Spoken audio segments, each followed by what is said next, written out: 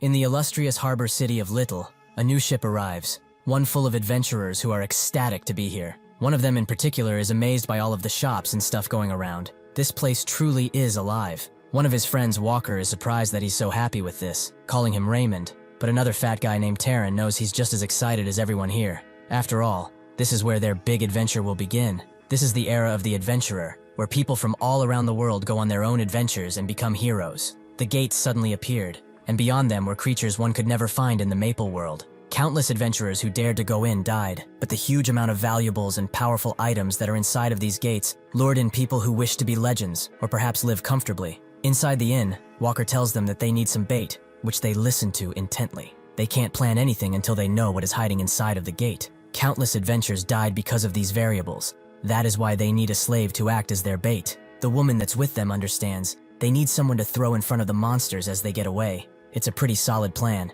With that in mind, they go to the slave market, run by the Gafford Merchant Union. Apparently, this practice is something a lot of people do, to the point where the slaver has slaves specifically to be used as bait. He ushers Walker further inside and recommends 2 slaves in the back, who are in good shape. Walker takes them both, and without delay, they go to the portal. Walker places a cut on the portal's bark, to signal that someone is inside to the other adventurers. It's customary not to go into the same portal after all. This signals that they are ready, and with excited smiles they enter. Raymond feeling quite strange about the whole teleportation thing, but it all fades away as he sees the striking fauna around him. This is totally different than what he has imagined, but Walker tells him to not get nervous. They should keep moving as the gates usually don't spawn inside of monster habitats, meaning that they are good for now. Since they can't use the same gate for leaving, they have to find an exit gate first to ensure an escape route should something happen. Suddenly, their female companion notices something behind her, but it's too late. The beast has its gaping jaw right behind her, and with a crack of her bones, it shatters her upper half. The others immediately become frightened, but what's more frightening is the fact that the monster is not alone.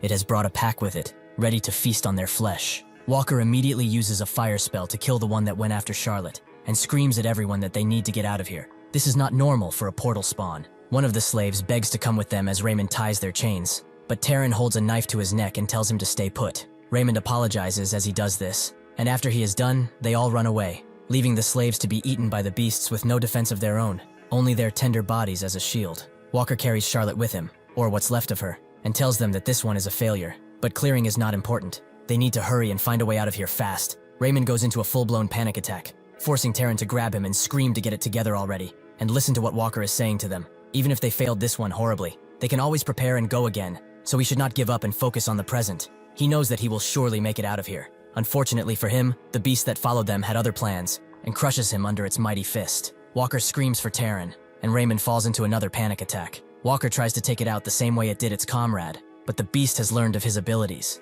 It unrolls its tongue and grabs Walker, allowing it to feast and crunch on his bones. Raymond is the last one. He tries to run away but fails, much to the beast's amusement. It opens its jaws and starts eating his legs, making his death a slow and grueling one. Suddenly, Raymond sees one of the slaves in front of him. He's very glad to see him alive and begs for his help. His team members are dead. He apologizes for what he did earlier. He really had no choice. He can't get out of here alone, right? So they should escape together, right? The slave says nothing, making Raymond scream at him to help instead of watching. Is he a dumbass? This makes the slave smile and go down to the ground. He probably doesn't realize this, but he's already dead. That's when Raymond feels death looming over him, his body knowing that it's over. Raymond smiles. He may not get out, but he can't get out of here either. He will be next to die. With that, the beast swallows him, leaving only his hand as a memento that he even existed.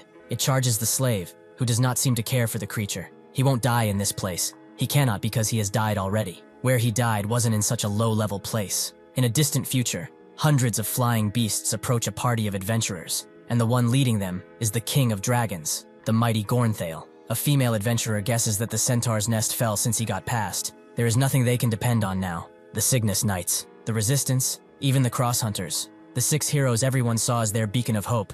Everyone has died. He is the last adventurer of this world, Paume. He beckons everyone to get ready, as this, no matter win or lose, is their last adventure. The battle lasted for a long while. The entire area is in ashes, and Paume is surrounded by dead comrades. They have successfully cut off Gorntail's head, but this wasn't anywhere near enough, as this was just one of 3, and since it's regenerating, even this was useless. The mighty dragon charges in on Paume, who knows that there's nothing he can do, so he closes his eyes and accepts his death. This is the end of his life and of their adventure, which has lasted a good while. He suddenly smashes his fist in the ground, damning the world for what has happened. He cannot, He will not accept this ending. Philip, Jaden, and even Alexis, they all sacrificed themselves to give him this opportunity, and it was squandered in the blink of an eye. He gets up, barely standing on his own 2 feet, and raises his hand towards Gornthale, ready to deal the final strike. He puts everything into it, even his own life force. No matter what, he will see this through. Unfortunately, his body fails him. The spell shatters as he coughs up too much blood.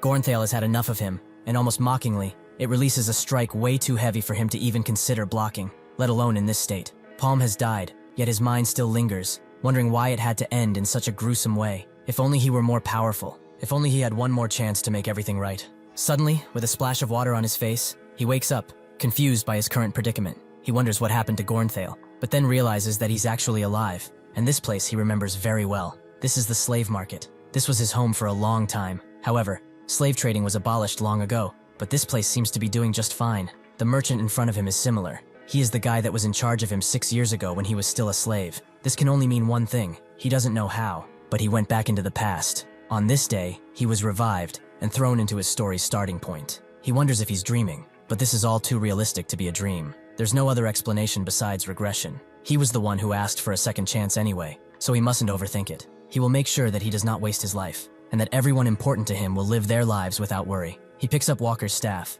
noticing the fire arrow skill on it, which is not bad at all. It's actually perfect for him since he's so weak right now, but this is nowhere near enough. An adventurer should be packed with more than just one weapon, otherwise they will not have a chance if they lose this one. He notices the foot of the fat guy, and remembers that sometimes people hide valuables in their shoes. Sure enough, he finds a ring, and upon wearing it finds out it has the telekinesis skill on it. The beasts suddenly close in, their mouths salivating because of the blood they have smelled. With a large thud, they all charge Paume, who expertly takes care of the ones in the front. But one of the beasts manages to grab his spear, and because of its weak construction, it comes apart immediately. This leaves Paume wide open, a beast ready to take his head off, but he backs away and at the same time uses a fire arrow. Since this is a straight shot, he uses the telekinesis ring to change the arrow's direction and takes out a bunch more beasts without fail. With his current body, he cannot keep doing this over and over again, but he doesn't need to anyway, as these beasts are pretty weak. Paume attempts to use the fire arrow again, but he is forced to get out of the way again, as it's not working. It doesn't seem to be working, meaning that it's on cooldown. Another beast sees him off his feet and charges in, but he swiftly plants himself on the ground and uses the staff as a bludgeoning tool, which proves quite effective against a single beast, which he defeats. As soon as he is done with that, the staff reactivates, just in time for the beasts to rush in with their maws open. Paume immediately fires the arrow and uses the ring to annihilate any and all threats, proving his skill. Charlotte, who is somehow still alive, has seen everything and knows that he is no ordinary slave. He used the spear and magic too. Just who is he? Paume is surprised she's able to breathe. She really got lucky, but more unlucky in a sense. Charlotte asks why he has Walker's staff and that thing on his wrist. How did he awaken when he is just a mere slave? Her mind puts things together that aren't even there, and believes that this was all his scheme. Paume stares at her with no remorse, and after a long time, asks if she's done spouting nonsense. She got it all wrong. Not that anything would have been different if he had planned this. He would have killed them all one way or another. They really shouldn't have hired slaves because he abhors those who use human lives as bait for their selfish gains. After some time, he gets out of the portal, and everyone in Lilith is shocked that he came back alone, an achievement even more impressive considering he is a slave. With his reveal, the dice has been thrown. He must hurry in order to not incur the same fate he had in his past life. First thing on the list, he must free himself from slavery and become a free man. At the Gafor Merchant Union, the branch leader, Mr. Abbas, gets informed of Paume's exploits by a subordinate. Apparently, he had no scratches on him. Abbas doesn't get how that's wrong. It's not unlikely for someone meant to be bait to return safe from time to time, right? The subordinate informs him that the adventurers who bought him died in the dungeon, meaning that he was the only one to get out alive. Abbas does find that unusual, even more so since he did not decide to run away and came back here on his own. People who have been reduced to the lowly status of slaves because of debt will end up as bait again, even if they return alive, despite the fact that this guy did not run away, meaning that he's well aware he cannot get out of his contract so easily. After all, the only way to escape it is through the sweet escape of death. This is the way of the Gafor Merchant Union, is it not? Why has he decided to report such a trivial matter anyway? It seems to him like this is a common occurrence. The subordinate explains that besides all of this, the slave also unlocked his first circle, something which shocks Abbas and makes him fall deep in thought. A slave would naturally harbor resentment towards their merchant union, and if things go wrong, they could suffer some unnecessary casualties, to their pockets that is. The subordinate also tells him that he asked for a change in contract. He would apparently like to register as an adventurer. Abbas can't believe it. A lowly slave dares to even look that high. Does he not know his place? The subordinate cuts him off, telling him that Rakan has ordered him to look into this matter personally. Abbas gets up from his seat in surprise. That guy is an executive of the Gafor Merchant Union, and he is showing interest in a slave. Maybe it's because of that, but he shouldn't jump the gun just yet. After the subordinate leaves, Abbas ponders the advent of a slave wanting to become an adventurer. Under Queen Cygnus, the status of slave will not exist. This is what is said throughout the land, but it's superficial at best, as humans have always been slaves to money, also called mesos in this world. If they fail to pay back what they had to borrow for whatever reason, they will pay for it through labor. This notion was created by the Maple World's slaves. He was one too. On the day when his only family, his father, fell to an illness, he became one. Black moss is an herb that he purchased from the Gafor Merchant Union on credit, but it was not fair, as they set its usual price at multiple times its normal price, 100,000 meso. He naturally had no way to pay this back. He was brought to a court against his will, where the judge swiftly decided that he will perform labor equivalent to that amount for the merchant union. Thus, he was exploited for 6 entire years under the union, but now, it's about time he has his revenge. Paume introduces himself, but he already knows of Abyss. He is the left hand of Rakan, one of the executives of this merchant union. This is certainly a good catch. Abbas already knows that he wants to change his contract, and since he received a detailed report, he will keep this short. He will change his contract into an F-rank adventurer. This much is already a mercy. Paume is surprised by how easily he agreed. He's probably being cautious of that thing, so he decides to push further and say that he wants rank E.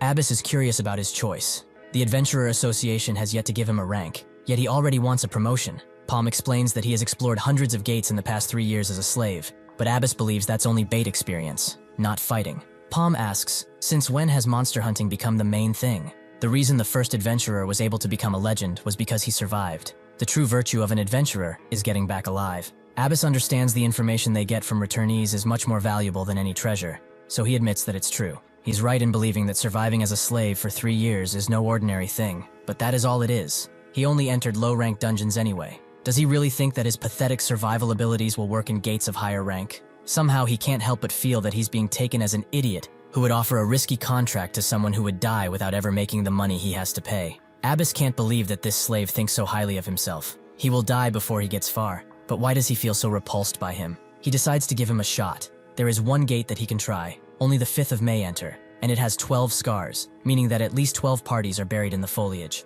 If he's so confident, he should prove he's worth an E rank. He vows to give it to him, if he returns, that is. Paume naturally takes the offer and soon after meets up with his new team. Their leader is Shev. He is a tank, and has heard everything about him being a slave and stuff. He shouldn't worry because his comrades don't really care for those kinds of things. They are all pretty good people. Paume hopes that they can have a good time working together, and the white-haired member already heard that he can use fire magic. But how does that work? Is the elemental magic he can use already decided? Shev heard that mages can't use magic of the elements other than those they're born with. Apparently, any item unrelated to them, even if magical, is pretty useless. Well enough talking. He must have heard about it, but this isn't a monster hunting mission. Their goal is to safely retrieve the items left behind by the 12 parties who went in before them. After that, they will return to the Merchant Union, as they are giving 3,000 meso per item. The white-haired member doesn't believe that's a fair price. Items for First Circle adventurers are like 7,000 meso or more. That's not even half the price. The other one tells him to stop complaining, and Shev tells him to get ready, as it's time for them to make some money.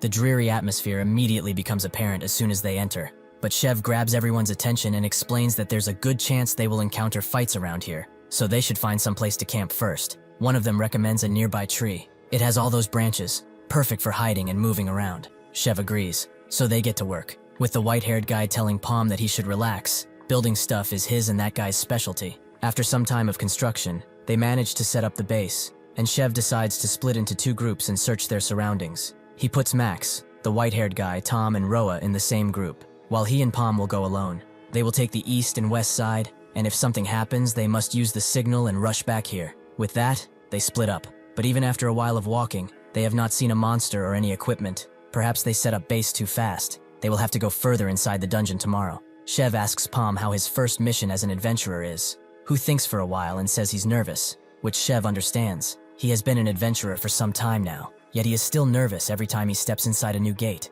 That's just human nature. Despite that, he can have the courage to continue because of his comrades. He knows praise coming from him is weird, but he can assure him that they are amazing people. He felt sorry when he heard his story, being a baiting slave. He can't even imagine it. He tries to ask him to join their group, but Paume stops in his tracks. He's next to some scratch marks, and Shev retracts his earlier offer. Night falls and they all gather at the campfire. It seems the other group hasn't found anything either. but Chev tells them to stop talking about work while they are eating. They will have enough time to discuss it tomorrow. Paume remains silent as he takes a sip of his drink, not being interested in the social aspect at all. After the night comes into full swing, everyone should be asleep. But the group comes close to Paume, who is in his sleeping bag, and Chev asks if he's still sleeping. He gets no response, and Max asks why he's even trying. That bastard is already in the world of dreams. He is far too cautious. They mixed a sleeping herb in his food that could take down 10 bulls. He ate so much, in fact, he would be lucky to even be alive. This little slave has some really nice loot on him. That wand must be at least 10,000 meso,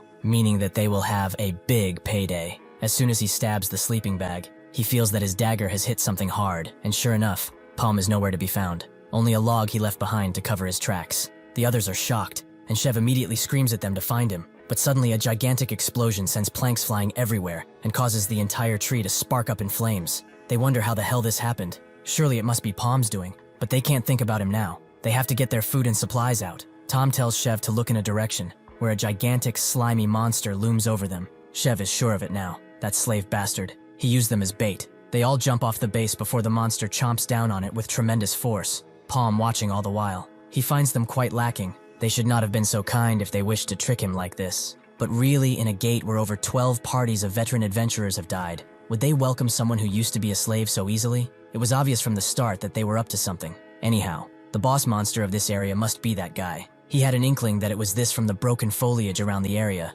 but he did not expect it to be this large. Chev and his party continue to run. Chev mad that this type of monster is disadvantageous to them. Tom asks if he knows what that thing is, so he explains that is a gold slime. It is not normally seen in Maple World. It's a rare boss monster that only appears out of red gates. Its entire body is made out of pure acid, so it's the worst matchup for melee adventurers like them, but the most dangerous part is something else. He doesn't have to explain it to them, as the golden slime shows its ranged abilities by almost hitting them, leaving a pile of acid on the ground. This is Acid Arrow, a skill that lets it shoot as much acid as it wishes to. Tom's mind rattles as he understands the danger, but Chev tells him to keep going, as it's still coming. The first thing they have to do is get out of here. Its Acid Arrow should have a 1-minute cooldown, so they will recover and look for a chance. All they have to destroy after all is its core. With this information, Max decides to try and end things quickly by charging in. Surely he will have an advantage since it's on cooldown. Chev screams at him to come back as they have to attack together, but it's too late, as the gold slime shoots another arrow, cutting him in half. Chev is shocked, more so by the fact that there are still 10 seconds left of the cooldown. How did it shoot another? The gold slime begins a barrage of arrows in their direction. They were not prepared for this, so the only thing that remains of them is their bones, and even those are beginning to decay. Paume watched all of this from afar. Chev's assessment was not entirely wrong, however. A gold slime eats items and grows stronger according to them, meaning that its cooldown decreases the stronger it gets. This abnormal size and small cooldown on its ability is something else. Now he knows why the other parties who came before them failed. That thing has grown so much that it would much rather fit a yellow gate, which is 2 levels above a red one. This is no longer a beast a first circle adventurer can handle. He is sure that this slime ate all of the items, so this mission is a failure. However, he still has to prove himself, so he won't leave empty-handed. The slime goes on about its business, looking for the next meal, but suddenly, a large explosion distorts its face, making its acid drop everywhere. Paume is surprised at its magic resistance. He aims straight for the core, but it seems that he will still need at least 5 or more shots to go through. It doesn't matter anyway to him, as he will prove he can do it. The slime shoots an arrow at him, and then continues the onslaught, making it more and more difficult to dodge. Paume ties up a knife to a piece of rope, and uses the telekinesis ring to hit the exact same spot over and over again. A normal mage surely would not think of doing something like this. However, he is not ordinary. One of the titles he held proudly in his past life was the Perfect Telekinetic. After a bunch more arrows, Paume finds the opportunity to fire an arrow of his own. Now he only has to hit 4 more shots. He runs away from the next acid arrow and climbs a tree to dodge it, but he also uses a fire arrow at the same time. Now he only has to hit 3 more. The slime is getting desperate. Its accuracy decreases, allowing Paume another shot. He only needs 2 more. Unfortunately, the slime adapts to his combat style and dodges the next arrow. Paume is surprised by its quickness, but it's all for naught, as he uses telekinesis to make the arrow hit. The gold slime's core is now completely exposed. Paume jumps in with the final arrow, but at the same time the slime creates an arm for itself, which descends on him. The hand proves to be much faster than Paume, so he decides to retreat with his knife hook and fire the arrow from a distance. The golden slime, now desperate, hides behind its newly created hand, but Paume was waiting for this. Using telekinesis, he completely ignores the hand, and the arrow hits the slime critically. Its core goes into overload, and its entire being begins to swell up. Paume runs away from the acidic explosion. He is forced to use the knife again to dodge the incoming acid avalanche, which leaves only destruction behind it. After the acid clears up, Paume approaches the core of the slime and grabs it using telekinesis. He has earned this, so he uses it and escapes. He immediately goes to Abyss, who is actually pretty surprised that he's still alive, but he's alone once again, and without the items they commissioned him for. He explains that the ones he teamed up with were newbies, who were up to no good and tried to steal his items. He decided to leave the group and avoid them, but they encountered the boss monster and subsequently died. Abyss asks what kind of monster it was, so Paume tells him it was a gold slime, which he knows means that all of the items melts away. Abyss damns it all to think that their rented items were destroyed like this. A loss such as this cannot be ignored, but the problem here is that this bastard actually came back alive. There are a few common rules at the gates that everyone follows. First, the number of adventurers that are allowed in is limited. Only the number of people marked by the gate itself are allowed, and after that, the gate will deactivate until everyone inside is dead, or they kill the boss monster. Second, there are entrance limitations based on the gate's difficulty level and the circle level. The gate's difficulty levels are indicated by the color, ranging from red to purple, and people with higher circles than the gate difficulty can't enter. Third, there is only one chance to raid a gate. This is the biggest obstacle when entering them, and if someone who enters survives and comes out, that gate is destroyed and nobody can enter it ever again. Abyss knows the gate is a lost cause. Even if it wasn't destroyed, the gold slime would have been too difficult for the first circles. Still, he was barely able to get out of there, and since all the items were melted, then he didn't retrieve them, and that means he failed the quest. Paume notes that he's really impatient. He has not finished talking yet. The gold slime was a bit of an annoyance, but still, he managed to eat it. Abyss is shocked to see a second circle on his arm. Did he really absorb that monostone from the gold slime? Paume believes that he has proven himself with this, so he expects to be given his promised E rank. Abyss wants to go further. He will give him D rank, and if he works together with him, he will treat him like a C rank. As Paume signs the contract, Abyss thinks that normally, giving someone who is not even a third circle a C rank would be considered pretty excessive treatment, as adventurer ranks are pretty much only influenced by circles. They signify power, and the difference between one or two is evident. However, this bastard is nowhere near normal. One can't just circle up because they used a mana stone. He previously talked about survival instincts, and it might be that. No, perhaps it's an overwhelming talent. Someone who just became a first circle returns as a second circle the next day. He has never seen such improvement, so he needs him to prosper from now on. Paume is surprised this guy is treating him so well now. He must be quite impatient, but it's fine, as there's not much time left until the Red Rank's first 100-member gate raid appears. This is a big event that Lilithport merchant unions and guilds were all watching for. Obviously, the Gafor merchant union would also be interested in it. This works for him too, as he's in a rush, but he also needs to advance his plans. He asks Abyss for a favor, who tells him to speak comfortably from now on. Paume simply asks to lend him some money, making Abyss pretty mad, as this is quite the bold move on his part. Most think that the gates started the Age of the Adventurers, but it was all a trap of the Black Magician, as many good people died in the gates, killing off the future potential of the Maple World. After most of them died, the last day came, when all the beasts that were usually docile swarmed out of the gates, and humanity lost completely. Exactly 3 years from now, this fate that the Maple World is forced to meet face to face will appear. Abyss has indulged his request this time. Even though this is not enough money, it should be good enough to get him started. The 100-member gate found this time is red level. Only those up to 2 circles can enter. Usually Gafor would only select high-circled people, but the reason for them to invest in a second circle like him is because they are aiming for that gate. While he has some money now, spending it all on some items is a fool's errand. Items fitting his level are far too expensive. So now, the only thing that is useful to buy with this money is right behind these golden gates. As soon as he enters, a young man immediately welcomes him to the slave market. He looks like an adventurer, so he should follow him. As they walk, the young slaver asks what kind of slave he's looking for. Some dungeon bait, or perhaps a warrior to fight alongside him. Paume shakes his head. He is looking for someone specific, but he should lead the way and show him around. The young slaver presents him with the punishment ward. They use it to punish those who decide to act up, like that person he's looking for. As soon as they arrive at the slave, the young slaver gulps down as he sees his burly hands. He asks Paume if he really wants this guy, who confirms as such. He wouldn't have anyone else. Before his return, there was an incident where the death of a single person sped up their end, that person being the polearm hero Aren. She was brutally killed. The one who did such a thing was her first and last student. The person that set off the end of the world is right in front of him. This is the hero killer, Daibo. He immediately dismisses Paume. He doesn't know him, so he should get lost while he still can. The young slaver apologizes for his rudeness. His mental state is quite deteriorated. Paume thinks that his behavior is quite different from what he knows him to be, but he is just a slave. Even so, treating this guy in such a manner is beyond rude. The young slaver sighs and says that he hasn't seen a crazy dog like this bastard in all his years working here. Paume grins. This guy is not a mad dog just in personality, but in skill too, as alongside himself, he is one of the few who gained popularity after the last day. They often got compared, as they were from the same region and awakened around the same time, while also being quite skilled. What made them so similar, however, was something completely different. Paume asks how much he costs, but Debo thinks of him as a young master from some snobby rich family. Since he's so damn right, 1 million meso should be adequate. Is that okay with him? This is what connected them. They both needed a lot of money. In this guy's case, he had a younger sister who had the black blood disease, something quite expensive to cure. Debo tells him to get lost if he doesn't have the scratch,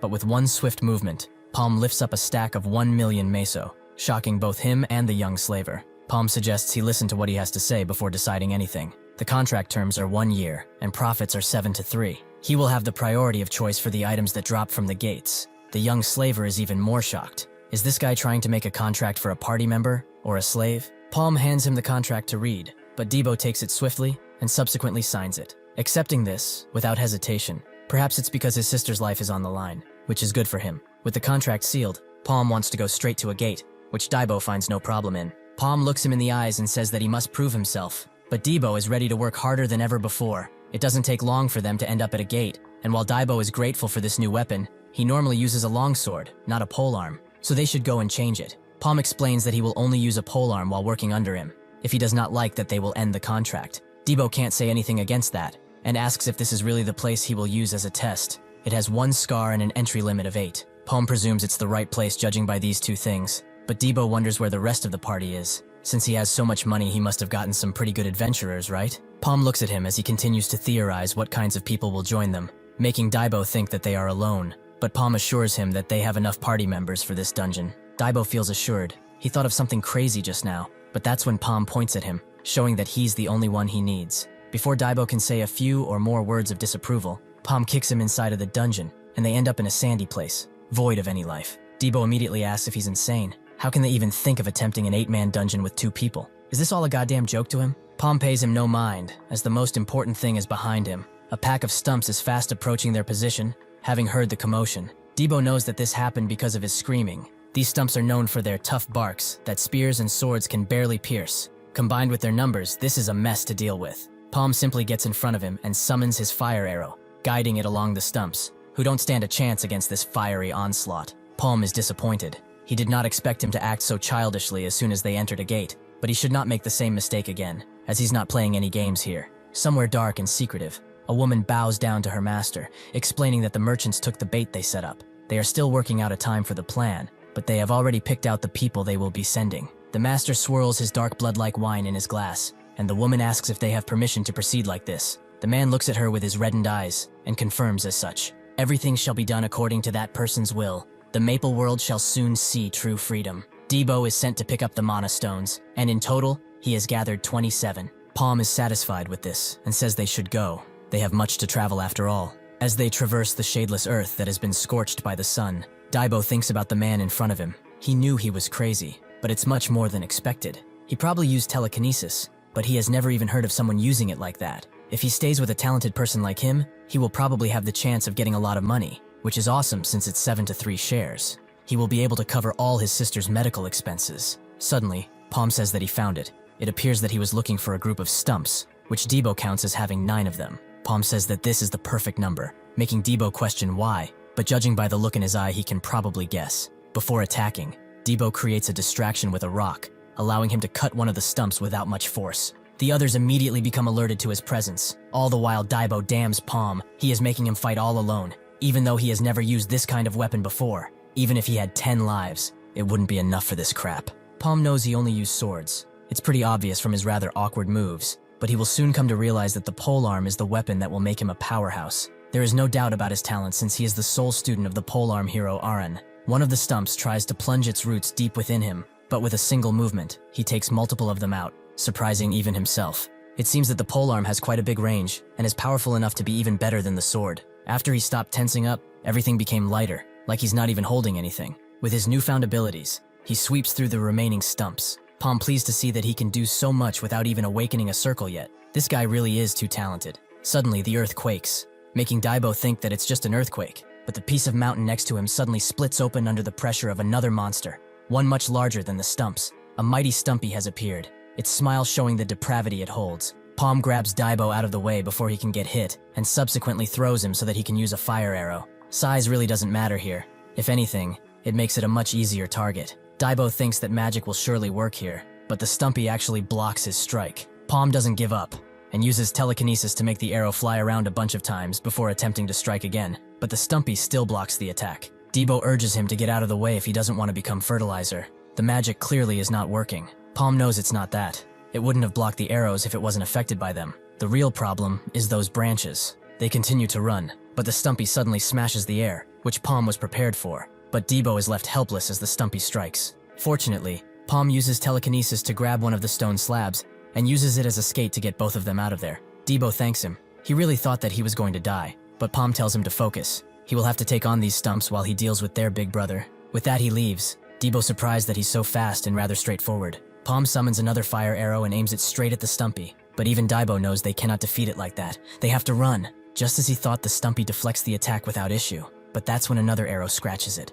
making the Stumpy lose its demented smile and surprising Daibo. Paume has figured it out. The Stumpy's branches move faster than anyone could expect, so it's impossible to use telekinesis to try and attack the gaps because, realistically, there aren't any. However, since he is a second circle, he can summon 2 arrows at the same time, allowing him to hit the Stumpy. Daibo finds it incredible that no matter how fast that oversized log is, he will not be able to block one attack after another. He never expected to see that thing looking so helpless. His boss really is more of a monster than he thought. Because of his distraction, some of the stumps get through and immediately attack Paume, and Daibo screams at him to look behind. Paume had already sensed them and easily deflects their attacks, but he wonders if he can't even handle such a small number of lowly monsters. The Stumpy notices the gap in his attacks and begins attacking. He dodges the first one, but the second one comes so fast he can't do anything against it. Surprisingly, Daibo jumps forward, slicing the Stumpy's tendril before it can do anything. After landing, he exclaims that he just saved him, so he should take back what he just said about him, right?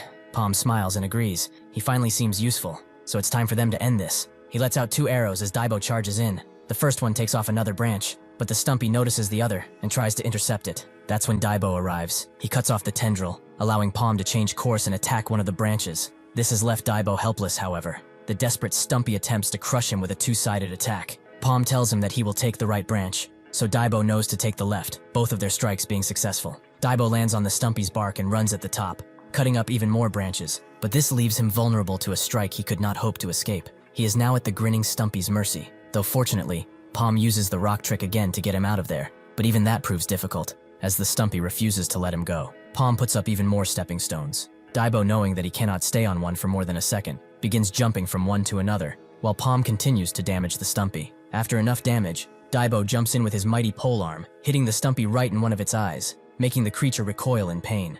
Due to all of the flailing, Daibo loses his grip on the polearm, causing him to have quite a rough landing on the mountain, but he charges in once again. He will not back down until this is over. Paume grabs his polearm, and with a swing of his fist, puts it right in his capable hands, allowing Daibo to unleash a flurry of concentrated strikes on the Stumpy's other eye. The creature flails around again. This time Daibo falls on the ground, and the Stumpy immediately goes to swallow him in a desperate attempt to eliminate an opponent. However, what it did not account for is that it let itself be wide open, so Paume launches both arrows right into its gaping mouth, damaging the core critically. The Stumpy screams out in pain as it sears open, and Paume congratulates Daibo for a job well done. They both watch the ferocity of fire spreading on the Stumpy's body, signaling their first victory together. That night, they go their separate ways for a moment. In a village, Daibo's sister prays after having her evening meal, but suddenly, there's a knock on the door. She opens the door to see who it is, only to see her beaten-up brother who is smiling. She clenches her skirt as tears roll down her face, and she hugs him tightly while welcoming him back. At around the same time, Paume goes home too, but he only finds a corpse in that place. His father has been long dead. This is no longer a place for him to visit. He decides to burn it down to the ground, a piece of him burning with it. The next day, Abbas is fast at work. Since the 100-man gate is coming up, he does not know how to organize stuff, especially since Rakon will be in charge of things. This time around, all of the 10 major merchant unions will be focusing on clearing that gate. Epic or higher quality gear is guaranteed in that kind of gate. He wouldn't be surprised if a legendary item popped up along the way either. However, under these circumstances, it will not be easy, as the 3 Natasha sisters of the Goldrich Merchant Union will be present too. They are so powerful that it is hard to believe they are just second circle adventurers. They are so strong that their 2 circle adventurers don't stand a chance were they to compare. If he were to simplify it, the Goldrich Union aren't the only ones doing this, but all the merchant unions are sending in their top dogs, and their union is pretty outclassed.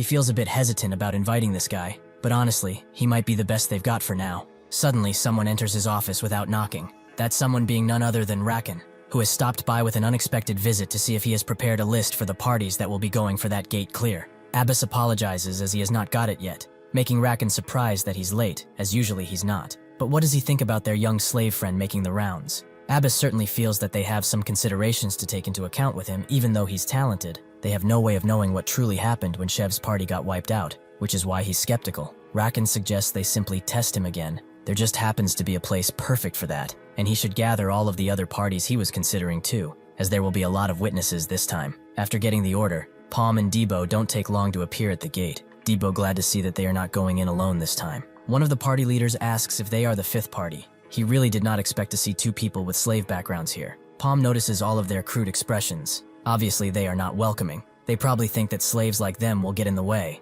although for experienced parties, it's safer to think that way. They all seem to be 1 or 2 circles max, totally different from Shev's party. These bastards are pros who do not need baits. Abbas arrives too, wanting to keep the explanation short. They will go on with the test now. He will give them all a chance to prove their abilities and aim even higher. As they might have expected, they will get an invitation to clear the 100-man gate. This makes everyone shocked. Paume more surprised that this is how he wants to play it. Abbas wishes them good luck as they enter the 40-man gate. He hopes that they will find what they seek here. Some groups are annoyed to see the same type of forest, and one of the leaders suggests they go for the boss immediately, which should be fine with everyone. Another says that they should split up and gather when there is a signal, completely ignoring Paume and Debo. One Dolan tells his party that they will kill everything in their path since they don't have that much time. And lucky enough, the first specimen arrives, a monster with a carapace. Dolan doesn't want to waste time and uses energy bolt to completely eradicate it, finding its entire existence boring, but the monster has survived the attack, making Dolan falter and try to sick his teammates on it.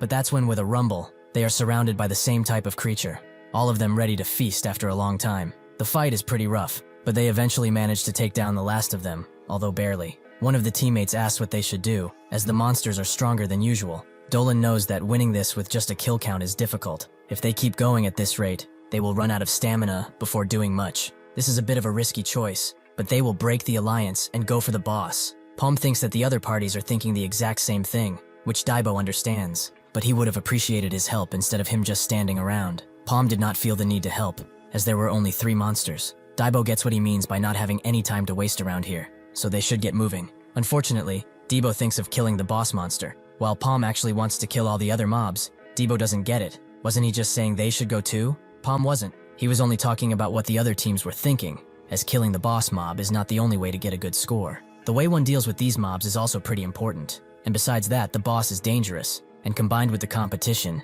it will be too much of a headache. They might pull some tricks even though they are supposed to work as a team, but besides that, there's also something ominous about this gate, something he can't quite place yet. Dolan and his party continue their journey, eventually stumbling upon an escape gate. Not that they are looking to escape now, but they should put a marking here so they know where it is. Suddenly, one of the members begins to laugh maniacally, Dolan asking what's wrong with him, but when he turns the member around to tell him off, he sees that this laughter is not his own. His face is struggling to maintain its unnatural smile as tears roll down his face. A miasma overtakes the rest of the team, Dolan knowing that it's poison, and since his team is already doomed, he attempts to escape on his own through the gate. Unfortunately, the mushroom monster who is letting out this poison has noticed his attempt at cowardice. It lets out even more poison around him as it smiles, making Dolan laugh with the same reverence as the others. The day continues for the other adventures. Daibo is kind of mad that Paume hasn't fought once today, but that's when he notices the boss flare, meaning that at least one party is about to start it. They approach the signal, Debo surprised that they actually used it, instead of taking the boss for their own. Paume immediately sees that one party is missing entirely, not even a member left. One of the party leaders starts to explain what they should do, but another suggests they wait for Dolan's party, who doesn't seem to be here. The party leader says that it doesn't matter anymore. They found the boss monster, and along it, they saw Dolan's party get completely wiped out. The boss of this place is the mad poisonous mushroom. Everyone gets riled up at this revelation. Most of them are not equipped to deal with such a thing. Some even want to find an escape gate and make sure they live. Daibo asks Paume if this boss really is that dangerous, but Paume is deep in thought. This boss is the worst type to deal with at their level. Its spores will make it difficult to approach, which also means that their numbers are useless. If they want to kill it, they have to use ranged attacks, but at this level, it would just tickle it. The party leader with the red bandana also reveals that the boss is in the way of the escape gate, so nobody's getting out until they are done killing it. Debo says that they shouldn't be scared. that the boss will not stand a chance against his boss's invincible fire arrow. Paume suddenly tells him to shut it. They will all die if they just go in without a plan. His fire arrow won't even scratch it at this point. Daibo asks why that is, so Paume explains that since the regular mobs are also tanky, it's a given that the boss is too. The red bandana party leader, Ibaru, can't believe he has to say something so obvious, and one of his party members suggests they need to figure out a plan. But suddenly, Paume raises his hand, offering a price of 50,000 mesos. He wants 50,000 per person since there are 30 here, which would amount to 1.5 million meso. If they pay that, he and this guy will be their bait. The entire forest falls silent for a moment, and Daibo despairs at his boss's words. But Ibaru immediately screams at him to not get cocky. He must be used to those slave tactics. But this is not the same as his low-level dungeons. This is not a boss that they can bait easily. If they were to go along with his plan, and he failed to actually bait the monster, they would all be dead within the second. Slaves like them only get in their way around these high-level gates. That aside, that guy next to him doesn't even look like he awakened. What can he do? Even if he's a two-circled adventurer, Daibo is starting to get pissed off. These bastards seem to be picking a fight right now, the snobby pricks. Paume asks what they will do then. Do they have a plan? Of course they don't. If they had a way to deal with the boss, they wouldn't have shot that signal flare to begin with. And also, he should clear something important up. His party consists of one two-circled and one circle, who has just awakened. While Daibo celebrates his geniusness, Paume asks if his party doesn't also have the same amount of circled people. The other party leader tells him to wait. If he's really going to do it, she is willing to pay him. But they do not have that much on them at the moment. Paume says that it's not a problem. They will collect their due once they are out. If they are not able to escape, they will just end up becoming a sacrifice they can remember for like 1 or 2 years. Everyone must agree, however, so they should decide now. As this offer will not be available for much longer, his patience runs thin. At the escape gate, the mushroom enjoys its new meal, making sure to savor every single bite. Suddenly, a fire arrow springs up and hits it. Paume and Daibo have made some face masks to combat the spores, and Paume tells Daibo that they will move once the boss comes for them, lest they suffer the same fate as that guy. The mushroom, enraged that it was interrupted, charges its two attackers with incredible speed, the two of them barely being able to maintain a distance. The other parties rush in on the escape gate, and they all move in quickly to get out while they still can. As the two run, a bunch of smaller shroom monsters attack, but with his newfound powers, Daibo easily takes care of them using a new skill, /burst. Unfortunately, this leaves him wide open for the mushroom to attack, but Paume covers him with a fire arrow, making the mushroom gurgle in anger. Paume sends another, but the mushroom dodges with no wasted movement. Paume tries to redirect it with telekinesis, but the mushroom simply dodges, and at the same time advances on Daibo, who can see that it's catching up faster than expected. They see a ravine up ahead, and jump in it, the mushroom not giving up until it can no longer reach them. Even though they have escaped, Paume lets out one final arrow, making the mushroom spores explode all around the area. The two end up falling into the water, with the current faster than expected. Eventually, they arrive at the end of the river. Daibo's surprised that they even made it out, but what he's more curious about is what that thing even is. Paume tells him it's just a boss monster, and it appears that they must prepare better if they are to kill it. Daibo's heart stops for a second, and he asks if he's really saying that they are going to try and kill that thing. Paume confirms as much, making Daibo scream at him, but Paume doesn't find it to be a problem. They came here for that reason in the first place. Daibo explains it was before knowing that they knew it was a poisonous mushroom. Does he not know about a little thing called retreating? Paume tells him that they won't be able to re-enter this gate if they escape, which Daibo knows. He wonders why they are not escaping. They have done their job as bait, so how are they going to kill something they can't even damage? Wasn't he the one who said that they would die if they tried to fight it? Paume explains that the situation has changed since the competition is gone. This is a free kill, and they are even getting a bonus. Isn't it already too great? Additionally, he shouldn't complain so much. It seems to him like he's going against the contract. Daibo immediately retracts his statement, but he expects a bonus for all this hard work. Paume smiles and agrees, but Daibo at least wants to know this. How are they going to kill that thing when their attacks do nothing? He's not in the mood to throw his life away just yet. Do they even have a way of dealing with that thing? The ones who escaped rush outside. Ab is surprised by their speed,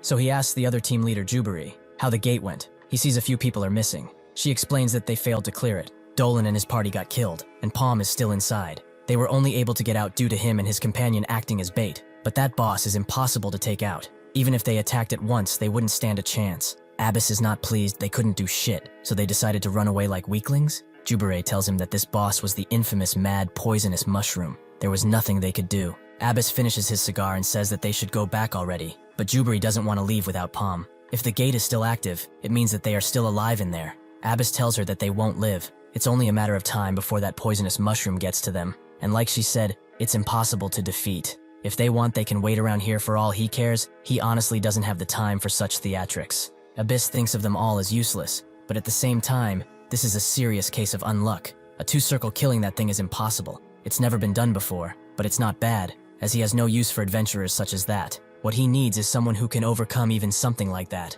Someone who looks at an impossible challenge and meets it head-on. Paume is doing just that. He has prepared a mighty fire arrow and launches it at the forest with a loud thud. This boss monster is faster and sturdier than anything they have faced up until now, and in such a situation, it's best to keep distance and attack with overwhelming force. Currently, he cannot achieve that level of power with just his fire arrow, however. If he uses telekinesis to spin the arrow at high speeds, it will increase the pierce effect tenfold. This is something that only he can do in this world. It is something he came up with when he thought of creating a bullet. This is a skill that can make the impossible possible. It is called revolver, and just as the name implies, it begins to penetrate through the mushroom as soon as it hits it. The arrow rips through his flesh like a bolt, and soon comes out the other way, taking a few trees before it disappears. Paume was aiming for the head to end the fight, but it seems that he has missed slightly. The mushroom now knows of his position, and starts running towards him as he tries to hit it again. But this time, it knows to get out of the attack. Paume's revolver is hard to use while on the move, and the main problem is the cooldown. He has to end this before the boss can get to his position.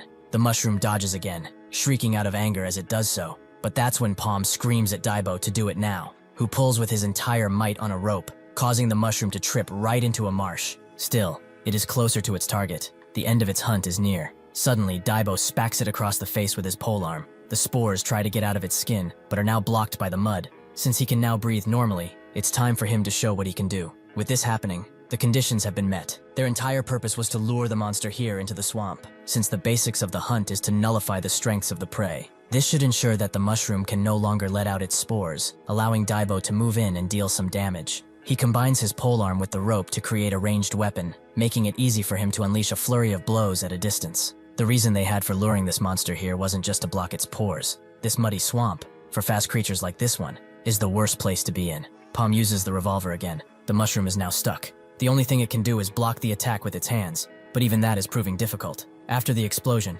Daibo wonders if it's dead, but once he sees its handless shadow, he knows that it's still standing. Paume screams at him to aim for the core, which should be in the head, so Daibo gets right to it, thinking that this will be an easy hit. Unfortunately, the mushroom has fully unlocked its primal instincts of survival. It grabs his polearm and pulls him in. Before anything can happen, Paume takes a log out of the water and smashes it into the mushroom, just as Daibo grabs on it. Using it, he is able to get behind the mushroom and unleash a mighty kick, allowing him to take back his polearm and continue attacking. He moves in circles, and Paume makes the water drop on the mushroom, blocking its vision somewhat. Even so, it seems to still see him. It lunges forward at his shadow, only to find nothing there. Daibo is actually behind it, and with a powerful cut, slices its head clean off. The mushroom's body doesn't even process what happened, and Daibo gives Paume a thumbs up, signaling their victory. However, what Paume sees shocks him. The body moves on its own and strikes Daibo away with a powerful swing before it screams in an even more sinister tone. Paume doesn't know how it can still move without its head, and launches a fire arrow. But the body is much swifter now without its limits. Paume tries to throw it away from him, but the desperate body jumps off the platform and right onto the mountainside. Now Paume only has enough mana for one single arrow. One last chance to kill this thing. Daibo is not out just yet. He is angered and throws his polearm so hard it directly takes off the mushroom's lower half, making him think that it can't climb anymore. Unfortunately, this has made it even faster. Paume seems to shoot his last shot, making the mushroom reveal its true self. It grins at their failed attempts. Paume appreciates it showing them the real head. Now he knows where to aim. He used a signal flare as a bluff. The real revolver shot comes now, and since the mushroom has no means of defending itself, the shot goes through, ending the fight. The mushroom leaves them one last gift, an explosion of spores. Daibo mad that it's still a nuisance even after death, but Paume grabs him and takes him up, where the spores can't reach. Daibo asks if this time it really is over, and Paume confirms, while also congratulating him on a job well done. Now, they need to only grab the mana stone after the poison clears. Suddenly something passes him. The shadowy body of the mushroom is giving its last hurrah.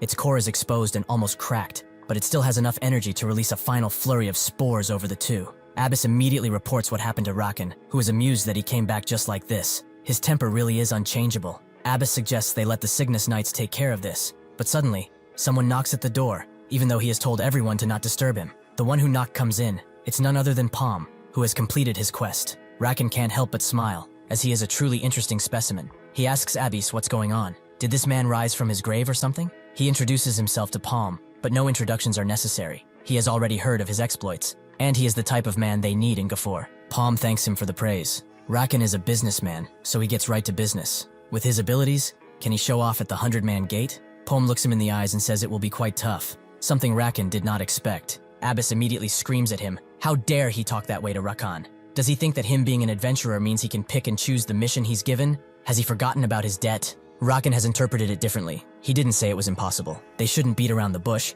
so he should name his price or what he wants in return. Debo spits out his drink after Paume tells him he actually requested 5 million meso per person. They are 2 people. That's 10 million, and it's far too much. Paume stares at him because of what he just did. Debo apologizes for it, but still, is he not being too greedy here? They will surely decline this deal, and it's their first big task. Paume says it's not his problem. If they want them, they will pay the price. As they talk, Iburu and Jubere approach, with Iburi surprised by how relaxed they look, unlike them, who feel like shit. Debo has had enough. Is this how they thank people for saving their goddamn lives? He didn't like them anyway, so they should all go outside and settle this with their fists. Suddenly, they both apologize. They judge them on the bias that they were slaves before. As an adventurer, he cannot help but feel shame. He wanted to apologize personally. They have brought the promised amount of 1.5 million, and they have a bit more in there as a thanks. Paume says that they don't need it. The only money they will take is the agreed upon 1.5 million. They just did the work they were supposed to after all, so he can take that money back.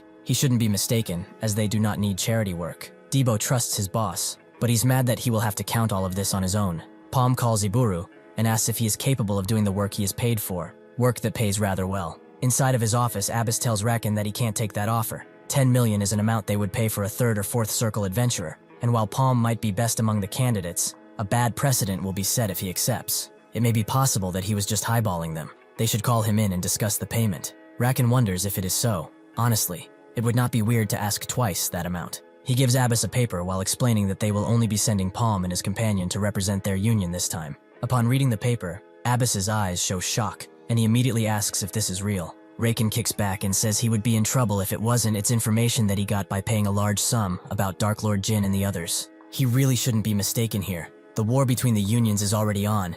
They are just fighting with paper for now. There are a lot of people at the 100-man gate. Some of them have been here for quite some time setting camp, but Paume and Daibo have just arrived, as Rakan has agreed to those terms, and now they bear the union's sigil. Everyone around them has scornful expressions, but one man approaches them and introduces himself as Shulden, an E-class adventurer from the Genis Merchant Union. Paume introduces himself as a C-class adventurer, which shocks Shulden. He thought only 1 and 2 circle people could enter the gate due to the restrictions, so how is he here? Suddenly a woman approaches and tells him to back off, as she has business with that man. Shulden didn't know he was with them. He wouldn't have wasted his time otherwise. Before this, Paume asked why he had to bunch up with those guys. Abbas mad that he had to ask so many questions, but he explained that their merchant union will be working with the Cygnus Knights for this gate. They follow the teachings of the Cygnus Empress, the strongest group, the Cygnus Knight Order. They have shown interest in this gate, and the quota for the gate was already taken up by other unions, so they decided to work for them. Even if they are trainees, the probability of success with them is higher than if they are alone.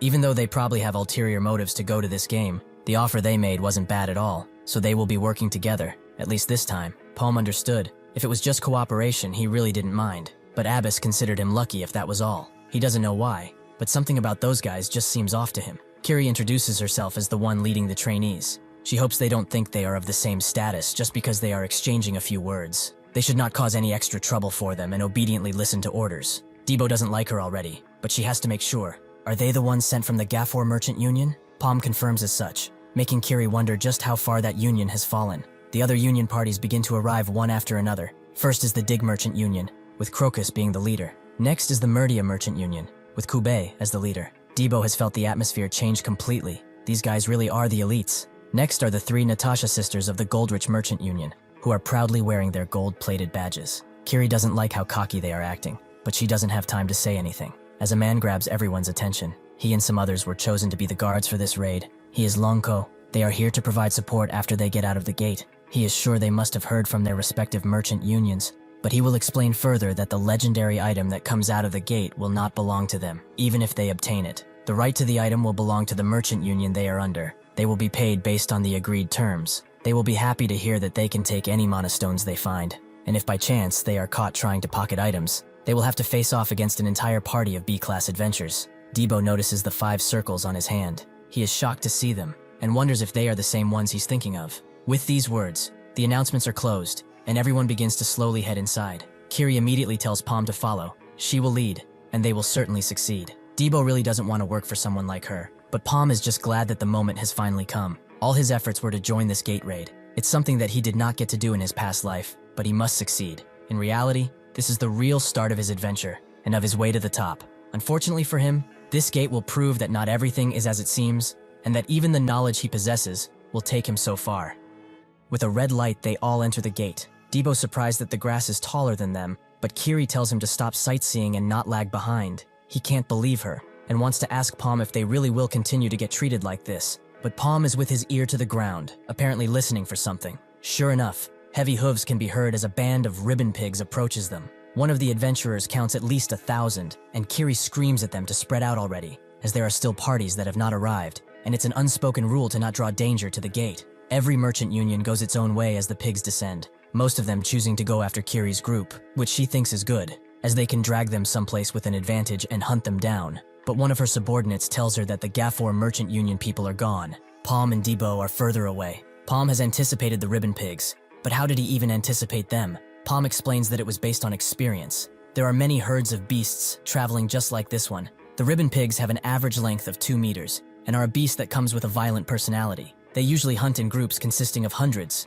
and in rare cases, thousands. Even though they are tough to deal with, they are not impossible to take down. It should be around the same for the other merchant union people. The thing is that they are probably trying to avoid fighting, since they don't want to waste their energy so early. Nobody knows what monsters are in this gate, so there's no way it will be over with just some piggies. Before his return, the raid for this gate resulted in a complete failure, with not one person getting out alive. Debo walks forwards while looking behind and asking why he's so deep in thought. But suddenly he springs a deadly trap that Paume barely has time to drag him out of. In other places too, the adventurers deal with traps, but the most experienced easily take care of them. This guy, Babel, is advised by Crocus to remain vigilant, as these traps are rudimentary at best, but can still instantly kill a man.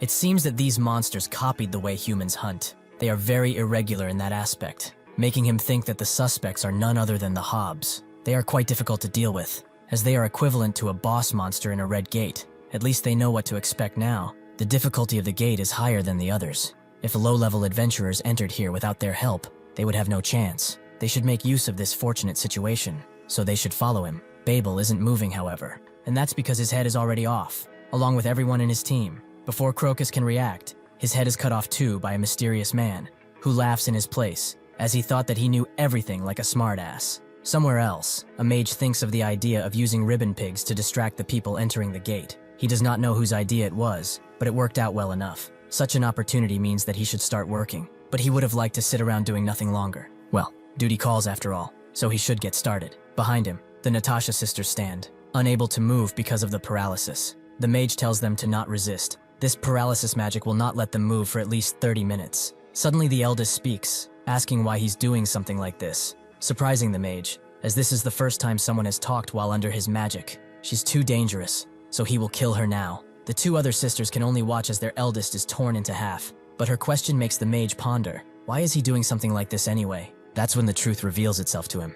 He's doing everything for the Black Magician. With a powerful fire arrow, he takes the last 2 sisters down, but can hear fighting nearby. There really is no end to this. He just wants to laze around all day. The mage met with the master previously, who called him William. He has waited quietly for the longest time, but now is the moment. He hid from the people, spreading their power, but now it's fine for them to reap what they sowed. William promised not to let him down, so the master handed him a gift, something given to him by that person, meaning that failure will not be allowed. William knows he can't do this half-assed like everything he does, so at least now, he should get serious. Night comes soon, and the Hobbs are inside of their base, going about their day. Debo can't believe his eyes, especially since these are all boss monsters. Paume already told him that among them there's only one boss, but yeah, they all possess high stamina and strength. Facing even one is risky. It also seems that they looted dead adventurers already, so it will be even more of a pain to deal with them, since they can use the skills that are on the items sometimes. Daibo's whole world comes apart. As with the weapons, those guys should be considered adventurers at this point.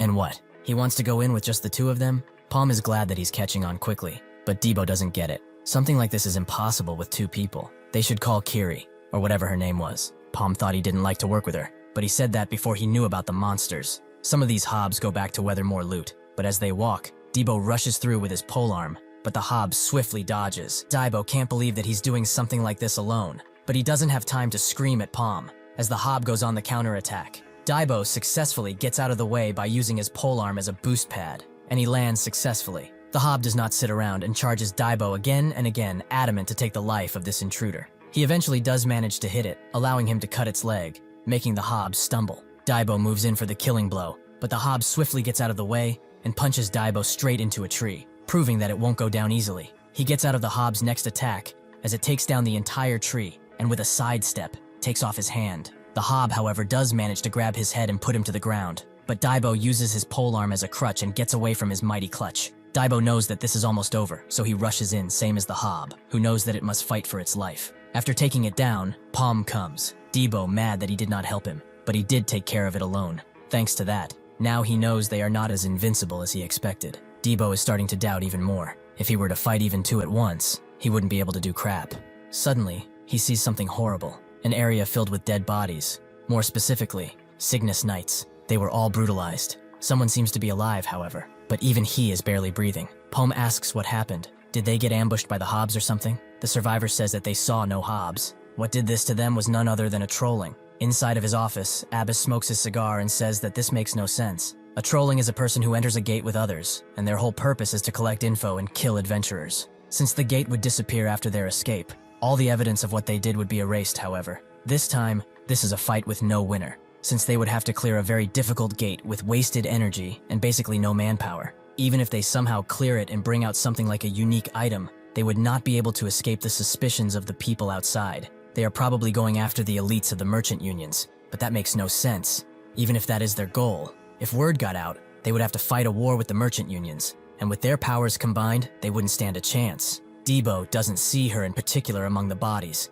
and Paume is certain now. Kiri is the trolling. The survivor smashes his fist in the ground. It's his fault, as he did not think there would be a traitor among them, but just why would she do it? Paume doesn't get it. Why is she, who is a part of the Cygnus Knights, a trolling? The survivor doesn't get it either. Something like this should not be possible. But if he thinks back on things, the orders she gave at the gate entrance seemed like a part of her plan. Before finishing them off, she herself said that she is a follower of the Black Magician. Paume knows of him. 800 years ago, he was transcended and threatened the entire world with his followers. To stop him, the 6 heroes fought him, but it ended with both the Black Magician and the heroes being sealed. With the follower army in chaos, the allied forces pushed back, clearing any and all followers they found. Any citizen of the Maple World knows about this story, even someone like Daibo. Paume guesses that it's not time to be worrying about the monster since she's still on the loose. He asks the survivor if he would join them, but he must prepare for battle, as that's the only outcome when they meet her. The survivor doesn't care. That's exactly what he wants anyway. Somewhere else, Kiri runs away,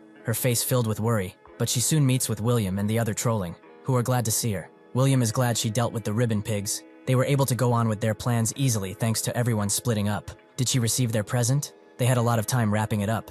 Kiri unsheathes her blade and asks who they are. Daibo carries the survivor, saying that they can slow down if he's hurting, but Paume went to search for clues anyway. The survivor says that he's fine, and Daibo calms down his worry, as his boss is amazing. They will be able to find her soon. The survivor slowly draws out his dark blade, glad to hear what he just said. Kiri charges in on the trolling, William watching their fight while being amazed. She really is a training captain of the Cygnus Knights. However, she will probably not be able to keep this up for too long. Kiri steps back elegantly and summons the rising sun, making the trolling believe that she has the upper hand. But Kiri deflects her blade and with a spin completely annihilates her. This has taken a toll on her body, but she demands to know why she shouldn't kill him. William doesn't like how noisy she is, and tells the others to come and kill her, who do so out of the tall bushes. Before they can descend on her, however, a dark visage cuts them all apart, shocking William. That visage is none other than Daibo, who looks back at Kiri. Before all this, as Daibo was dragging the survivor, he showed his true colors and immediately went for the kill. But before he could do anything, his hand was taken off by one small fire arrow. Daibo was confused as the survivor screamed and Paume came out, so he asked what the hell was going on. Paume expected him to be the trolling, as his acting is really awful. He was pretty unlucky to meet them, as he has a hard time trusting people. William finds it strange that an uninvited guest would show himself at this stage. But no matter. One of the trollings tells him that he's from Gafor. The fact that he's alive means that the one they sent failed. William knows Patine, that bastard who could not even die honorably, failed to complete his objective, so it's better he just died. These two look strong, however, so they will bring out their full might. Kiri tells Daibo to be careful, but he already knows he won't lose against a bunch of perverts. William commands his men to move in, making both of them get ready for battle. Daibo rushes in with a savage blow, but the one he was aiming for dodges swiftly. Unfortunately for him, Daibo has a polearm, so he redirects that attack right into him. Suddenly, however, an arrow flies towards him, one that he can barely dodge. Another trolling comes from behind and successfully hits him, but the hit was too shallow. He moves in to finish him off with a mighty leap attack, Kiri being concerned for him as she deals with her own problems, but Daibo swiftly gets out of the way. All of this time, he was just playing with this guy, so he cut him in half with ease. A spear-wielding trolling is next, but Daibo dodges and almost takes him out. The spear guy regains his footing, but soon has to dodge his teammate, which Kiri has thrown. If they are the elite, this will be over quickly. William knows he cannot sit idly by anymore, so he uses his staff to make sure that they are eradicated. Daibo is surprised to see the fire arrow being used, but his time instantly arrives in his face, being much faster than Paume. The arrow blows up, William knowing that he let his guard down because this is a weak spell, but he is on another level. Nobody can dodge his arrows. He thinks that this is over, so they should start sweeping out any stragglers, but Paume has actually blocked his attack and saved Daibo. Before William can ask who he is, Paume tells him that there's another guest coming, a mighty ribbon pig mother who rushes in with her insatiable herd. William and his squad barely get rid of the herd and their mother, William finding it especially annoying since their targets ran away. He calls over Gerald, who has just finished with his side, so he's severely out of breath. William knows that regrouping now would take time, something they do not have. They must chase after those bastards right away. If they somehow get out of this gate, the entire situation would flip on them. That mage is a really bothersome opponent. Someone suddenly finds some footprints, so William tells them to give chase, but if they see that mage, they should leave him, as he personally wants to eliminate him. Gerald wonders if that's wise. He's not in the position to say anything, but that guy seemed really dangerous. William tells him to save his worries. That brat and his tricks will not keep him alive for long. In this gate, it's impossible to find a mage stronger than him. As they walk, Daibo is amused by the situation they left their attackers in. He doesn't even know if they will survive that ambush. Paume believes so. Those bastards are like roaches, but that aside, he should be careful where he steps, as there might be traps. Daibo assures him he's alert, but wonders why they didn't just finish them off right there when they had the opportunity. Paume reveals that William is stronger than him. That fire arrow he sent towards him, he countered it with one of his own, but his penetrated through with no issues. The best he could do is parry its trajectory, showing the difference in their power. Daibo thinks that he's joking. Who can be stronger than his boss after all? Paume actually isn't joking, and to prove it, he shows his circles. They seem like they have widened to their limit, but Daibo doesn't understand how that's of any concern. Paume explains that depending on the thickness, even when using the exact same magic, there will be a difference in speed and power. Since he is at the peak of the second circle, they should be equals, or perhaps even stronger than that guy. However, his magic was something above his understanding, seeing how he was able to enter the gate. He is certainly a second circle too, so he must have found a way to strengthen his skill. It would be pretty accurate to say that he's the strongest person in the gate right now. Daibo can't believe it. What should they even do if that's the case? Perhaps the earlier tactic, but with Hobbs. Paume says that won't work. Hobbs are different from simple-minded pigs. They will figure out that they are enemies, and they will use that against them. Kiri asks what he's even talking about. Does he even recognize the situation they are in? The important part of this is that a follower of the Black Magician was hiding within her Signos Knights. This one single piece of information is something that holds the entire fate of their world. No matter what, they have to go outside. Clearly, they should all give up on this gate. Who knows how many have already died? Paume calls that pointless, making Kiri even madder. She knows of his history as a slave. It appears that he's still after the clear reward. Paume tries to reason with her. After alerting the people she wants, then what? Does she truly believe that this will get rid of them? They are much smarter than she expects. These followers have been hiding in the shadows, biding their time and strength. Exposing them now would only reveal a glimmer of what they really are. They must dig deeper than that. If they get spooked from this, nobody will find them anymore. They will become a parasite too well hidden for them to even recognize. Kiri has had enough and grabs his cloak. All her ideas are shut down by someone like him, but what the hell will they even do then? He should never talk if he has no plan to back it up. They are being chased as they bicker. They need to get out before they suffer the same fate as her comrades. Paume smiles. What they need to do is let them know who the real monsters are. William's men soon get closer to them, with Shulden telling them to spread out and find them. They cannot escape from this gate. Suddenly, Daibo descends upon him, and with a smile swings at him. The spear guy wants to take his revenge and blindly rushes in, but he is suddenly hit by a large trap, triggered by none other than Kiri. With this opportunity, Daibo swings for Shulden,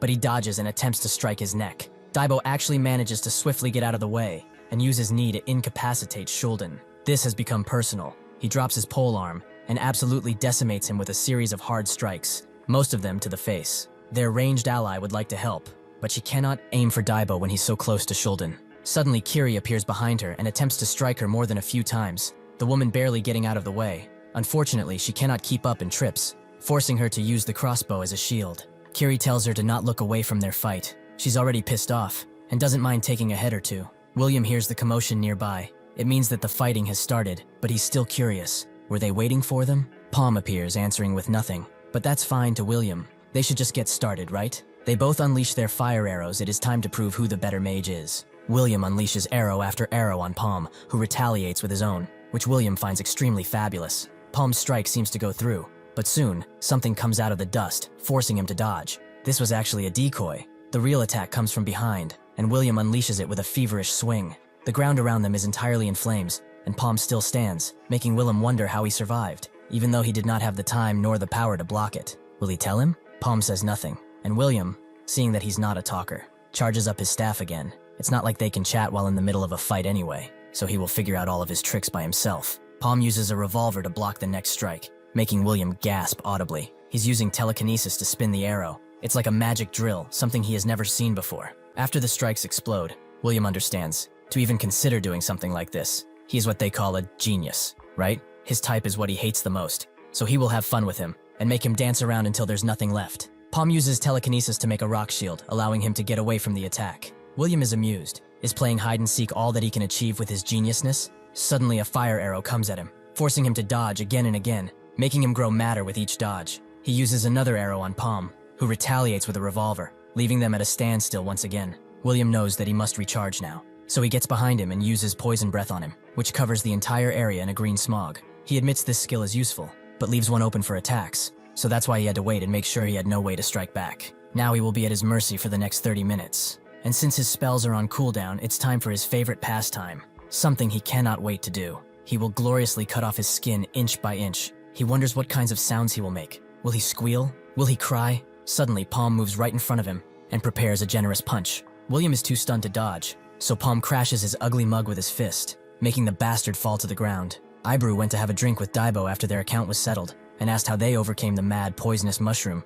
He would even pay his tab if he told him. Daibo tells him that he would just waste his money. What his boss did is something that not just anyone can do, just because they want to. He called it something like a room.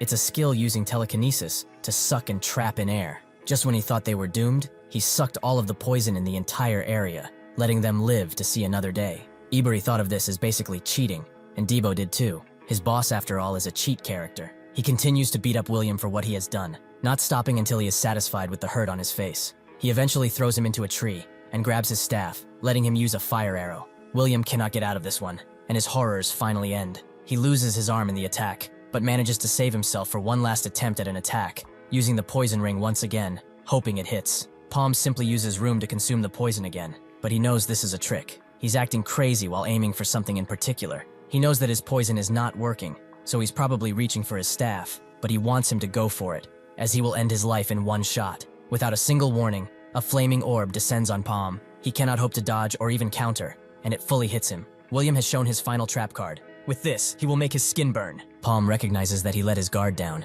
He never expected him to have a flame orb hidden. He really would not have made such a blunder if it was before his regression. Truly, he lost his touch in fighting. Daibo hears the explosion where Paume is fighting, and Kiri continues taking enemies done, before telling him to finish what they started. Even if his boss is strong, he cannot handle someone like that. Daibo was getting to it, but suddenly Shulden gets an arrow to the eye, and an army of Hobbs descends on them. Daibo knows that this will slow them down, but Kiri tells him to not lose focus. They can finish them up quickly. Daibo says that besides her underestimating them, they have one with them that seems weird, his smile being the most ominous thing. William wonders if he finally killed that bastard, but that becomes the last thing on his mind as he begins pouring blood out of himself. He will at least acknowledge that he is not half bad. He never expected to meet someone who would drive him to such a point. Should he have asked for his name before taking his life? Suddenly, he gets his answer from Paume, but he better keep it in mind as that is the last name he will hear while being alive. William can't believe this cockroach, but it's pointless now. He cannot use bluffs anymore. His abilities are not good enough. Paume gave up on that already. It seems that catching him with just 2 circles is impossible. William recognizes the thing in his hand. It's a mana stone, but he really is crazy. What is he hoping here? To absorb a mana stone and get a circle up? He truly is idiotic. Just absorbing that won't make him evolve. What he needs is enlightenment through countless struggles. Paume knows that already, but he has enough experience and enlightenment to the point where he could cover his entire body in circles. William thinks of this as another bluff, instead of accepting the truth. and uses fire arrows to attack, but Paume only needs summon one to eradicate his mockery of magic. William desperately uses another flame orb, but Paume upgrades the arrow by spinning it, allowing the flame orb to be easily destroyed. William's last words is a pathetic scream of Paume's name through his blood-ridden mouth, as the revolver makes sure that this time, he is dead. Paume stands victorious, but he forgot to ask the name of this bastard. Oh well. The Hobbs seem to have put the other two into hiding, more specifically Kiri, who is forced to carry an unconscious Debo around. When they started fighting them, Debo was actually doing really well while Kiri was struggling. He thought that this was all too easy. He could read their movements now. Sure enough, he could, but just as he was about to take down another Hob, a flaming attack pushed him into the ground before it blew up. Kiri knew that spell. It was the Orbital Flame, and it was cast by that Hob, no less. She never expected to see a monster use an item. This situation has become too troublesome. As she thinks of staying hidden until Paume arrives, a Hob reaches for his target, forcing her to dash away into the open forest. The Hobbs immediately try to grab her, and one of them, brandishing a weapon, readies it to end them. With no choice, Kiri throws Daibo into the air and uses her blade to slash the Hob in front of her before catching Daibo again. She can't believe she has to carry this lump around, but she can probably handle the Hobbs if they come one at a time. But suddenly, another orbital flame stops her. It seems that this one she cannot handle. The magic Hob attacks again, this time going straight for her. And sure enough, his hit lands, blowing the land around them up as the Hob cherishes his kill. Unfortunately for him, Daibo has woken up, and without saying a single word, he charges into an army of Hobbs sent by their leader. Debo easily cuts the first few ones up, however. One of them attacks from behind. With movement like never before, Debo cuts him in half, just in time for the magic Hob to blast Daibo once again, at the cost of his army. Once again, Daibo comes out of the ashes, jumping straight for the magic Hob's neck. Fearful for his life, he unleashes a mighty fire spell to throw Daibo as far away as possible. But he did actually manage to hit the magic Hob, who now has only half a face and a broken jaw. Extremely furious by these debilitating injuries, he uses all of his power to hurl one last gigantic fireball at them, but it gets intercepted by a revolver, which goes above and beyond, killing the magic Hob. Kiri is shocked, as Paume has come to the rescue, glad to not be that late to their party. Outside of the gate, Longko is bored as hell waiting for the people to come out. It's been 4 entire days since they entered. He took his job because it seemed pretty easy, but his body is growing restless. Just chilling around does not suit someone like him. He will probably decline these types of missions from now on if need be. Suddenly, the gate starts to make a strange noise, and with a large crack on the upper half, it comes apart, falling to the ground as people flee. He immediately charges in to see what happened and asks one of his members, Kite, to report. She explains that 3 people have returned alive, and since the gate disappeared, this means that nobody else is getting out. Eventually, Paume wakes up in a bed, checking himself for any injuries, and Longko stands beside him, glad to see that he has come back to the land of the living. He advises him to answer these next questions carefully, as it seems the only people who survived are them, people from the Garfor Merchant Union. Just what the hell happened inside of the gate? Paume acts the fool. He guesses that everyone else died. Longko tells him to answer properly, if he wants to save his life, so Paume comes up with a fake story. There was a demon inside of the gate. If he had a pen and paper, he could draw it for them. He is handed one, and Longko is surprised once he sets his eyes upon the drawing. He immediately gathers his people, as this entire situation makes no sense. 100 people entered. Most of them were aces representing their respective merchant unions. Even if it's a 100-man gate, it's still a damn red gate. Are they to believe that they all fell to the monsters? They should have easily dealt with them. The Sky Merchant representative, Toriel, is especially mad, as his cousin was among them. Longko has surmised that Paume is not lying. This is what he said the boss of the gate looked like. The members can't believe their eyes. It's a green Hob, the ones that can use items. And since they are extremely intelligent, 100 people would never be enough. The gold-rich merchant representative, Franco, cannot accept such an outcome. He does not know about the others, but there is no way Natasha and her sisters would fail like this. Longko asks what he's trying to say, but Franco believes it to be rather obvious. This is a case of trolling.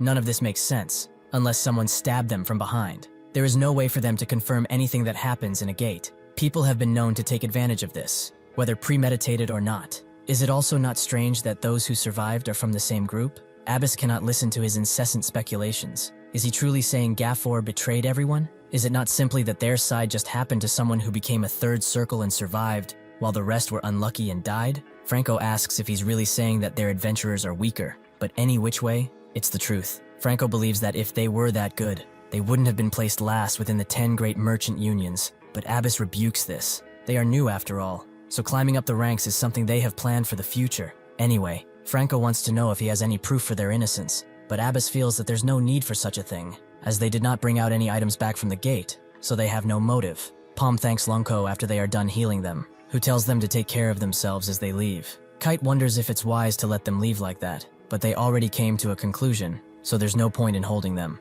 As the group walks away, a small snail comes out. Kiri's surprised that it actually managed to follow them. After they wiped out the last of the hobs, Kiri saw Paume hesitate to throw away the items. They simply had to.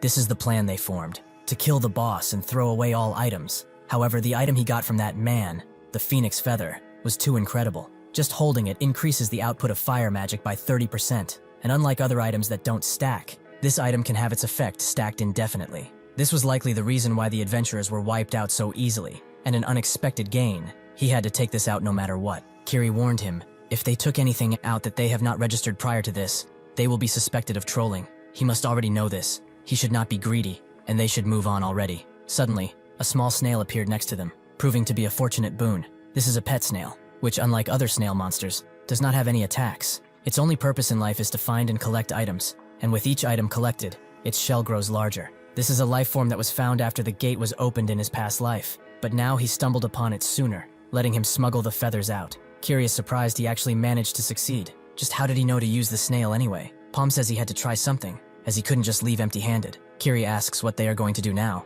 What are his plans for the future? Paume tells her not to be in such a hurry. Since they made their way into the Cygnus Nights too, they should be careful with their movements. If they are not cautious, they will hide in a hole and stay there. They should have already heard of what has happened, so they should wait and see what their next move is. Sure enough, the masters informed that everyone was wiped out, including Willem. The raid has failed. The woman who reported this tells him about the leading theory, about the boss monster that supposedly killed everyone, with only 3 from Gafor returning alive. They were suspected of trolling at first, so Gafor got questioned instead of them. Thanks to this, they are not exposed, so she will go and prepare the next mission right away. The master is surprised their people were not caught.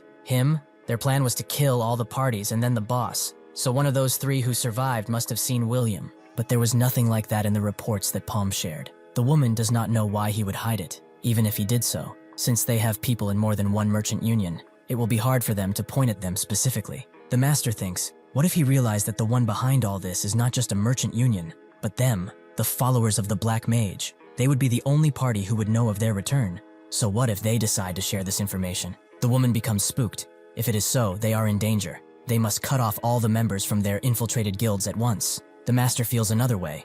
This is simply an invitation, which he will accept wholeheartedly. However, he will be the one to pick the stage this time, and he will send him to one where countless have already perished. Before all of this, Debo's life was hell. He suffered from extreme poverty, and could only dream of living like a normal person. All that he was able to do was watch his sister suffer from the black blood disease. Even when everyone important to him died, he could not send them to the afterlife. He simply had to watch. However, at his lowest point, he encountered Aaron, who gave him help. Soon enough, he was able to acclimate to his new way of life after training with Aaron, and he also bonded with his squad. He looked up at Aaron with pride and reverence. All of this happened in 1 year. His outlook on life had completely changed. He saw Aaron as a hero, unswayed by emotion. She protected people and took the lead in most things. Watching her was what gave him purpose. His goal had become to help her. One day, they stumbled upon a dark cave in the ENA's mountain range, a place with a dark aura. This is because a girl asked them to help her. She could not go alone, but she needed help to find her brother. Aaron did not do personal requests.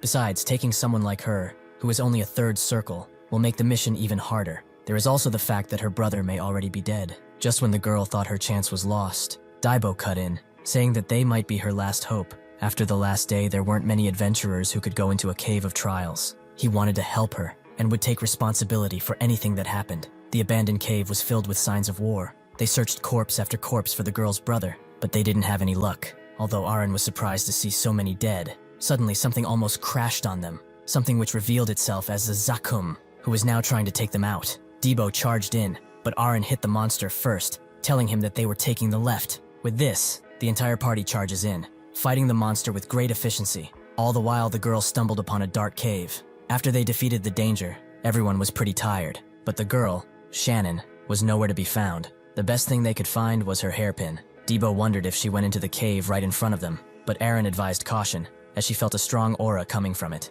The party was hesitant to go in, so Daibo wanted to take responsibility and go by himself. He was responsible for her anyway. The others told him to come down, but Aaron simply said she's coming with. What is inside that cave is her job to deal with anyway. With that, they all decided to go in, passing a pile of boiling lava on an efficiently built bridge. Soon enough, they stumbled upon Shannon, who was next to a corpse. This was her brother. Aaron looked sternly, and Debo wanted to come over there and rescue her, but Shannon simply smiled. She knew that he would come for her, since he's such a kind person. But now there's no turning back. Does he know the meaning behind the name Zakum? It stands for the Tree of the Demon, and while many believe the moving statues are that, they are only a medium, the real Zakum is this ancient tree. Debo did not know what she was on about, but Aaron thanked her for the info, and told her to get out of the way so they can slay the tree. She should really go, as she would likely get crushed by it if she got caught, or perhaps she still had something to do there. With her brother as a sacrifice? Shannon was disgruntled that they did not understand her, but it already started as soon as they entered. Zakum uses his mediums well,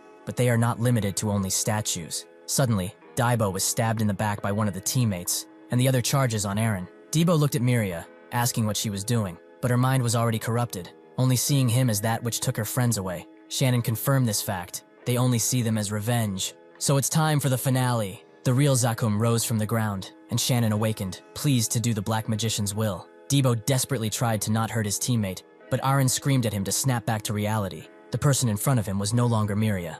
As he despaired, Aaron used an adrenaline boost to use a smash wing that made a bunch of rocks fall, and as a result, killed the other teammate. Debo faults himself for this. If he hadn't pressed Aaron, none of this would have happened. He charges Miria and slashes her body, apologizing for what he has done. She suddenly reached for him, forcing Debo to cut her in half completely, but she gently caressed his face and thanked him for his mercy. This made him despair even further, to the point that he could not contain it anymore. Aaron went after Zakum with a powerful attack, but he simply blocked and retaliated. Aaron dodged, and Debo joined her, vowing to take this thing apart. Together they unleashed a multitude of rock-cracking attacks, but it got the jump on Debo eventually, and pushed him back. Shannon saw this as an opportunity, and went to strike him while he was distracted, but Aaron swiftly intercepted her and made sure she did not get up again. The only thing they had to deal with now was Zakum, but unfortunately, Debo's mind had begun to be corrupted. As he barely grasped consciousness, he begged Aaron to kill him before he did something he would regret for the rest of his life. Aaron knew she had no way around this. She had to do it, making Debo happy. This is a better end for someone like him, a punishment for a fool who let his emotions rule his mind. He apologized to everyone once again, before his mind had become corrupted. Suddenly, he saw his sister lying on the ground, motionless, and right above her, Aaron. The corruption made him think that she did this. His personality had become volatile, and the only thing on his mind was revenge. As Zakum attacked, Debo did the same. Aaron being barely able to get out of the way before another attack came. They began to exchange blows, but Aaron was the one who taught him everything she knew. So with a feint attack that made Zakum protect his new vessel, Aaron went behind Debo and unleashed a final toss, throwing Debo to the side. She knew there was not much time, so she jumped in on Zakum and summoned every ounce of power in her body in the form of a final blow. Unfortunately, Debo's revenge-ridden mind ignored the pain and charges her at the same time. Aaron knew that it was too late to stop the attack at this point, so she apologized, as the attack completely eradicated Zakum. Somehow, Debo was alive, his mind no longer clutched by Zakum's corruption. Aaron was glad to finally see him awake. She really thought that she had to leave without even saying goodbye. Debo could not believe his eyes. He reached out for her, asking why she had not done what he requested. Aaron explained that they had failed already, 800 years ago. She is no longer someone who can stop the Black Magician, but he could. He had great potential and talent, much more than she ever had. That is why right now, she will leave the Maple World in his capable hands. She is sure that he would be able to achieve much. He was her disciple after all. That is how Aaron, the polearm master, closes her eyes for the final time. Debo let her friends know of her death, and eventually he left. There was nothing for him there, if he did not have Aaron. This life was hell. He could not protect those near and dear to him. His sins remained unrepented, and even Aaron's final request, he could not fulfill. He gave up. He had no reason to fight anymore, so he let death take him, in one final death-seeking fight. Debo wakes up in his home, his sister glad to see him awake, and notes that he was sleeping talking. Was he having a nightmare or something?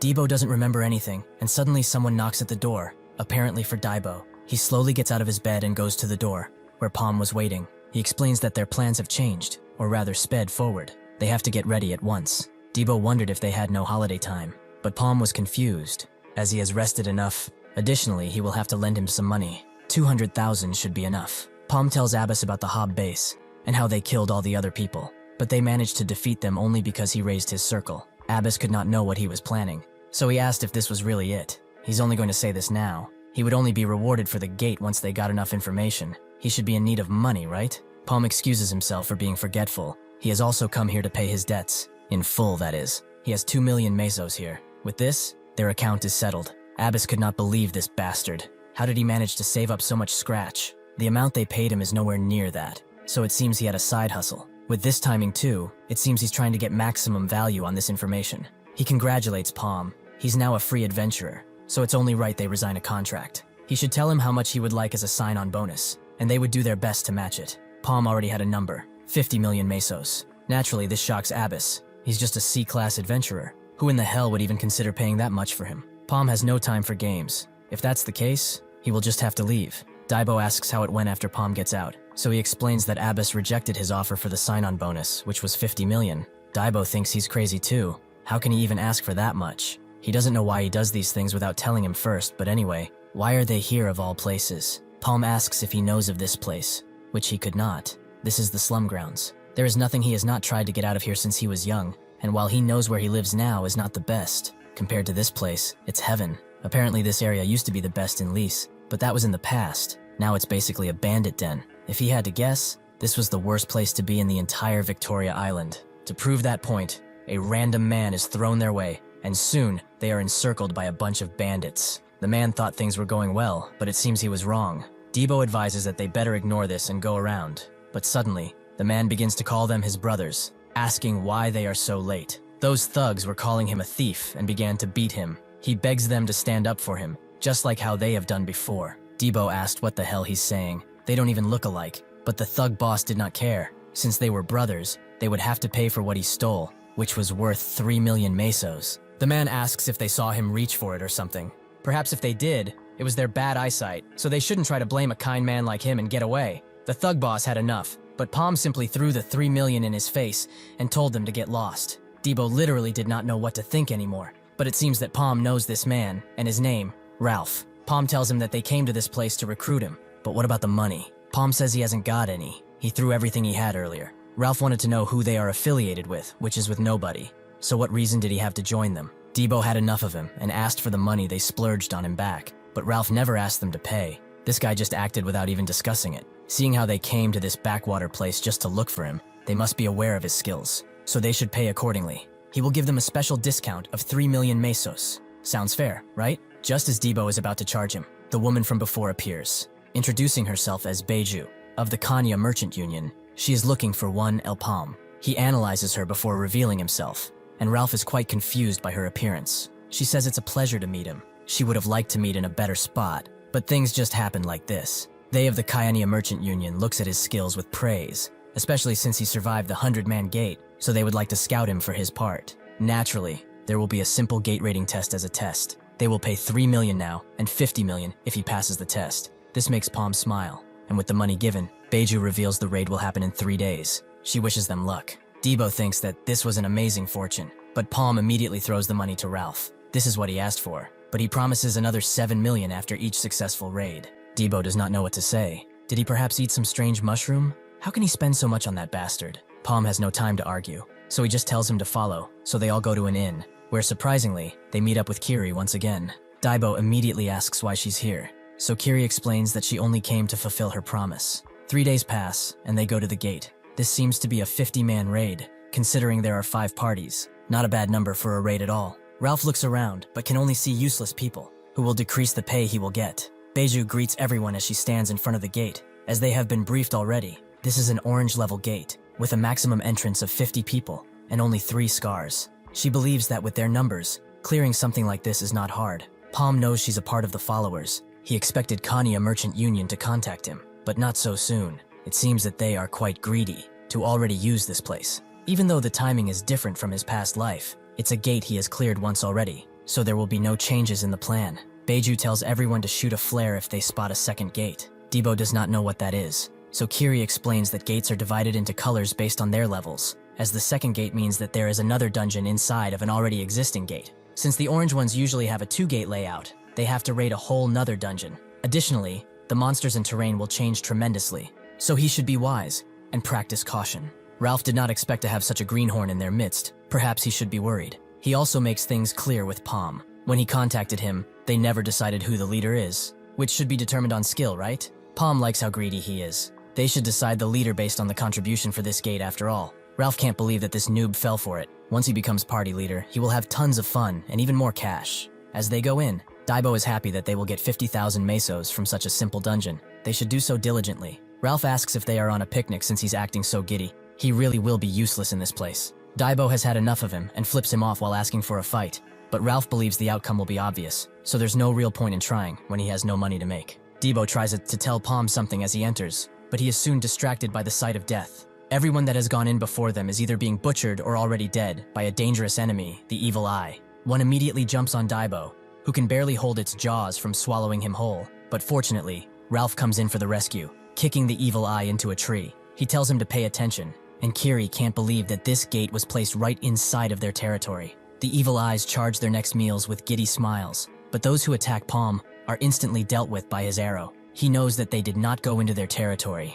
The Evil Eyes did not attack them like this in his previous life. Kiri tries to use her expertise of the blade to take care of an Evil Eye, but it dodges attack after attack, seemingly reading her attacks with ease. The Evil Eye manages to sneakily hit her, making 3 more show up to feast on her flesh. Before they can do so, however, they are blown up completely. Daibo is struggling too, but suddenly someone strikes the Evil Eye and throws it so hard it comes apart as it hits a tree. This was done by none other than Ralph, who finds the feeling of winning exhilarating. He might as well say that he has achieved victory over their little bet. Kiri is amazed too. She doesn't want to admit it, but his powers are something else. He continues to take down Evil Eyes one after another, and thinks that since the other 2 are fine, he will check on Paume. Upon doing so, he sees that he's doing extremely well. He can see now why Kinya was interested in him. He does not know about bosses, but his hunt speed is much faster than his. This can only mean one thing. He has finally found someone useful, someone who can make bank for him. The offer he got for 50,000 mesos is not something just anyone could get. They will probably pay him even more in the future, considering his potential. He can see his future. He will be able to swim in coins after he takes over this party. Kiri notices that he's enjoying this battle, but as he goes for another kill, making the Evil Eye in front of him horrified, he suddenly gets struck by Paume. He screams that this was a cheap attack. He should only say that he wants to fight, and they will. Paume says that he will take that as thanks, and before Ralph can ask him about it, a bunch of arrows eradicate the Evil Eyes in front of him. They are surrounded entirely, letting the archer pick them off easily. Paume has already seen where he's shooting from, so he uses the Evil Eyes that are coming for him as cover. Sure enough, the mystery archer takes them down, allowing Paume to come around and strike him immediately, seemingly taking the archer out. Ralph is amazed, both by the idea he came up with and the execution of it. Daibo suddenly tells him to look out, as a bunch more arrows are already behind him and explode upon impact. Even if hit, Paume has been barely damaged, but this is enough for Kiri to go into panic and suggest retreat while they still can. Usually Ralph would agree with such a tactic, but unfortunately, they have nowhere to run to. The remaining adventurers desperately try to get away, but the arrows seemingly follow and take them out. Kiri uses her solar slash to save some of them, and demands they get their asses moving to the forest if they want to get out alive. The adventurers would have done so, were it not for the fact that they are entirely surrounded by Evil Eyes, who are just waiting with their salivating jaws open. Suddenly, however, most of them are blasted away. Paume has opened a path for everyone, so they get to booking it while they still can. The arrows still follow, taking out those who are not fast enough, and Paume retaliates by creating a smokescreen. He then tells Daibo to listen carefully, as he will share something important. The archer is shocked that he aimed for him once again with that smokescreen. It seems that Evoke's worries were not baseless as he previously thought. He will have to apologize. He was not familiar with his game, but this is the end. He shoots at Paume, but he immediately jumps from tree to tree, skillfully dodging every attack, much to the annoyance of the archer. As he looks closer to the group, he notices that one person is missing, more specifically, the polearm user. Suddenly, a fiery blast approaches swiftly, too fast for him to do anything. It seems that Paume and Daibo changed appearances, and Paume was glad that the hit actually did hit this time. Daibo is glad that the plan worked, but it's all thanks to him for being such a good staller. With no warning, an arrow tears through his side, and soon enough, even more approach, this time with even more hatred put into them. The adventurers continue to run, but most get taken out in an instant. Kiri grabs Daibo and tries to run, but an arrow hits her leg, causing both of them to fall to the ground, now fully at the mercy of the incoming arrows. Before they can hit, however, Ralph saves both of them, mad that he has to play the father role when he doesn't even have kids. The archer lets them run. They will not be able to escape him in the end. Before firing another flurry of shots, he suddenly stops, seeing something that spooks him.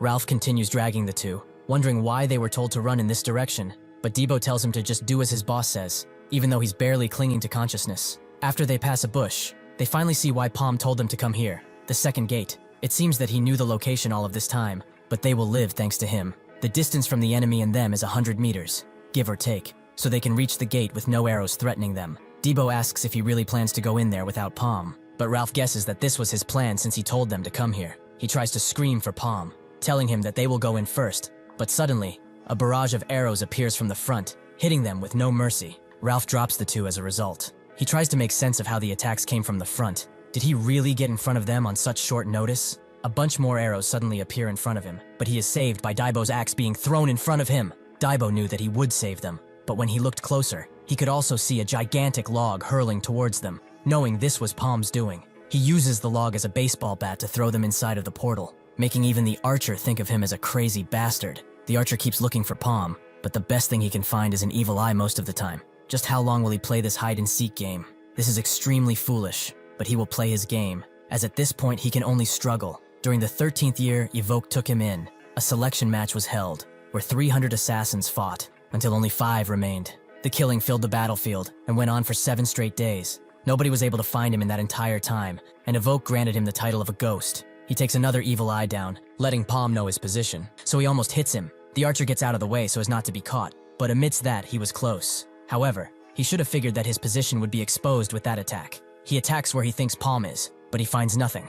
Only an arrow that comes straight for him once again. The archer figures out that he's using telekinesis as he falls. He truly is a petty trickster. As he runs away, Paume summons 2 arrows to deal with him, but he retaliates with arrows, making him unable to see much because of the blast. This allows an arrow to get dangerously close from behind, but he takes care of that one too, even if it makes him fall to the ground. The archer is now enraged. If he likes to play so much, he will show him what real play looks like. Paume notices the forest has gotten quiet, too quiet, meaning that he's hiding seriously now. Pretty impressive, honestly. There was nobody capable of such a thing during his previous life, so if he considers that, this is probably a Kanya assassin, meaning that the future already changed because of him entering that 100-man gate. Suddenly, the archer screams at him to come out from the other side. He should know that this is a time waster. Nothing will change if they both hide like rats. He has heard rumors that he likes to fight head-on, or perhaps he is also in the hiding business. Paume is confused. How did he get to that spot without leaking any presence? Perhaps a teleportation spell, but he can't know that just yet. Suddenly, the archer exclaims that he found him,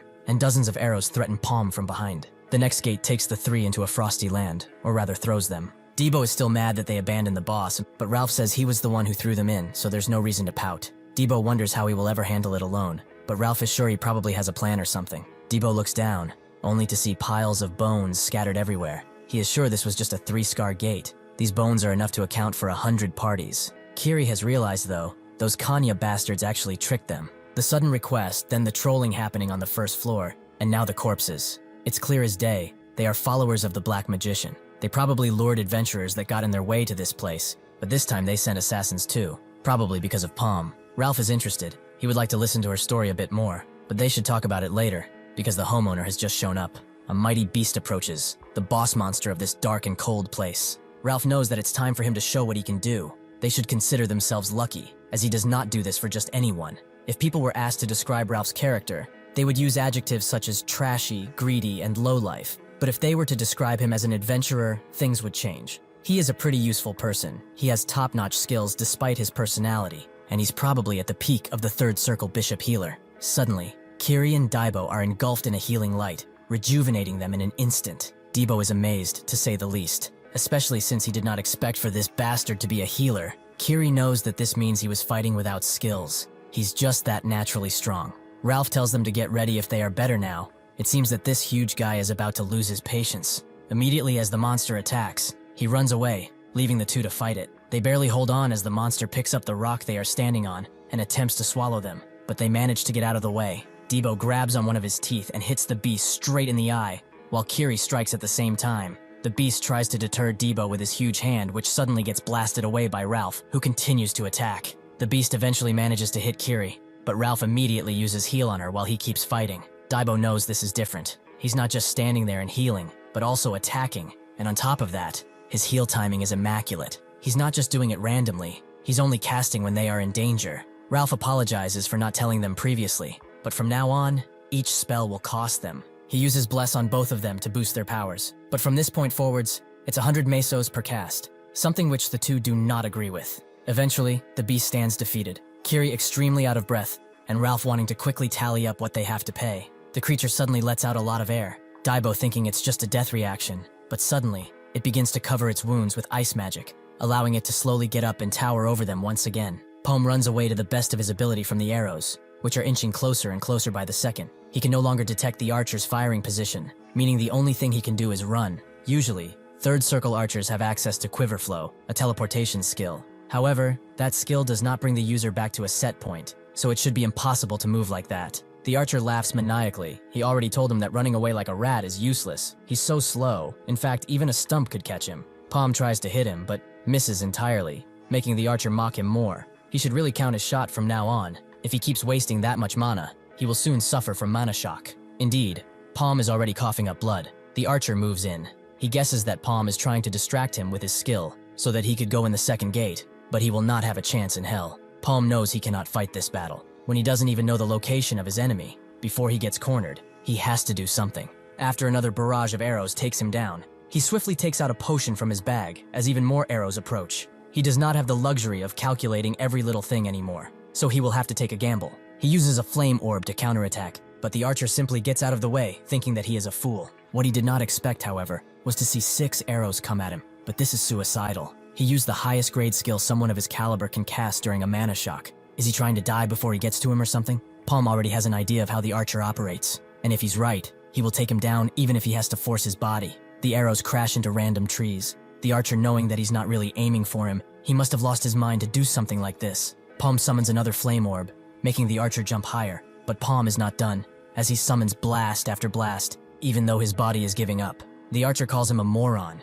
Did he seriously think that such an attack would hit? His fate is already written. He will die from mana shock slowly. He will feel his body slowly decay and fall apart. Paume's body condition worsens as he lets out even more abilities. His pupils become dilated. He's giving everything he's got. Soon, the archer realizes that the entire area is now on fire. He will definitely be burned if he stays here, so he has to leave. He suddenly spots an open field, thinking that this is the perfect place to go to, but also realizes that the timing is far too suspicious to be a coincidence. He finally understands. This was a trap. He has to go back no matter what. As one archer rushes through, another tells him that they have to go back because it was a trap, but he does not have time to react. As Paume hits him with a flying rock, his brother reacts quickly and takes care of it, but Paume has already reached his target. This is only one of 2 archers down. The archer does not just let himself get hit, however. He uses his bow as a boosting pad and gets away, before countering with a kick. Paume can feel his body losing energy. He has to end this now. He trips the archer's bow, causing him to fall, and allows him to unleash a mighty kick.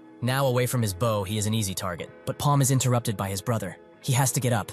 That bastard does not have any more mana for offensive magic. Out of nowhere, through a dagger, swiftly tries to pierce his neck, something which follows him constantly, making him think that he's only using telekinesis because it has a low mana cost. The other archer rushes in with his knife, forcing Paume to dodge and swerve, and making him lose control of the knife. The brother tries to shoot him down, but Paume puts him in his place with a bunch of rocks, all while he fights the other archer. He's shocked at his skill. Just what type of mage is he? Paume cannot let them get the upper hand, so he uses telekinesis with the knife to make the brother lose his grip on the bow, allowing him to aim at his other opponent with ease. Unfortunately, he was still able to let out a shot, allowing the other archers to kick him down, making Paume lose grip on his staff. The other archer moves in. He's cocky now because he's only got one arm left, so Paume uses this cockiness to disarm him and catch his hand. He swiftly twists it, making the other archer scream and recoil in pain, allowing Paume to summon a flaming orb over them both. This makes the other archer get thrown into a tree. He can barely breathe because of all the smoke going around. The brother sees that Paume has created an area around them,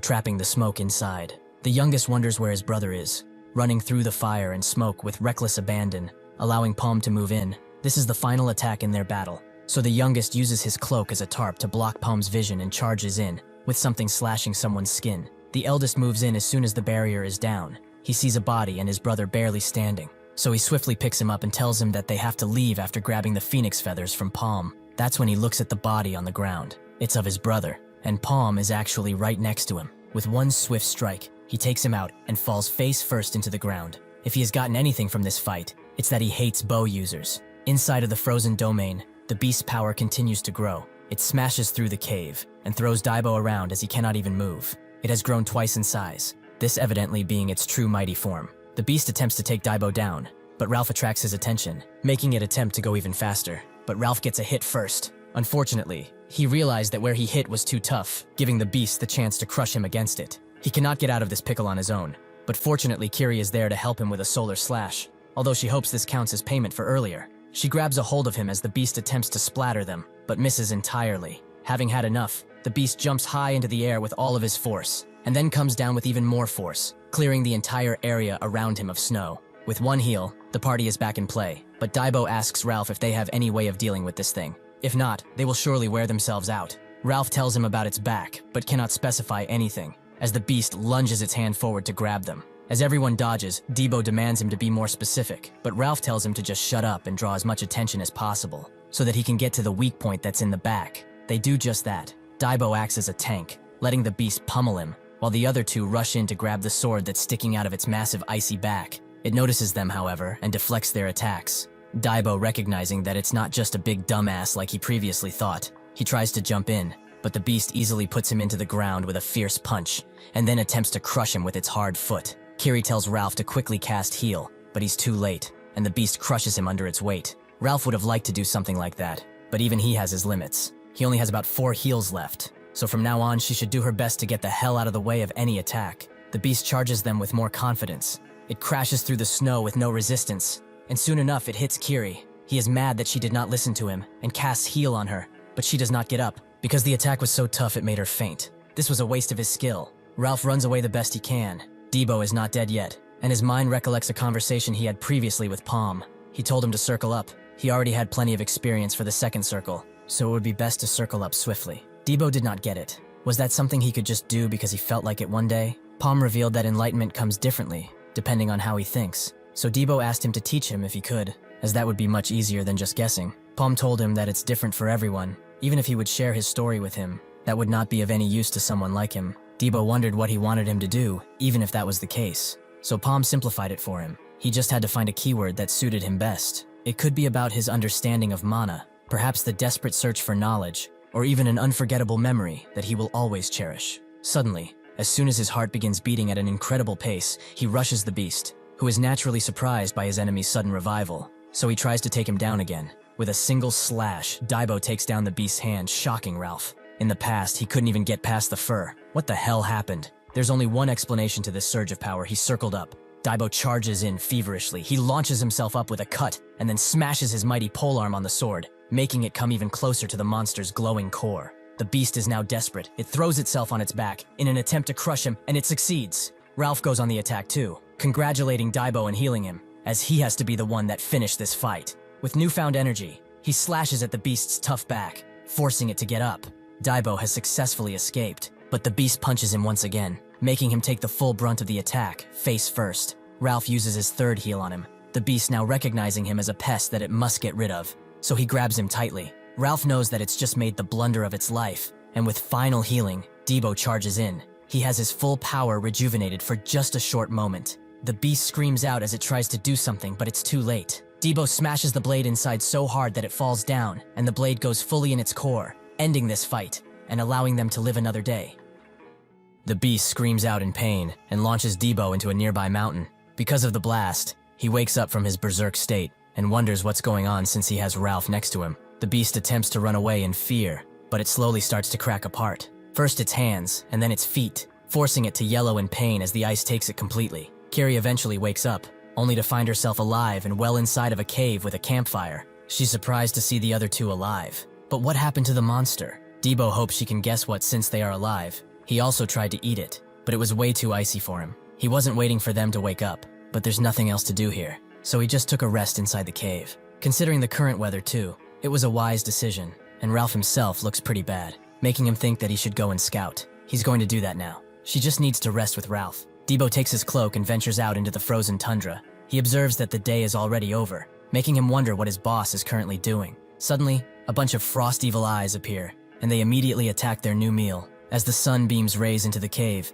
Kiri wakes up, only to see Daibo, who has just come back, blood scattered all over him. Kiri is surprised that there are still monsters in the area and wants to come with him next time, but Daibo refuses, as someone has to take care of this dying penny pincher. Kiri refuses and asks to join him again, but Daibo tells her to shut it, even if it's just to avoid scouting the same areas. It's better for only one of them to do it. She has to regain her strength. That's the most important thing here. Kiri is kind of mad that he's trying to play it cool, but she cannot undermine the facts. He's right. Daibo continues to explore and fight, but at one point he gets cornered into a ravine, and one of the evil eyes goes completely haywire and charges him into it. Daibo does kill it, but he can't believe that these beasts have such a small brain. Suddenly he sees someone, or rather a corpse, preserved here by the cold conditions. Debo comes closer and finds a letter, written not too recently. He will entrust this letter to anyone who finds his corpse. Though it is not much reward, he will offer his best gloves. If he is a warrior, they will be of great use. As seen, he fell into Kanya's trap, and his comrade was felled by the snow yeti. The silver lining of all this is that they found the escape gate. But this is a special gate after all, and it seems like they have to defeat the boss to activate it. Inside, they will find a drawn map of the location of the gate. He sincerely hopes that they are good enough to escape and deliver this letter in his stead. Out of respect, Debo buries the man and puts his blade aside the grave, showing that a true warrior has died here. After countless battles, the group finds the exit portal, and they get out into the first part of the dungeon. Before they can even wonder what their plans are, a masked man begins speaking. He figures this as a possibility, but then escaping is truly a surprise. Debo recognizes them as Kanya, but this is bad, as in their current conditions, they cannot do jack. The leader tells them not to worry. Their lives will be put to an eternal rest shortly, and sends out his men. Kiri tries to block one of them, but she gets hit by a bunch of flying knives, as another attacks Debo from behind, leaving him completely at his mercy. Suddenly, a fire arrow comes and wipes out every single one of the assassins with extreme precision, not allowing even the slightest mistake. Debo smiles, as he knows that Paume has come back. He guesses that they missed him pretty dearly. Debo just leaves it at that, but since he's so fashionably late, he owes them a couple of rounds at the bar. Inside of his mansion, the master pets his pet thing, wondering why Paume, who is so skilled, appeared out of thin air, but nobody knows how. It seems like there is an uproar from his people, and rightfully so. Beiju suddenly arrives and tells him that Paume has survived. What should they do about the contract? The master has had enough and tells her to kill him. They are in no situation to be worrying about public opinion. Who knows what organization is even backing him? Beiju also reveals that he is not alone. He's with another, someone well-dressed. Before all this, Ralph and the others had food at Debo's house, where Ralph critiqued his sister's food, causing him to scream and tell him to just shut up. Debo knew he shouldn't have brought them here, but Kiri is sure she already knows of this situation. This place is the safest for everyone, including her. But even if they were to hide, they would get caught eventually. Paume came back too. He was gone on some important business. Ralph immediately wanted to talk about splitting the reward. Besides the party leader bet they put on, when will they get that 7 million extra? Debo asked if he had something in his brain. Does he really want to go and ask for money now? Besides that, he defeated the snow yeti on his own. He did nothing but sleep. Kiri added that Paume fought 2 assassins all alone. But Ralph asked an important question. Is there any evidence of such a battle? Kiri asks what they are going to do, with Paume telling her that the Kanya Guild will attempt something soon, and when that happens, they will be ready. Suddenly, someone knocked on the door, asking how long they're going to keep him here. The man entered, revealing to be Abbas. He got told by his betters to fix this situation. He did not expect Paume to get scouted by other unions. He didn't even have time to react, and they went on the raid. His mind was filled with worry and doubt, wondering what he should have done. Suddenly, Paume came to him, making him ask if the raid did not go well. Paume tells him that he was offered 50 million if he succeeded in this quest. Since the gate raid is over, the contract is the last connection he has. Abbas asked what he's here for. Did he just come to boast in front of his face? Paume wanted to leave if he had nothing else to say, making Abbas reluctantly pull out a reworked contract. It's 60 million mesos.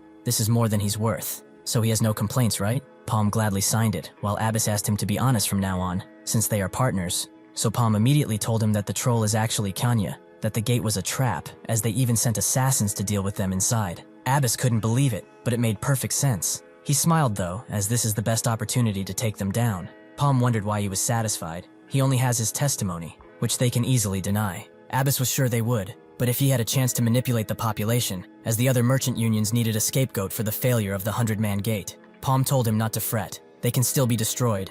Instead of just dragging them down, they can eliminate them. Abbas was shocked and asked him to tell him his plan already. Paume began telling him about the Black Magician and his minions, making the plan as he explained. Now, Beiju welcomes them inside and asks what brings them here. Abbas just wanted to apologize. There's just been a misunderstanding between their union and Paume, the young rascal. He's just harsh because of his age. To make things clearer, Paume works as Ghafor's official business partner. He just wanted to apologize, because it seems like they are stealing him away. Beiju understands, but she cannot hand him the promised fee if he did that, which Paume is fine with. Abbas apologizes for being personal, but he has realized how valuable human life is. He decided to treat his best people with his best luxuries. Beiju asks what he means, prompting him to smile. From now on, he is going to have skilled guards on standby all the time so that nothing bad happens. And naturally, that will include all of Paume's party members. He realized how good their team is, so if anyone wanted to bring harm to Paume or his people, they would naturally have to confront the entire Ghafor Union.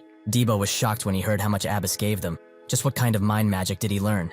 Kiri was more surprised that they actually sent guards. Did the Gafor Merchant Union really do all of this? Ralph was the happiest, calling him a master of business. But Paume tells him to stop being dramatic. Ralph always believed in this party. All they have to do now is get rid of the useless people. He guarantees that there is no bishop like him in the entire world, as he's someone who can not only heal, but also protect, a master of two things. He also points at Debo, who is raring to go, but Ralph just calls him a monster. He thought he just passed out, but he circled up instantly and defeated the boss on his own. That's something not easily explainable with just words. Kiri also remembers him going wild while they were fighting the Hobbs. Just what is with him? Debo couldn't tell them even if he remembered, but there was one dream he had. In it, some woman with white hair appears. Sometimes they fight, but most times they are close. Whenever he wakes up though, he just forgets her face. All that he can get from her is that she uses a polearm. Paume is shocked to hear this. Everyone knew before the regression that Debo and Aaron were together. This mysterious power of his and the appearance of Aaron suggests that a part of his power before regressing comes back when he goes unconscious. This is truly a strange case. Could it be that something went wrong when he regressed? Ralph notes that this is his only problem. He's as dumb as a sack of potatoes. But finally they have Paume. He circled up incredibly fast, and he can't really believe he has no experience with those awareness and judgment skills. Now he gets why Gafor is so desperate to have him. About her though, he's still unsure. She's not bad, as she has good basics and is clever in most situations, but there is nothing that makes her special. The Gafors aren't idiots.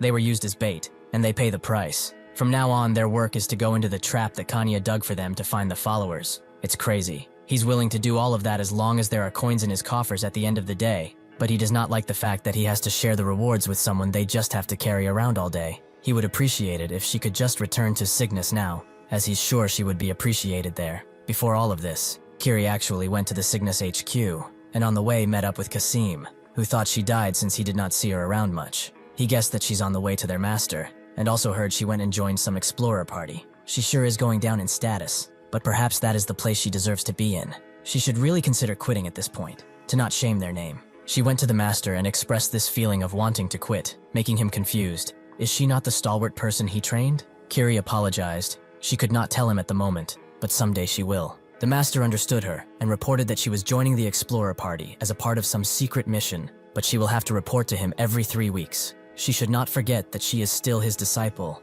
and a knight of the Cygnus Knights, always. Kiri knows this is a lot to ask, but as long as one of the followers is in her organization, she cannot return to her master. She does not need money, but she promises to get better. Paume smiles, but Ralph calls her immature. Is it that hard to understand they want her out? Paume asked if he's confident in that decision. It would be bad for them if she went around looking for the followers on her own, considering her personality. He also said that she lacked skills, but did he think before speaking? He seems quite confident in his own skills, and rightfully so, but he is not the only one who is disappointed by the skills of his team members. The reason he even sent them to the second floor in the first place was because he was confident he could clear it, but without Debo, they would have been dead. Ralph agrees that it looks bad, but that was really no ordinary opponent. Paume laughs. A snow yeti is easy. He has hunted down all alone before after all. Everyone is shocked by this reveal, and while true, it was before the regression. At first he planned to fight the yeti alone, but he had no choice but to switch to the assassins, as Kanya sent people who were much more skilled, and his party members were not up to the task.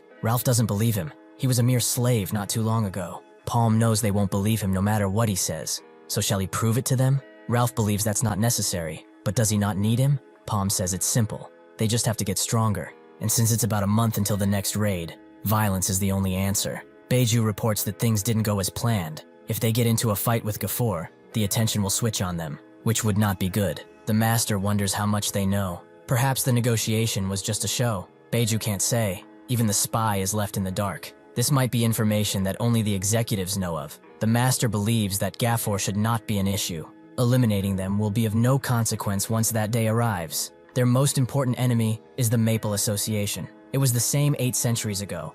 As with Empress Cygnus as the head, the Cygnus Knights aligned with the Resistance. The Explorer Association and the Nova Tribe got together to form this alliance. After 6 heroes got sealed, the only threat facing them was these guys. A mere conflict between merchant unions does not need the attention of the higher-ups. This is giving him a bad feeling though. Did Paume really do that with just Gafor at their side? He tells Beiju to get more info on Gafor, and she disappears, letting the master think about Paume and how much of an interesting enemy he is. Inside of a forest, Ralph and the rest are getting a beating from Paume, who just simply asks them to land a hit on him. He charges into Ralph, who runs away as Kiri readies her weapon. Debo is trying to concentrate, but can't because of their incessant yelling. He would much rather train like that too, but Paume told him that he has to learn to use that power voluntarily. He does not even know if it's possible, but it would be amazing if he could. Debo still wonders though, is this going to make him stronger? After training, Ralph can barely say that he doesn't consider this training through his swollen face, making Debo laugh, but Paume actually adjusted the difficulty to their circle level. Ralph ignores Debo's continuous laughter and asks if it's fine to let his sister all alone, which Paume believes so. She has guards after all. Debo also wanted to speak with him about something. He found a relic in the gate. They were able to get out thanks to it actually. He thought he would give it back, but he does not know where it goes. Does he have any ideas? Paume remembers that cross ring and takes the letter, as he will resolve it right away. He should also go to bed early, as tomorrow he will participate in the training too. Kiri continues to do so even through the night, the mocking of those around her pushing her further and further. As soon as everyone goes to sleep, Paume knocks on a door 3 times, prompting another to open up, the man inside asking who he is. Paume shows the letter and says that he is a mailman. The incident of the gate destruction, where the gate entrance got destroyed, was investigated by a merchant union, but the culprits were not found. To be exact, there was no point in finding them, as surprisingly enough, the gate reappeared somewhere near the original location, and after that, gates no longer got destroyed. Later on, he realized who the people behind this act were, and the reason for it. Paume is invited inside, and a woman asks how he knew of this place. He has 5 seconds to explain, or he will get a belly full of lead. These are the Cross Hunters, an organization that knew the gates were traps set by the followers, and they were the ones who destroyed the gates. It was a noble sacrifice that went unrecognized, but this time, things will be different. He puts the letter in front of the woman and says that he came to return this, though he guesses they don't have any reward put up for it. She starts counting down, while Paume explains that he came to tell them of a shortcut. Them wasting time is not good for anyone. He cannot explain how he knows of them, but if they do kill him, the Edelstein assembly basement will be found. More specifically, where their leader is, will be exposed. The woman walks forward, demanding to know who he is, and Paume greets her, calling her Cheryl. In this life, they do not know each other, but in the past, they used to be friends, as she joined the resistance after the Cross Hunter disbanded. They fought in countless battles, but one day, she sacrificed herself, just like the others. He wants to be direct with them. They should withdraw the branch in cunning, as it's already been exposed by the followers. He also picked up this recently. It's from someone of the Kanya Merchant Union. Cheryl does not get what he means. If he's trying to provoke them, he will regret it. Paume tells her to look, revealing the follower tattoo. The others are naturally surprised, and Cheryl is too, as that only appears when the skin is imbued with mana. There are not many people who know of this, let alone the followers, so she asks Paume what he wants. He better not be just a good Samaritan or something. Paume wants only one thing: information. After a talk, they kick him out, and they all think that this might be a trap schemed by the followers, so for now, they will pretend to fall for it. Paume got something he did not expect to get, while also getting the info he needed. He did not expect Kanya to be so swift. Perhaps they are also changing their plans, and since he cannot let them be, it's decided that their next destination is Nautilus. As soon as Debo and the others arrive at the port, he gets excited, as it's been a whole month since they've seen some action. Before all this, Abbas gave him 2 choices.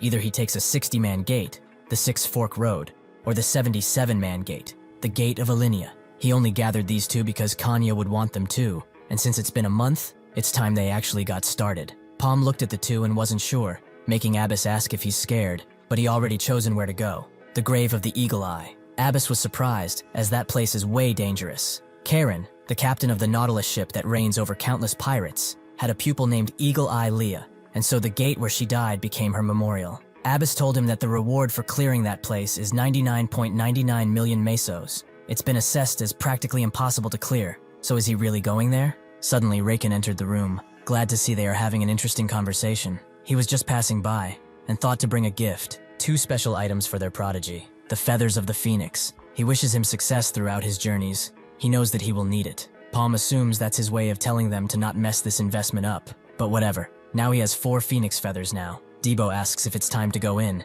but Paume says they are still waiting for someone. Suddenly, Ibaru shows up. He got what Paume asked for, although delivering them was pretty rough. What he brought was clothes for everyone, light ones that are of the highest quality. They are made of snow yeti leather. Paume brought it to him earlier, which Debo remembers. Ibaru is glad that they are doing well, although that's a given since they cleared a 100-man gate. He also hands them another spare outfit, but Paume tells him that it's his so he should get changed already. Ibaru doesn't even have time to refuse, and gets dragged into his plan. Somewhere else on an island, the Nautilus waits patiently for someone, that someone being Mineru, who seems to have been hard at work. The news immediately spreads that she cleared an orange-ranked 200-man gate. She's single-handedly changing the game. Inside of the captain's ship, she asks for something, but the captain refuses, making her ask why that gate would be easy for her. She is stronger than Eagle Eye too. There is no reason to refuse. The captain asks if this is her talking back. Is this insubordination? Mineru begins to shake and asks what about avenging Leah? She already knows how hard she tried to get here. The captain will not repeat herself again.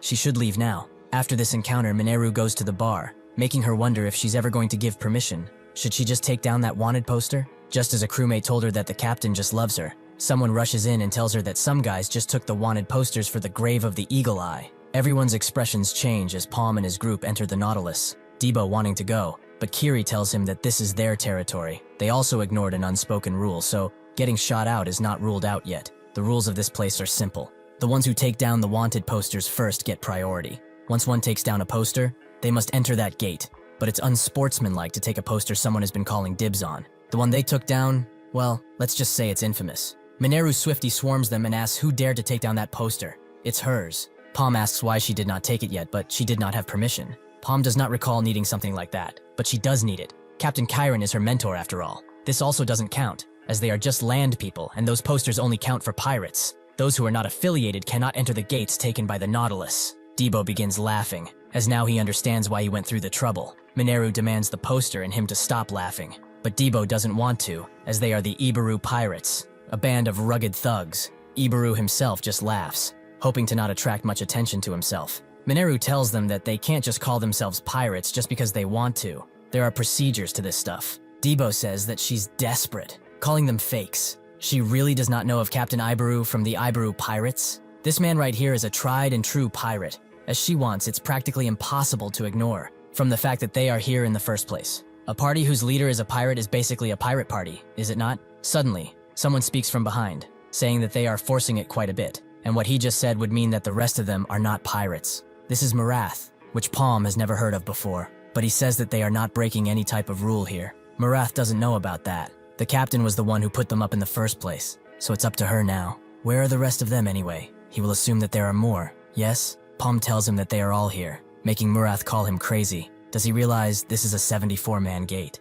Marath finds him suspicious, making him ask for his name, which Paume reveals, making the people around them surprised. He is the survivor of the Red Rank 100-man gate. Debo feels confident as they begin to praise them, but one of them doesn't care. They barely managed to survive in that raid and failed, so they are just cowards. Mineru cleared an orange-ranked 200-man gate. Is that not better? Marath has heard of them, so they should all compromise if that is the case. Since they took the wanted poster first, they can have priority, but why do they not give the remaining spots to another party? Debo wants to refuse at first, but Paume agrees. 100,000 mesos per person, 10 people max. Back in her room, Mineru is asked if she's serious about this, but she believes that they will die anyway. They can't just sit around doing nothing. She's preparing just in case if they escape the gate trying to survive, it will be over. The crewmate asks what the captain will think of it, but she doesn't have time to ask that. She will just do this and beg for forgiveness later. She will not allow that gate to be taken from her, no matter what happens. Ralph is rightfully lost. With that decision of his,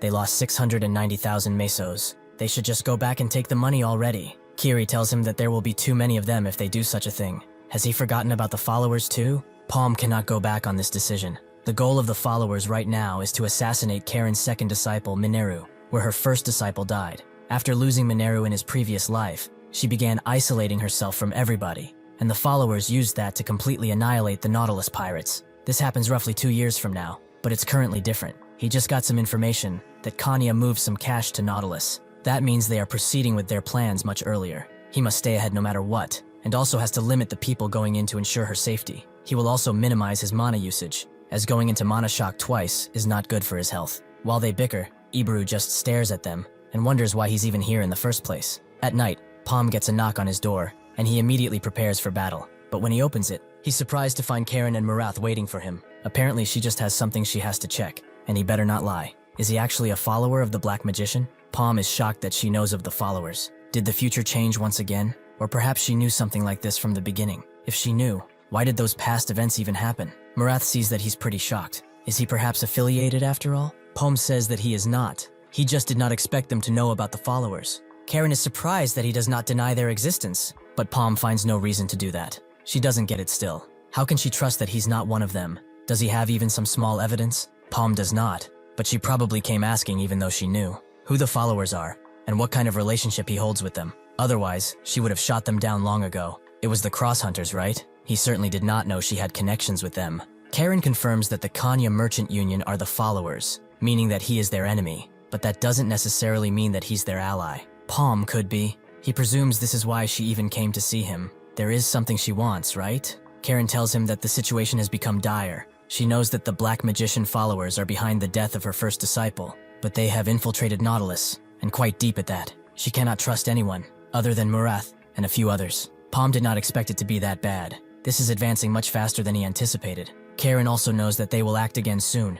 They are probably going after Mineru, as she's the icon of this ship at this point. If she were to die, chaos would rule this place, and even she would not be able to stop that. This is a negotiation after all. So if he protects Mineru in that gate, he will be rewarded with an item from the treasure storage. Eventually, they all go to the Eagle Eye Gate, Mineru determined more than ever to complete it. Once inside, Debo is excited, as he did not see such scenery before. The others just think of him as a dumbass, but suddenly, a cute dino creature appears, curious about their existence, making Debo think that this will be an extremely easy gate. Suddenly, the dino's mother appears and sees Debo next to her child, causing her to tower over him. The group begins fighting one dino after another, but their guns are attracting more of them by the minute. One of them believes that they can hold them out. They are just drakes. They should not pose much of a problem. He says this as a drake is ready to take a bite of him, but he gets saved by a bunch of magical bullets that completely eradicate the beast. Mineru tells them that he's right, so they should get back in formation and let her handle everything from now on. Paume's party continues to run away from the tide of drakes following them, as apparently Paume has just disappeared, saying that he had something to do. Eventually, they reach a giant tree, which a drake suddenly smashes into, letting Debo strike before it regains its composure. Paume has told them before that the way they fight is disastrous to say the least. If they keep going wild like this, they can throw efficiency out of the window. They will be fighting as a team from this moment forth. They are all family. Debo will always make the first move. He will go in the front lines and do what he does best: create chaos. It is alright if he does not get any kills instantly. He just needs to focus on injuring the enemy. Basically, he has to keep moving forward, no matter what may happen behind. He will ignore all attacks from behind, because his father will protect him, and that would be Ralph, who seems to be enjoying his role. Paume told him that he will act as Debo's shield. He should forget his selfish combat techniques, and fight for him from now on.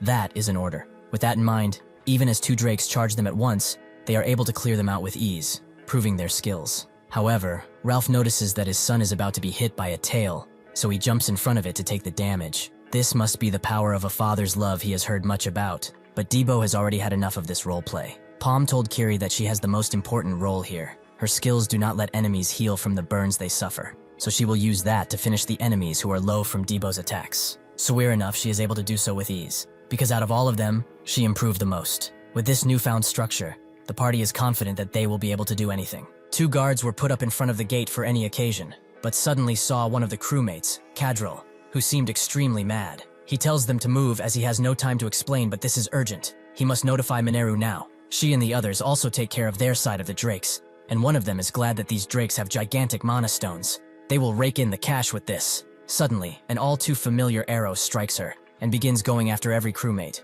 Mineru is able to destroy one of them, but notices killing intent from behind and uses her ability blindly, revealing who was shooting at them. It was Paume, who explains that he's just cleaning up, so they should just stay still. Their deaths will be a lot quicker. Ibaru, who has also joined the party in this gate, has been completely and utterly forgotten about. Debo said that he would take care of him, but at the first sign of battle he left. Why did they even bring him in? He would have died here if he didn't find this little hole to hide in, but he cannot stay in this place forever. If everyone else escapes, he will be stuck here, all alone. With this in mind, he begins trudging the land, holding on to his pride as a second circle adventurer while hiding from all the monsters he encounters. Eventually, he finds the second gate, making him wonder what to do, but suddenly, something appears behind him, causing him to fall on his ass. What he got scared of is Paume's snail, who looks puzzlingly at him. Ibaru did not see it come in with them, so he got scared. But unfortunately, he also touched the second gate, dragging him inside without his consent. The snail just lets out a heavy breath and dives in with him. Paume readies his arrows, but Mineru demands an explanation, and he should give it before he does anything.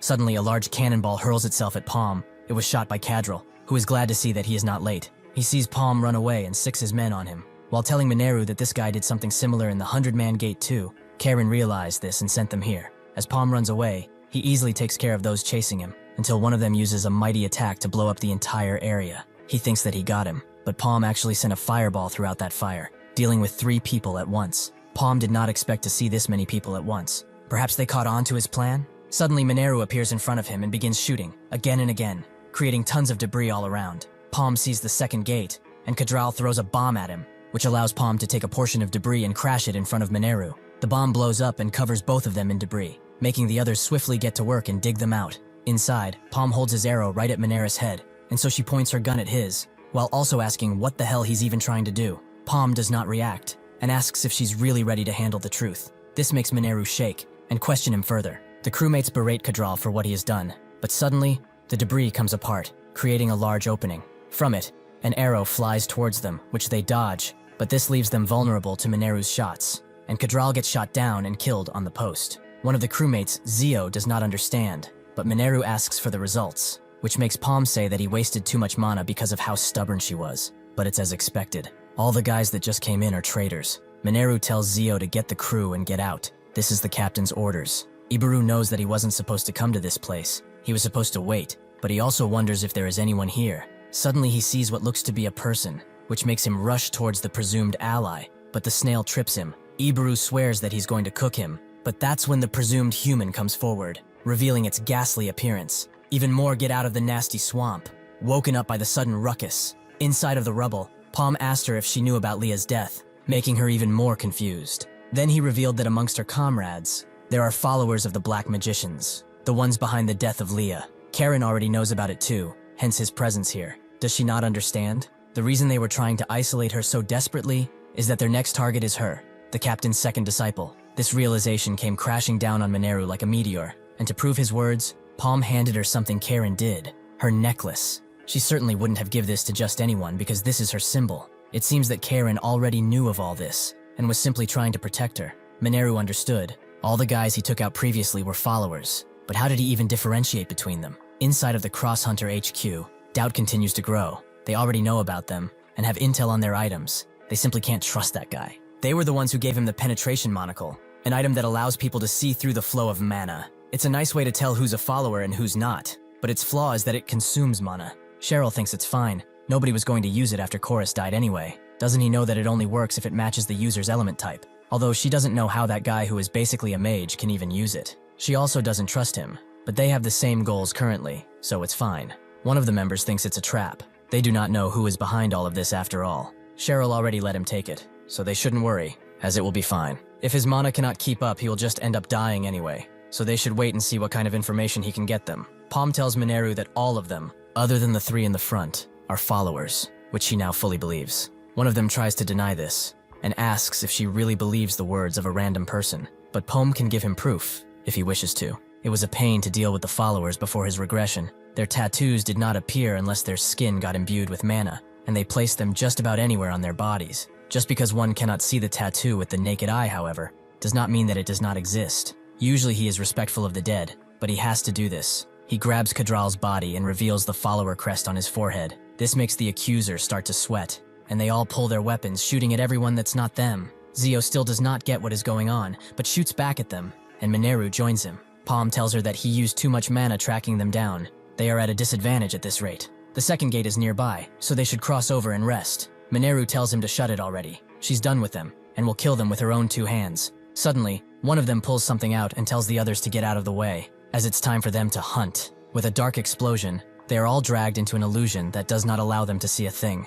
The illusion maker smiles. This item is really amazing, and she'd better be prepared to suffer now. As the others try to locate her, the maker points his gun at her, and says that he will send her to Eagle Eye, since she misses her so badly. Just as the bullet is about to reach her, Paume gets in the way and swiftly dodges with her. Normally, he shouldn't be able to see anything, but because of the monocle, he can see their auras. They all shoot at him because of this, but he blocks their bullets with ease and uses an arrow to take care of 3 at once. Another uses a cannon to destroy the debris shield, but gets a faceful of arrow as soon as he breaks it. The illusion maker cannot believe the force of these arrows. It doesn't make sense, but he can fend them off. With the 4 phoenix feathers, Paume creates a revolver that crashes through his measly attacks. But that's not all, as he rushes in to cut the hand of the illusion maker and blasts the others who dare to charge him. The illusion maker does not fret, however, as his death will mean something to the Black Magician. He throws a bunch of bombs all around, making everyone flail around in the air, but Paume catches them using a piece of debris and rushes to the second gate, as he's getting to his limit. Suddenly, however,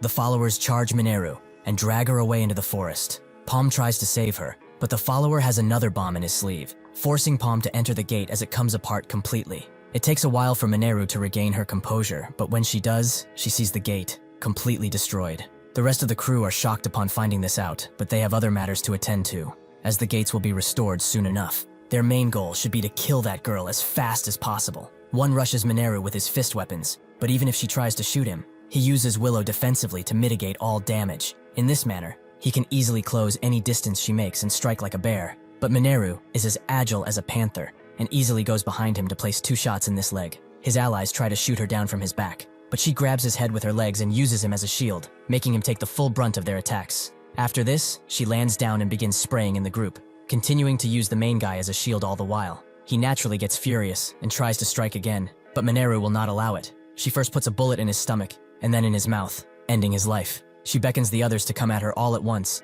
since she does not have time for this crap. Upon entering the second gate, the Paume party are surprised to find even more secondary gates, which Ralph recognized as special gates. He has heard of something similar before. They are connected to different places in this second region. Once a certain number of people go through, that gate will close, forcing anyone who wishes to go in to use the other gates. Debo wonders how they will all get back together if the gates go to different places, but Ralph says they just have to wing it and hope they are lucky. The 3 of them go into a gate. Lucky it was a 3-man gate, so they should look around closely. Paume will likely come through another gate after all, and keeping together is important. Suddenly Debo sees something in the distance, someone running towards them, and that someone is Ibaru, who knows that they will eventually come to save him. Debo tells him to not come this way with that thing, but he continues, much to their dismay. Paume and the others continue to fend off the creatures, with Zio seeing the clothes on their backs, making him wonder if they are, or were, human. That's the least of their worries, however, as even if they shoot their heads off, these things keep moving, and they're running out of bullets too. Even Paume is surprised. He has never heard of such monsters before without cores.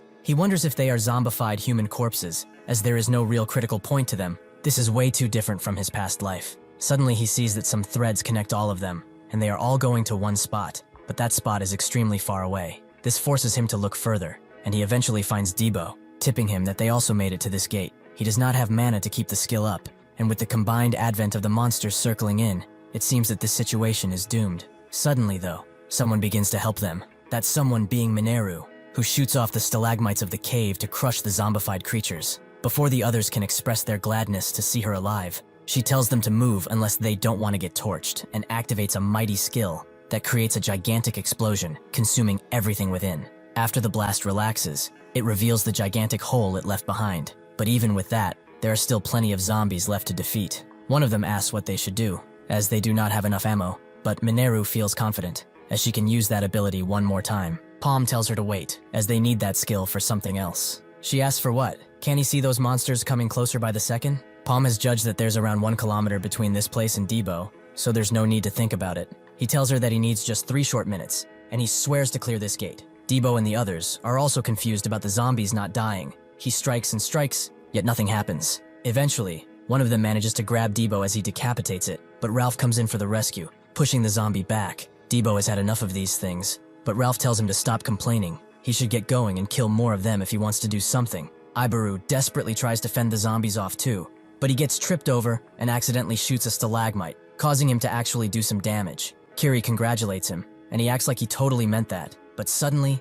something that was shaken up by the impact rushes out of the ground. The beast that seems to be controlling these undead. Debo tells him that he's a dumbass, completely eradicating the previous compliment he received. Manhwa and the others fend off the monster as Paume charges up his mana, but his heart is just about to burst. He did not want to push himself like this ever again, but he has no choice at this point. It is still too early to circle up. It will only take longer if he tries to do it when he is not ready, so there is only one thing left that he can do. He has always faced such dire situations, even before regressing. Monsters that kept getting stronger by the minute, and his mana that could not keep up with them. When he reached the 6th circle, which was his limit, he had to figure out how to close that distance between him and the beasts. It was a gamble for sure, considering that mana stones were used for just circling up, were just concentrated life force of the monsters, but he thought that if he could consume the core of the mana stone, he could turn it into mana. In theory, it should recover what mana he used previously, and what's left is the outburst going on around him. It makes it flow within his blood, and reaches even the veins of his heart,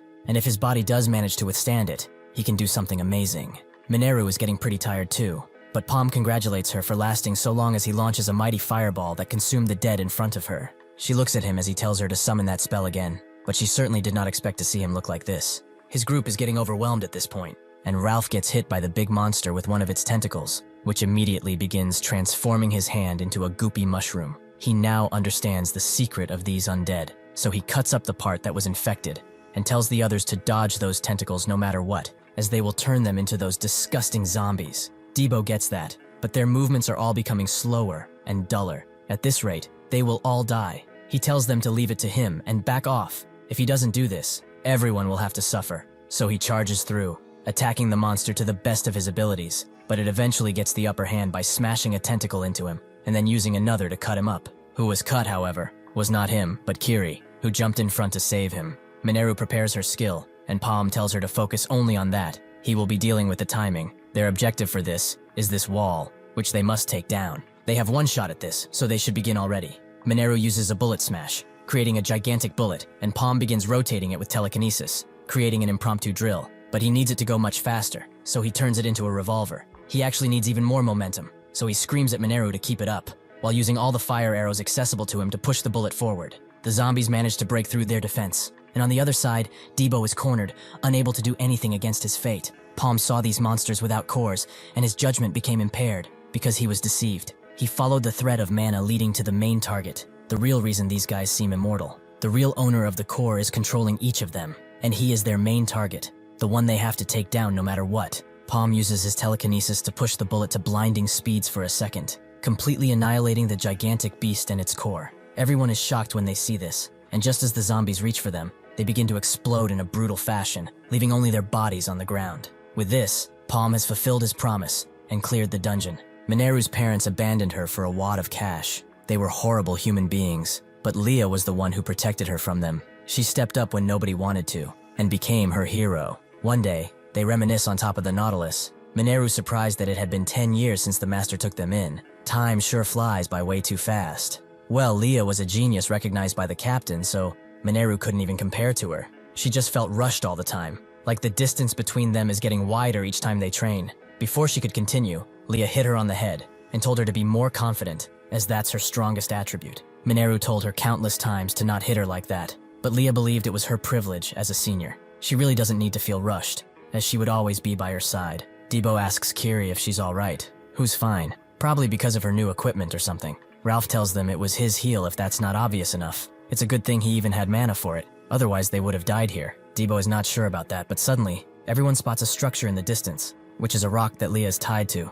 already dead for a while. Mineru bites her lip as she comes closer, with Ralph guessing that she probably tied herself down before she turned into a zombie. Inside her pocket, Mineru finds a letter, which is directed at the captain. The Black Magician followers are back. They have infiltrated deeply into the Nautilus already. She has to go back and help them, but that's not possible anymore, as they can probably figure out already. All that she wants is for them to take care of themselves, and this next part goes to Mineru. The followers had everything planned, Prina and Catherick. They stayed with her for the longest time, but half of her party members were with the followers. She cannot even think of how many more are amongst them now. She should trust nobody. She also apologizes for not being able to keep her promise, but she will always be her sweet little sister. Outside, the guards have been taken care of by the follower assassins, who wonder why it's taking so long, but they should be confident, as one of them had the fragment of light with them, so it should be easy to kill them under that item's spell. Suddenly, the entire squad of assassins begins to get shot down from behind. Kieran already knew they would do this, so she skipped the conference she was supposed to be at and ambushed them.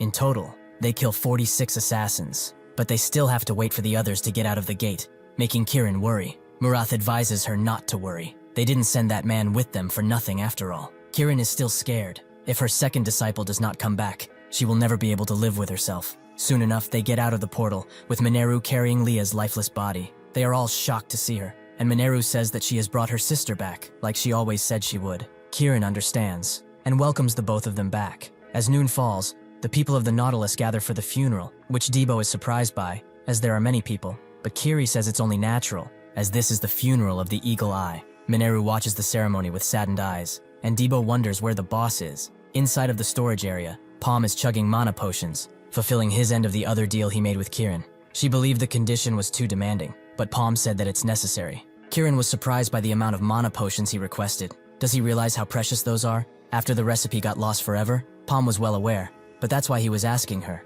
To him, it seems that it would be easy for her to procure so many. Kieran also didn't get why he wanted to help again, as their deal was over, but Paume simply said that they still got some things that are better done together. She was grateful he protected Mineru like requested, but that did not mean she trusted him yet. Paume told her to think of this as just a business deal then, and instead of the item she promised him, she will hand over two. In return for this, he will find all the Black Magician followers inside of the Nautilus. This is what he's doing now, but he swears this second life is not much easier from his first. After the funeral, Zio goes to Mineru and asks why she's moping around, but she just wants to be left alone. Zio tells her to go with those people. He really didn't mean to hear it, but he knows that Paume tried to recruit her. Things went smoothly thanks to his intervention, but the followers who killed Leah are still around. He's sure she wants revenge, because he wants that too. If he goes with Paume though, she will be fighting those guys on the front lines. And since he seems like a trustworthy ally, she should really go. He will take care of protecting this place, as he's pretty capable. Mineru is touched and smiles, but wonders if it's alright considering how weak he is.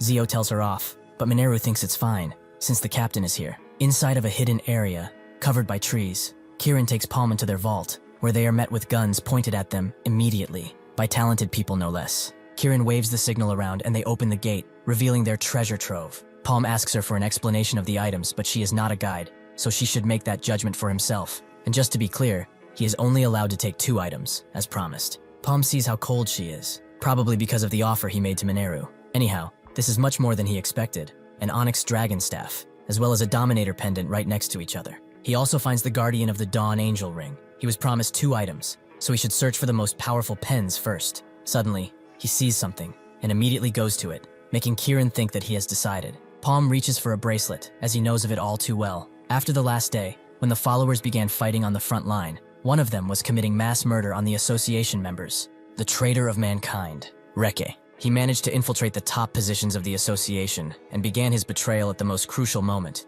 dealing the association a fatal blow. He was the symbol of terror to anyone with hope. He lost too many people because of that bastard. Is this perhaps where he got this item from? Without much worry, he decides that this will be his first item. Kieran is surprised he has a good eye for these things. But why this item? It doesn't really match up with his elemental type. As Paume walks to decide on the second item, he spots something glistening in the pile of gold, a ring he has never seen before, which seems like an ordinary ring. He reaches out for it, only for the ring to suddenly launch onto him. He screams out in surprise, making Kieran look at him, only to see the ring on his finger. She is surprised, but explains that item is not something she can give, so he should pick something else. Paume would normally just agree with her, however. The ring doesn't seem to be coming off no matter what he does. Beiju reports to the master that the Goldrich situation was resolved successfully, which he is happy to hear. But what about Paume? She apologizes as she shakes, as it was once again a failure. The master cannot accept something like this. They even use the damn fragment of night. Is this all that they are capable of? This is their last chance.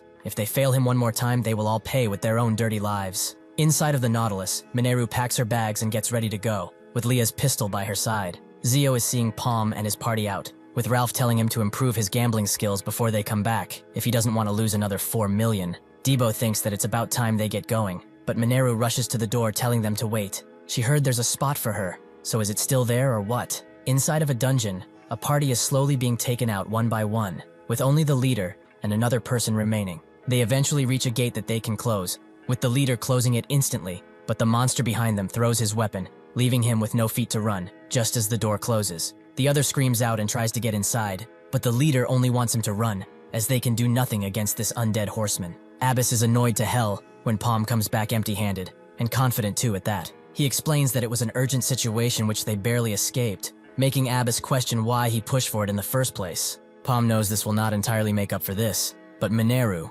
who was the target of the followers this time, has joined their party. Abbas is surprised, as she's not known as the Gold Eye for nothing, but this also means that the followers are about to get desperate, so they are going to bait them. Abbas has had enough. Just how long does he have to play around with his little hidden games? Paume cannot tell him everything just yet. If they end up in a war because Abbas's vision tunnels on the goal of bringing Kanya to the ground, they will not be able to end things properly. If that happens, they will never get to the root of the followers. He knows that the entire merchant union is also running out of patience, so he has to hurry. He promises it will not take long, only to appease his anger at least for a while. Ralph is naturally mad that he brought another mouth to feed without his permission. He will have to spend more of his money as a result. Debo tells him that having more skilled people is actually better. And why do they have to get permission from him when he's not even the boss of the party? Ralph says that their fee for ownership is still going on. This guy is just a temporary party leader. Paume doesn't really care what he thinks. If he has complaints, he can show it through his skills, as he's always open for a duel. Ralph gets scared, and then angry,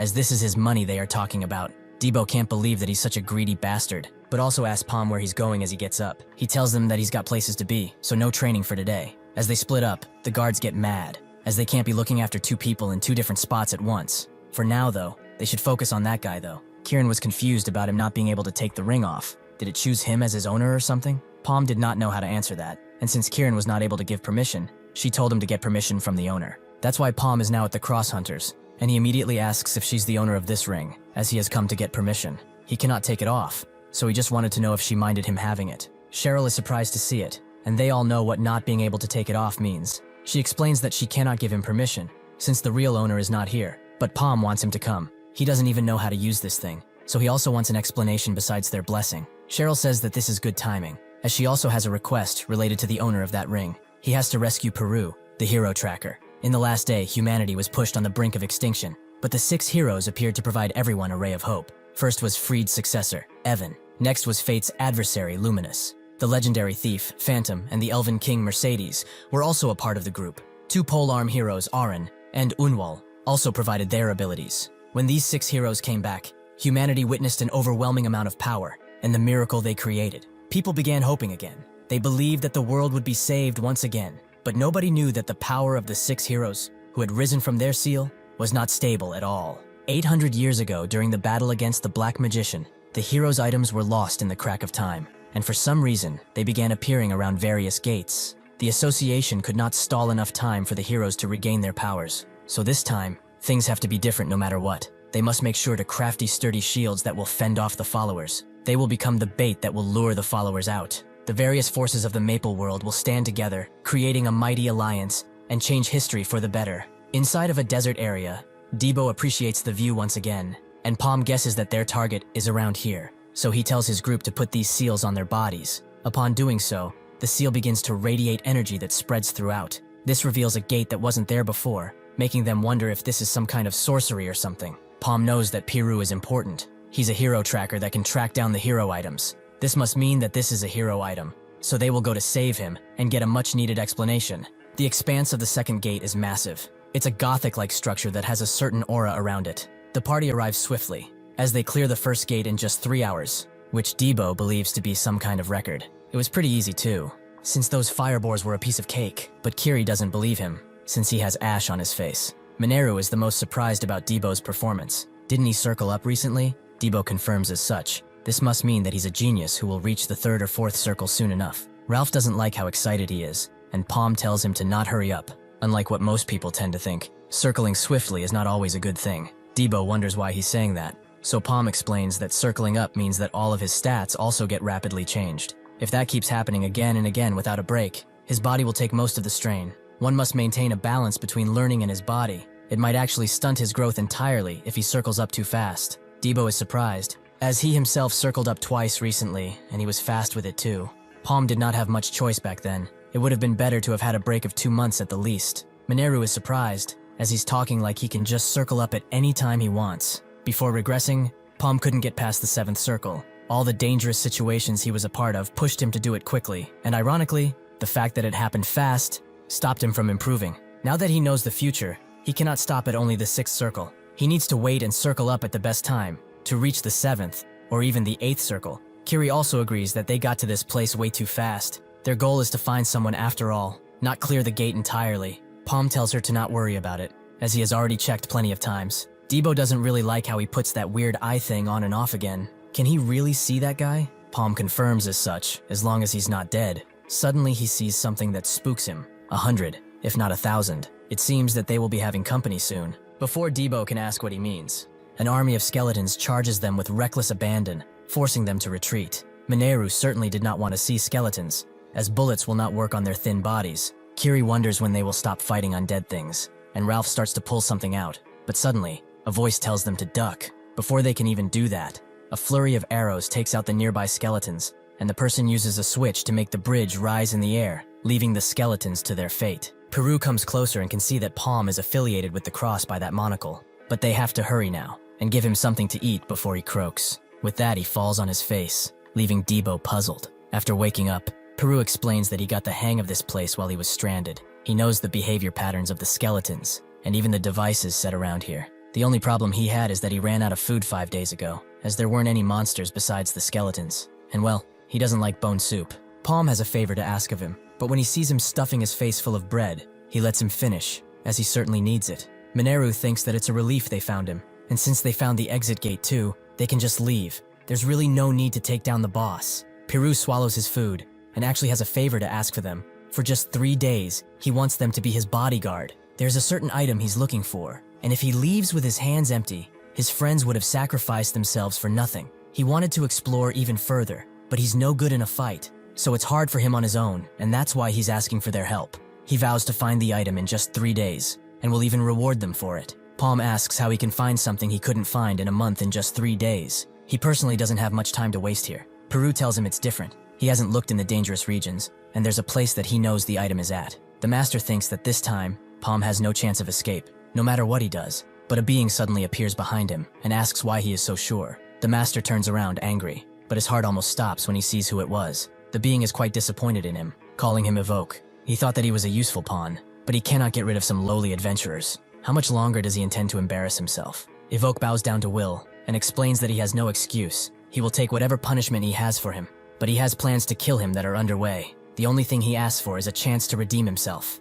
Will understands. He will take full responsibility for this, but he wants to hear what this marvelous plan of his is. As the skeletons of the castle walk around, aimless in their journeys, a bullet kills one instantly, prompting the others to hold their shields to defend themselves against the incoming projectiles. After this, they charge into the room they heard the shots coming from, only for the door to close behind them, letting Paume's party and Piru easily traverse this place. With this path now fully blocked, the skeletons cannot get to them. Piru says that they do not have much time to waste. These devices are far from perfect, so once a path closes, another opens. So those guys will notice that soon enough since they hold some type of intelligence. Debo is sure that they will find the item he is looking for before it gets to that, but he really wants to see this hero item of his. Paume notes that this place is really different from the others, which is why Piru thought to come here first. Debo wonders who actually made this place, but nobody rightly knows. Kiri spots a plaque with a language she cannot read, although it must be something important. Piru recognizes this as a riddle. It's a hint to the item's location, and he tries to translate it. When one hears the musicians, behind the deep dark curtains, there is a shining actor who looks down upon everyone he meets. Those with meaning must follow that light. Mineru also finds a door, which has some drawings on it. Debo and Ralph also find doors with symbols on them, making Piru think that they are a part of the riddle. Some are straightforward, but some are hard to figure out. Since the riddle is said to follow the light, he tells Debo to put some mana in the symbol of his door. This actually makes the door open, but also throws out a flurry of flame, giving Debo a new haircut. Ralph laughs his eyes out at this, and Piru thinks more on the riddle. He thinks about the curtains part, and thinks the answer is the moon door. He tells Ralph to go and put mana into it, only for him to be rolled over by a giant stone. This makes both him and Dib want to kill Piru, but he swears he will get it right eventually. Kiri thinks that there's a trap relating to the symbol if they get it wrong, but the problem is how to solve it. Each symbol bears a different thing, and it's all confusing. Maybe the lighting one is it, since it's related to light? Piru thinks hard, and Paume suggests that they are interpreting the symbols incorrectly. Why don't they try to solve the riddle, and then look for something that fits the answer? He does not think the riddle interpretation is wrong. The deep dark curtains might be referring to the sky, and the musicians are the crickets crying in the night. Looking down on them might mean the moon, stars, or even the clouds. Piru gets an idea from this. The moon changes with the cycle, and starts to move too, but they do not disappear. This only leaves one symbol, and that is the X, which is actually a star. It seems that he is correct, as there is no trap, but Ralph and Debo are kind of mad. Piru tells everyone to follow him as they are close, but suddenly, someone attacks him. That someone being Beiju, who wants to take care of the item for him. Paume gets in her way before she can strike and pushes her away, allowing him to summon a fire arrow that seems to go through her. But Beiju used a teleportation skill to get out of the way. She is not so easily defeatable. Even more assassins appear, with a woman leading them. She begins despairing, as perhaps they should have waited a bit longer before attacking. They need that hero's item to make up for their mistakes, but this will work out anyway. Piru asks what's happening. They shouldn't have been able to follow them due to the illusion charms, which Paume is also confused by. He checked to make sure nobody would follow them. The woman knew that they were curious, and told them to ask that person behind them. Paume suddenly gets punched, causing him to fly into a wall and dealing major damage. Debo becomes extremely enraged, and asks what he is doing, but Ralph is just earnestly making money right now.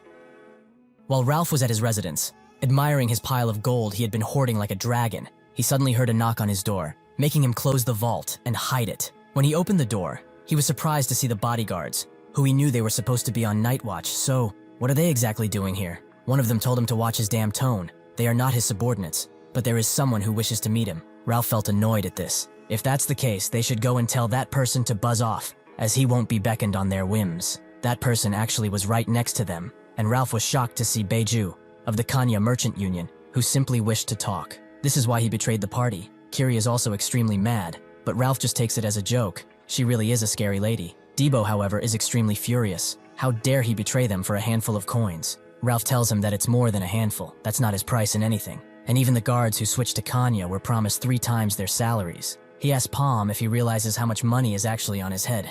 It's 100 million mesos. How can any sane man say no to such a generous reward? Mineru begins to shoot at him, prompting him to beckon the assassins forward, as he has had enough of goodbyes. The strange woman charges Kiri, who asks if they really think things will work out for them. The woman is sure that they will, even if she has learned to dual-wield in Cygnus. She has habits that are pretty easy to read. She always uses her right hand for stronger attacks. Since she can read her like an open book, dodging attacks is nothing, and that guy right there is good at fighting 1 versus 1, but he starts making mistakes when he's against more than one opponent. She already knows enough about them to say that she knows them personally, so they should accept that they will all die here. Mineru shoots at the assassins, taking some out while others reflect her shots, but Beiju appears behind her. Surprised to see Kirin's disciple around these parts, Mineru tries to shoot her, but she uses her teleportation skill to get behind her and begin to choke her with her chain, which begins to cut into Mineru's skin. Suddenly, an arrow saves her from this fate, making Beiju scream at Ralph to get it together, but he says that she should fight this bastard if she thinks it's so easy. He even broke a damn rib in that ambush. Suddenly, Peru gets ambushed, making him suffer a fatal wound, but everyone is too busy to help him. Fortunately, that was a mere illusion. The real Peru is actually at the mountain-shaped door, and he puts mana into it because he has an idea of what it actually is. With a sudden click, the gears inside of the castle begin to churn loudly, and with no warning, the floor completely disappears, making the assassins fall in with no chance of escape. Kiri screams at Debo to look right next to him, as there are giant holes everywhere. She grabs Mineru's hand and Debo tells them to hold tight as he uses his polearm as a crutch to stop. But eventually, the polearm comes out of the wall, forcing Mineru to use the momentum and charge into the hole, dragging the others with her. After they get inside, the door closes, and the floor goes back to normal, like nothing ever happened. The group tries to make sense of the layout, but it's a maze, as there are forks in the path that lead to nowhere and some that might actually lead to other places. Kiri notes that there were entrances in that hole all around, so perhaps they are all connected. If they are lucky, they will group up with Paume soon enough, but Mineru says that they shouldn't count on it, as they might be coming across the followers. Suddenly, Kiri steps on a hidden tile, making a gigantic metal fence appear between her and the other two, completely blocking them. Kiri tries to get it open while calling Debo a dumbass, but he swears it wasn't him. The gears turn again, and the walls begin to close in on the two, while Kiri desperately tries to get it open, but her attacks do nothing against the strong metal. Debo also tries slashing it to no avail, and Mineru immediately goes for the nuclear option and lets out a bullet smash. At first it seems to push the gate away, but the attack soon explodes, only to reveal that the gate has suffered not even one scratch. With the advent of the walls closing by the second, their minds become muddied, and they cannot think straight at all. Debo, however, does not give up, and uses his strength to push the walls apart to the best of his abilities. He cannot die like this, crushed like a damn bug. Mineru also tells Kiri to do something. She doesn't want to go see Leah yet. Kiri would like to, but what the hell can she even do? Debo sees that this is not working out, and tells Kiri that he has never forgotten that time when she jumped in to die in his stead. He does not like being indebted to people, so he was going to save her the next time she was in danger, but it seems like the cards have flipped on him. He gives up, so can she save him at least one more time? Kiri can't believe that he's joking even at a time like this, and grips her sword tighter.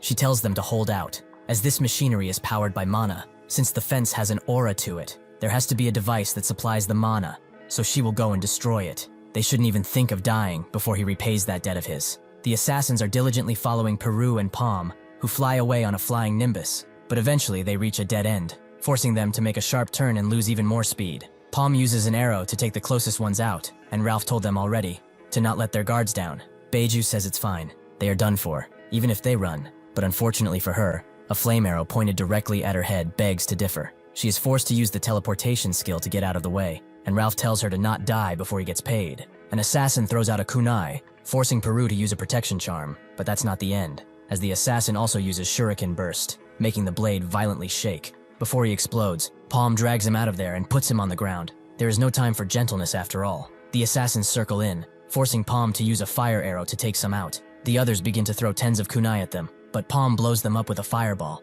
Even those that are close to him aren't safe, as he rips them apart with his magic. This makes the assassin stop for a moment, as this guy is truly a monster. After some desperate running, Kiri finally finds something that resembles the mana point, which she really hopes it is. She slowly approaches and feels an enormous amount of mana inside of it, meaning that this is definitely the place. If she gets rid of this, Debo and Mineru will be rescued. Suddenly, the woman from before closes in on her and uses a hidden strike to attack Kiri, who is powerless against it. The woman exclaims that her luck is out of this world. If she kills her, it's 2 for 1, as the others will also die. Additionally, she is the easiest to take out too. The Black Magician has truly smiled upon her on this day. Kiri tells her to move as she slowly gets up. She has no time to mess around, but the woman cannot do that. But she also has a name that she should use, so why don't they talk a bit? Kiri uses the rising sun and tells her to come already. She does not have time for idle chatter. The woman wonders why she's in such a rush, but whatever. She will kill her just as she wants to. The woman throws her blades at Kiri, who even as she blocks them, sees that some of them are fake. This distraction makes Kiri unable to discern between real and fake blades,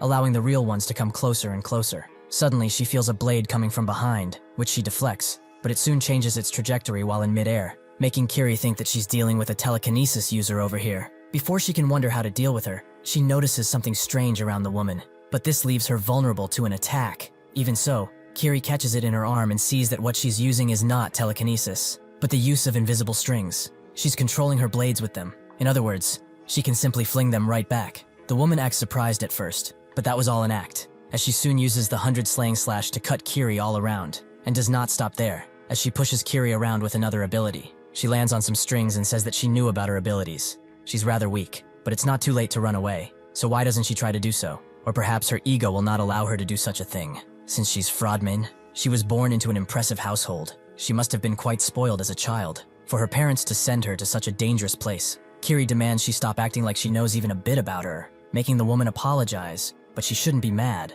as it will make wrinkles show more with age. Did she also not know that in this world, opportunities are not given to those who are born in situations that they had no control over? Isn't that the definition of unfairness? Someone like her experienced all the privileges of the high life, just because she was lucky enough to be born into a reputable family. The worst thing about all this is that she is not even talented, like at all. In the past, Kiri was always hated by the other trainees, who told her to stay in the corner, as she was only here because of nepotism. Her party is chock full of talented individuals from what she's seen. Well, except for her. She does not have the experience of Ralph, the cunning of Mineru, or Debo's talent. Kiri interrupts her and asks, so what? She knows very well that she's weak. She is not even good enough to live up to the expectations of her master, not even to her parents at this point. But that does not mean she is stronger than her. She already told her to charge in, as she has no time for such childish behavior. The woman appears to get ticked off and becomes mad, telling her that she should know her place. She uses the blades she throws in an intricate manner, making them fall against each other.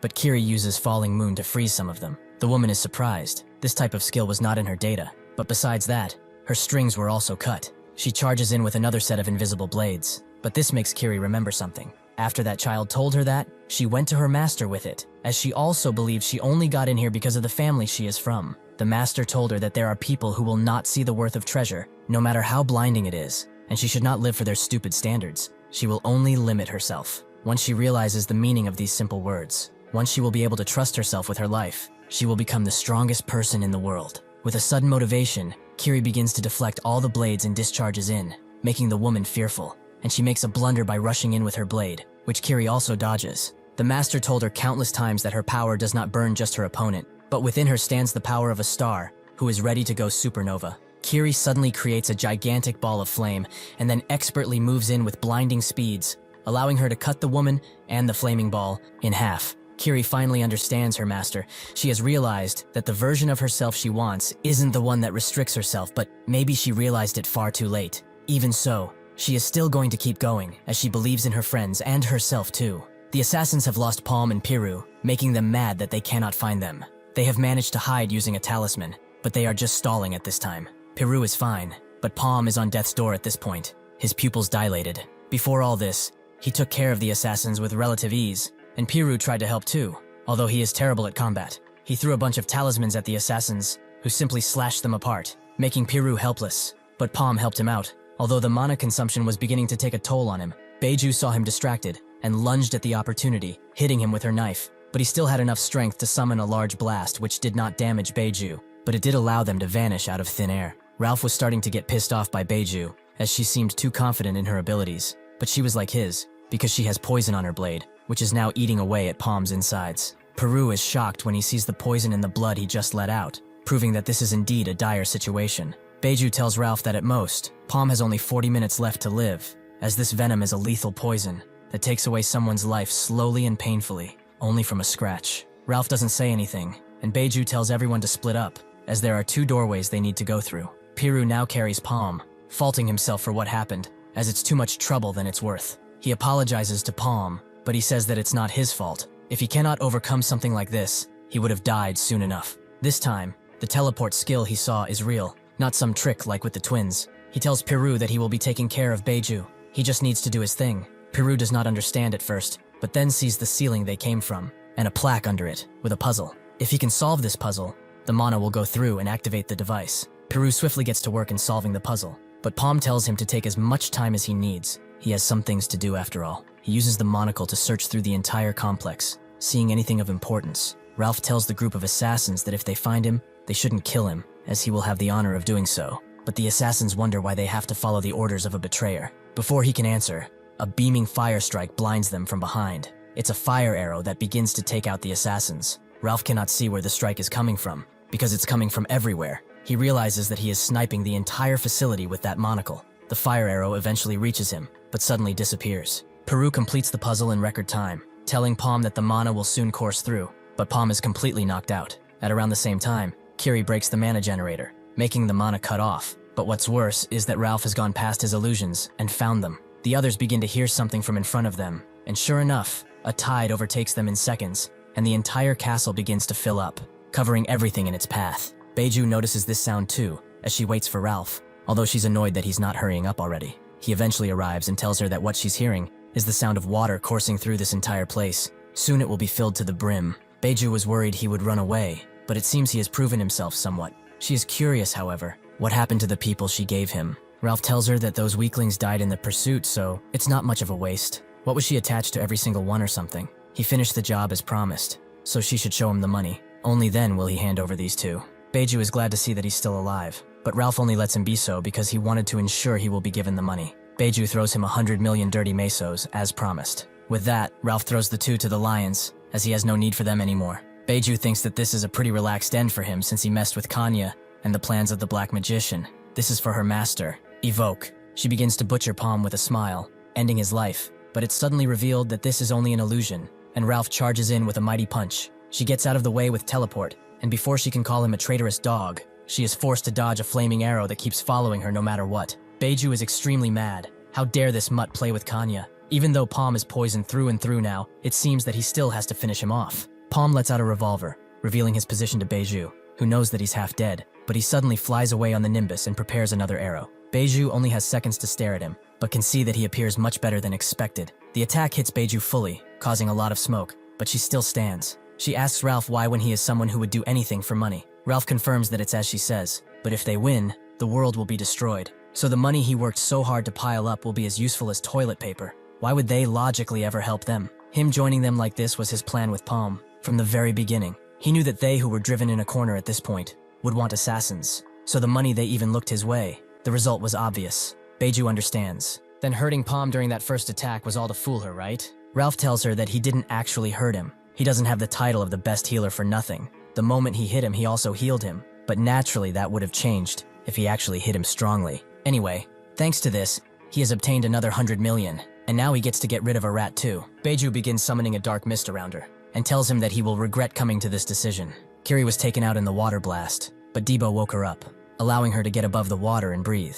Mineru wonders what just happened, but regardless of what, Debo knows it's not good. The water keeps pouring out of every hole without stopping. In about 30 minutes, this place will be filled to the brim. Kiri is pretty horrified, and just as expected, the only way for them to escape is through the ceiling. Because they destroyed the mana generator, however, that path will not open up. Suddenly, something big moves beside Mineru and splashes the water, making Debo look, only to see the statue that has been lying dormant come to life, looking straight down at them. Even when she was little, Beiju had a knack for killing. She did so to those who wronged her and damned them to hell, but even that would have been too gentle. Evoke appeared and told her that the fate of people like them, whose hands are filled with blood, cannot be better than hell. Her revenge had been completed, so her life was his to take. She moves in on Ralph and Paume, but finds that they are only an illusion and many more are coming. She is getting annoyed by each illusion she destroys as they are just charms. Her real problem is that reality is bending in with those illusions. Peru tells Paume to finish the fight already, as he cannot keep this up forever. So he summons a bunch of fire arrows and tries to blast Beiju, who actually appears behind Peru, ready to take his life. Unfortunately for her, Peru blasts her away with an amazing gut punch, as Peru used a talisman to make Ralph look like him, who seems to be enjoying toying with her as she weakens. He dodges her next strike, but Beiju catches the chain and threatens to strangle him. Ralph refuses to go down like that and lets out a mighty strike, but Beiju dodges and succeeds in putting the chain to his neck. Unfortunately for her, Paume is right there to break it, allowing Ralph to hit her again. She is getting increasingly annoyed and goes after Peru first, since he's the most annoying. But he dodges, and Paume uses telekinesis to fight her remotely, moving at a speed that Peru has never seen before. They really are monsters. Ralph joining into the fight, and they eventually pin her somewhat, forcing her to use even more mana with another teleport, and the Dark Flare ability, which throws everyone away. This causes Beiju to suffer more damage than it was worth, making her vow to kill all of them. But suddenly, the water reaches them too, and the tide takes all of them away. Ralph expected this, and got up on one of the pillars, but this leaves him vulnerable for an attack, which Beiju takes full advantage of. Now in her enraged state, she does not stop at just one strike, and plunges her blade deep in his stomach, before dragging him inside the water like a ravenous shark. Their fight continues under the water, Ralph holding his own, but the poison immediately starts getting to him. He is forced to block the next strike with his hand, which almost reaches his head, but this allows him to use a dispel item that affects the entire area. Beiju can barely comprehend what just happened as she dodges, but she did not expect him to have a spell that heals and also removes any status effects. This is what he must have done for Paume too. Beiju teleports away before she can be hit, and prepares to strike, but Ralph suddenly gets protected by a magic barrier that allows him to easily attack through it. He uses a feint to make her dodge, allowing him to go for a grab, but even if that attack was dangerous, Beiju gets out of the way. Ralph apologizes. It was really hard for him to ignore all her boasting, and he wanted to take a closer look at her teleportation item. He moves in to finish the battle, the protective bubble allowing him to do so without worry. Beiju tries to go behind him again, but he expects this and incapacitates her with a kick. She always does the same thing, teleport behind him again and again, so while her moveset has been rather boring, this fight has been fun. Suddenly, Beiju unleashes a mighty flurry of power that completely breaks Ralph's barrier, allowing her to attack, but suddenly, her hand gets removed by a flaming arrow, and she already knows who it came from, since she's distracted. Ralph manages to punch her extremely hard, so hard that her teleportation item is shattered into pieces. Beige begins to despair. With so many injuries, she will not be able to carry out her master's orders, but she will not allow that to happen, no matter what she has to do to succeed. Paume sends a revolver her way, which she desperately tries to block, as she will not allow them to leave this place alive, even if she has to sacrifice everything. Her striking hand and even her blade shatter against the impact, but even as the revolver ends, she summons another blade and uses her mouth to strike. Paume is impressed by her will. However, he still has one arrow left. He shoots it at her, and with no way to block it, the half-alive Beiju is forced to stare at it. She remembers Evoke, and how he praised her every time she did something well.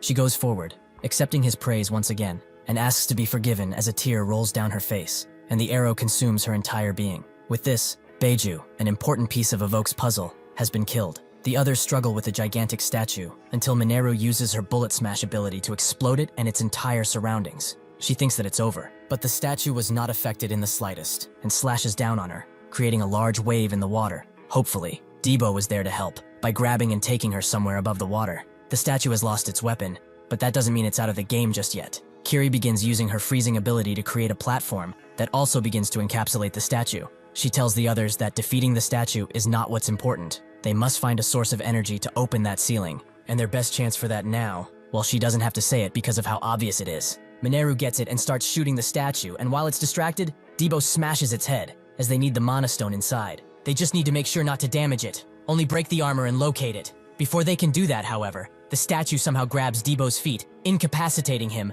and allowing the statue to go for a grab. Kiri screams at him to watch out, but he is too late with his reaction. Fortunately, a holy shield appears, and Debo knows that only one person can do such a thing. Ralph is glad to see that his son still needs rescuing as usual, and grabs him out of harm's way. Debo immediately calls him a traitor, but Ralph advises him not to talk that way to his one and only father. Debo tells him to cut the crap and let go, but suddenly, from another door, a mighty revolver crashes into the statue, proving that Paume is alive and well. Debo tells him to not break the Mana Stone, which Paume sees using the monocle. He tells Debo to hold tight, and grabs his polearm using telekinesis. He doesn't get why he did this at first, but the others do. So as the statue tries to grab him, they protect Debo and tell him to go already. He realizes that he's the main character for this part and smashes his polearm into the statue's back, creating an opening that stays open just for him to go in and then closes. Ralph notes that since it had a taste of his son, it should spit him right back out if it's done chewing. He smashes his fist into the statue's side, creating cracks all around and allowing Debo to rush out with the core.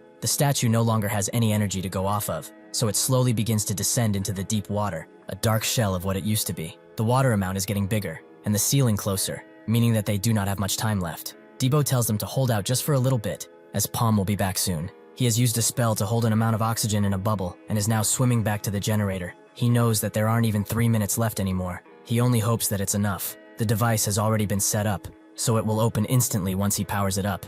There is no need to think about this. He must find the shortest route. He trudges the dark corridors using the monocle and swims as fast as his body allows him to. The water continues to rise, forcing the others to take one final large breath and hope it holds. Paume knows that he will be too late. It would take 5 more minutes if he takes this route, so he has to create his own path. He sees the generator, so he uses telekinesis to create a bubble right near the wall and uses flame orb to break it, which creates a large current. But Paume swiftly throws the core into the generator, and it immediately begins taking power. It breaks the core's shell and circulates the energy all around. The others can hear the gears turning, and sure enough, the floor opens, letting them get out. But Debo has started to grow a disdain towards castles. Mineru hopes that the statues will not start moving again, and Peru shares the sentiment. He didn't even know such machines existed. Debo wonders if Paume will make it, who has run out of oxygen, so he desperately tries to get to the open floor, but his body fails him, and he loses consciousness the moment he sees it. Suddenly, Mineru jumps in for him and shares her oxygen, allowing her to get him out. Paume suddenly wakes up inside one of his memories, where his friends are telling him to rest if it gets hard, as he did well. Even back then, he said these same words. He is all right, as he has made a promise to them. Paume eventually wakes up, coughing up water as he does so, and immediately asks if they saved him. Debo is glad that he finally woke up. He was worried since he took so long. Paume doesn't feel anything wrong with his body, but that's because Ralph has been using healing on him. Paume is glad to hear it, but wonders why Mineru is embarrassed and isn't looking at him. While they are walking out, Debo is told about their previous plan, but also understands that almost half of it was improv. He would have really liked to know about this beforehand, but Ralph tells him that it's like that saying, if one wishes to fool his enemies, he must do so to his allies first. And thanks to that, everyone took the bait. Paume wonders if it was really acting, as that first attack dealt on him felt like it had quite the emotion put into it. Ralph clears his throat and says that they should just walk silently from now on, but also wonders why they are taking the body of this woman, or whatever's left of it. Paume does indeed have a use for it. He must keep his promise to Gafford after all. Suddenly, Piru begins to run forward without warning, as he has finally found what he has been searching for all of this time. This is the hero item he was talking about previously, but Debo questions if it's real. He can't tell just by looking. Piru is certain of it. This is a Phantom storage key, the world's best thief. Phantom. Paume had heard of him before regressing, and of his storage that had amazing things. It appears that this is the key to said storage. Piru thanks them, as he wouldn't have been able to do it without them, but as soon as he picks it up, the entire castle begins to crumble, and Piru tells them to book it. Debo asks why he grabbed it without even thinking. Has he not learned his lesson from everything they have gone through? He apologizes, but they must go in that tower at once, as there is an exit that should be open there. Debo asks if he's sure, but before he berates him for not answering, a bunch of skeletons rush them from the hunt. Ralph takes the stage and uses the angel fountain to eradicate the unholy undead, who melt at the sight of this ability. Debo asks why he did not use this earlier, but it consumes too much mana, and that will also be 500 mesos per person. Before they can sigh of relief, the unholy horseman arrives and begins slashing at them, making Peru demand Ralph use that thing again. But that was the only time he could use it. The horseman does not give up, and under all that pressure, the ground collapses under them, but Piru saves them with a flying nimbus. The horseman does not give up in his quest to hunt them down and swims through the water below them. Paume tells Kiri to do it, and she uses her frosty ability to keep the undead horseman at bay, who screams out in rage. As a farewell gift, Mineru sends him a gigantic bullet, but the way in front of them is blocked. Paume gets to it and explodes the wall just as they enter, making the tower crack and begin to fall. Fortunately, it doesn't take long for them to find the portal, but at the same time, the tower begins collapsing, and with only mere seconds, they all jump towards the escape gate, which soon becomes destroyed by the rubble. Will immediately feels Beiju's energy fading as she dies, so he presumes that this was another failure on their part. Evoke truly has no excuse for this, and will take responsibility for this with his own life. Will agrees he will take his life at any point now, but before that, he wants to show him something, and the more the audience, the better. Evoke is surprised by the two that just came in, and Will says that it's about time they switch up the players. In a lord's manner, his butler tells him that there is still hope. The young master is still alive in the gate. He is probably waiting for a rescue team, and since they are not a full team, 6 more people will be able to enter the gate. He will form a rescue team at once, with his permission. The Lord trembles as he thinks of his son, Jack, and what he is doing now. The first people that get info on this are the Cross Hunters. The son, Jack Rich, was a part of a party with tons of items and bodyguards, which is to be expected of a son of the richest man, but there's no way they would have one to an orange-ranked gate like that. Cheryl wonders if Kanya had something to do with this. She certainly did not expect them to sink their teeth into the #1 merchant association. Are they not afraid of any backlash? It's all too suspicious, so they should contact the Goldrich first. Sherlin hears some commotion coming closer to them, wondering who it can be. Peru tells Paume that no is no. He doesn't even know what it does, so he will not let this slide. Upon seeing Peru, who is refusing to give Paume the ring,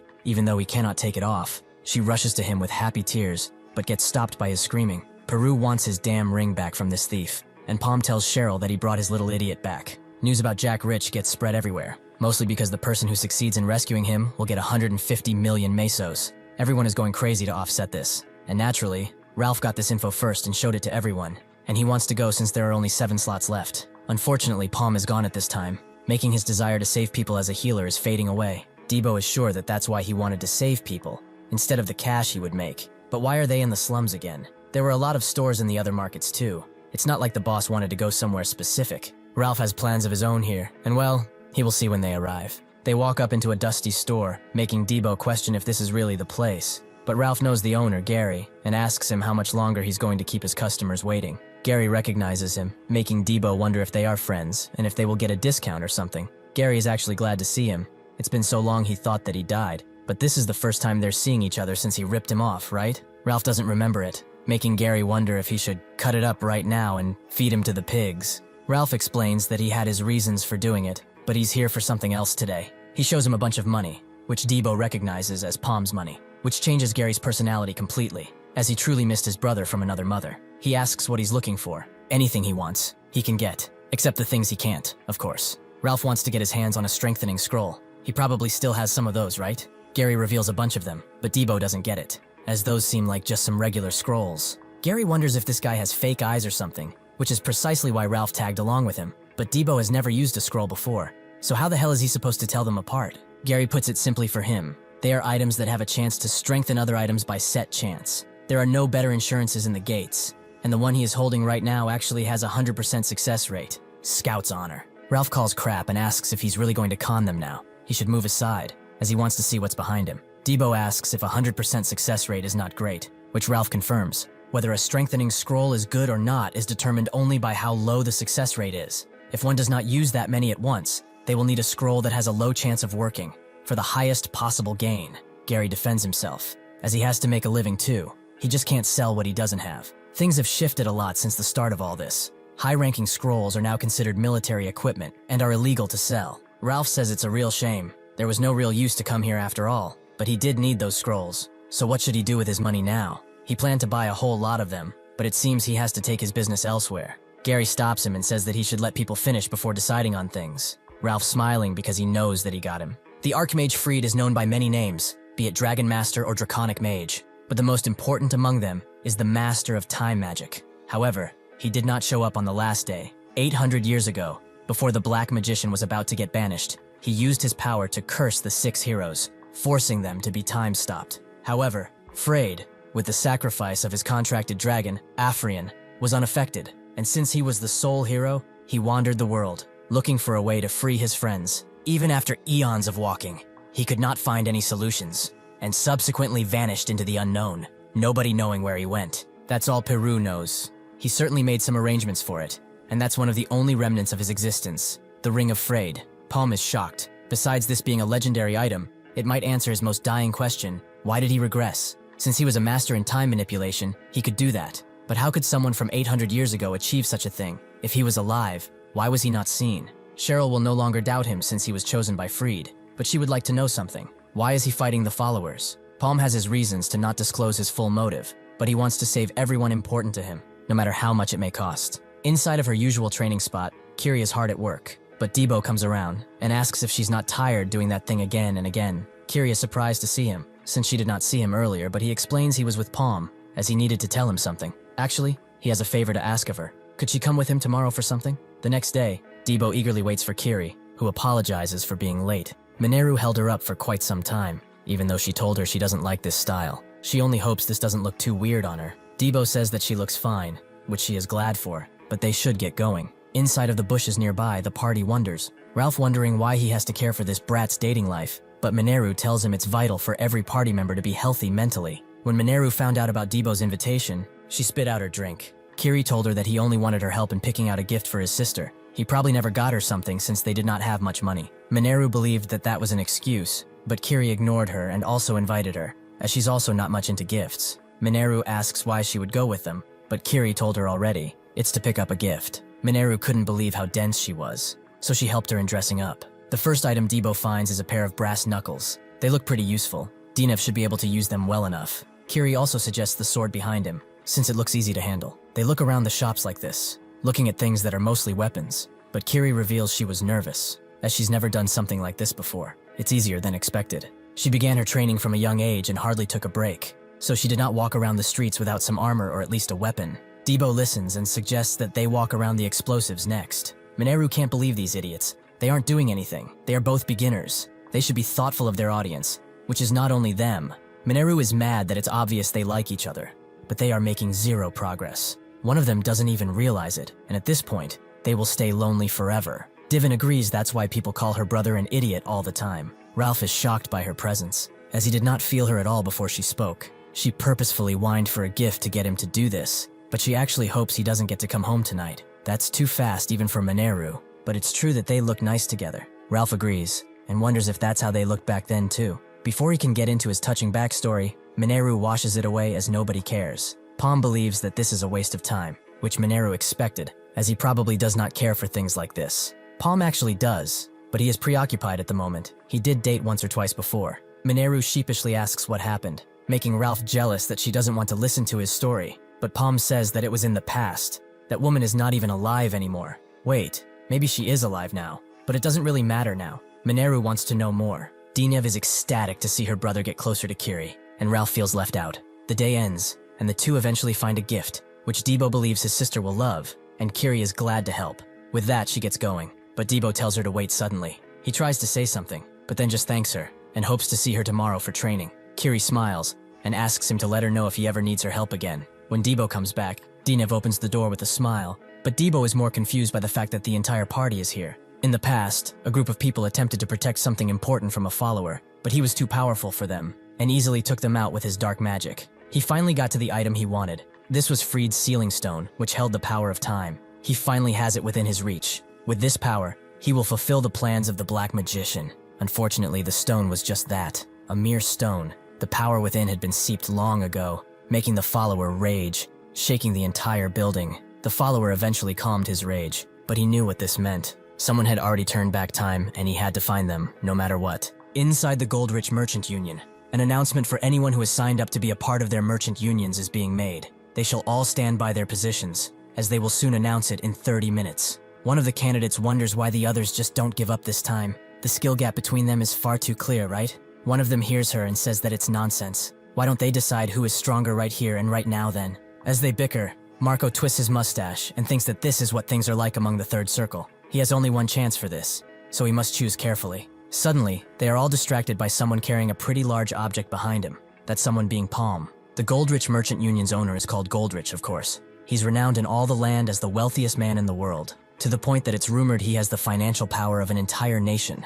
Marco walks him towards Goldrich, who is admiring his fountain, but immediately turns his direction to the door as they enter, and asks if he's the Gafford boy who's looking for him. He truly must be underestimating them then. Paume introduces himself and tries to tell him the reason he's here, but Goldrich already knows. He wants to be a part of the rescue team, but he will listen closely while he still has the patience. This is not something Gafford will sink its teeth in. Paume apologizes, but he's not here to represent Gafford, making Goldrich shoo him away. How dare he enter the estate as a mere third-rate adventurer? Suddenly, Paume slams the giant thing he had on his back, prompting Goldrich to tell him to leave before he calls for the guards, but Paume just wants him to have a look before he decides anything. Inside of the box is Beiju's body, which Goldrich recognizes as a Kanya executive. Does he realize the magnitude of what he has done? Does he intend to start a war? Paume says that if it comes to that, sure, but the Goldrich Merchant Union will also be a part of it. Suddenly, the door opens again, and someone enters, saying that he will explain since this involved them too. Goldrich is shocked to see them, and before all of this,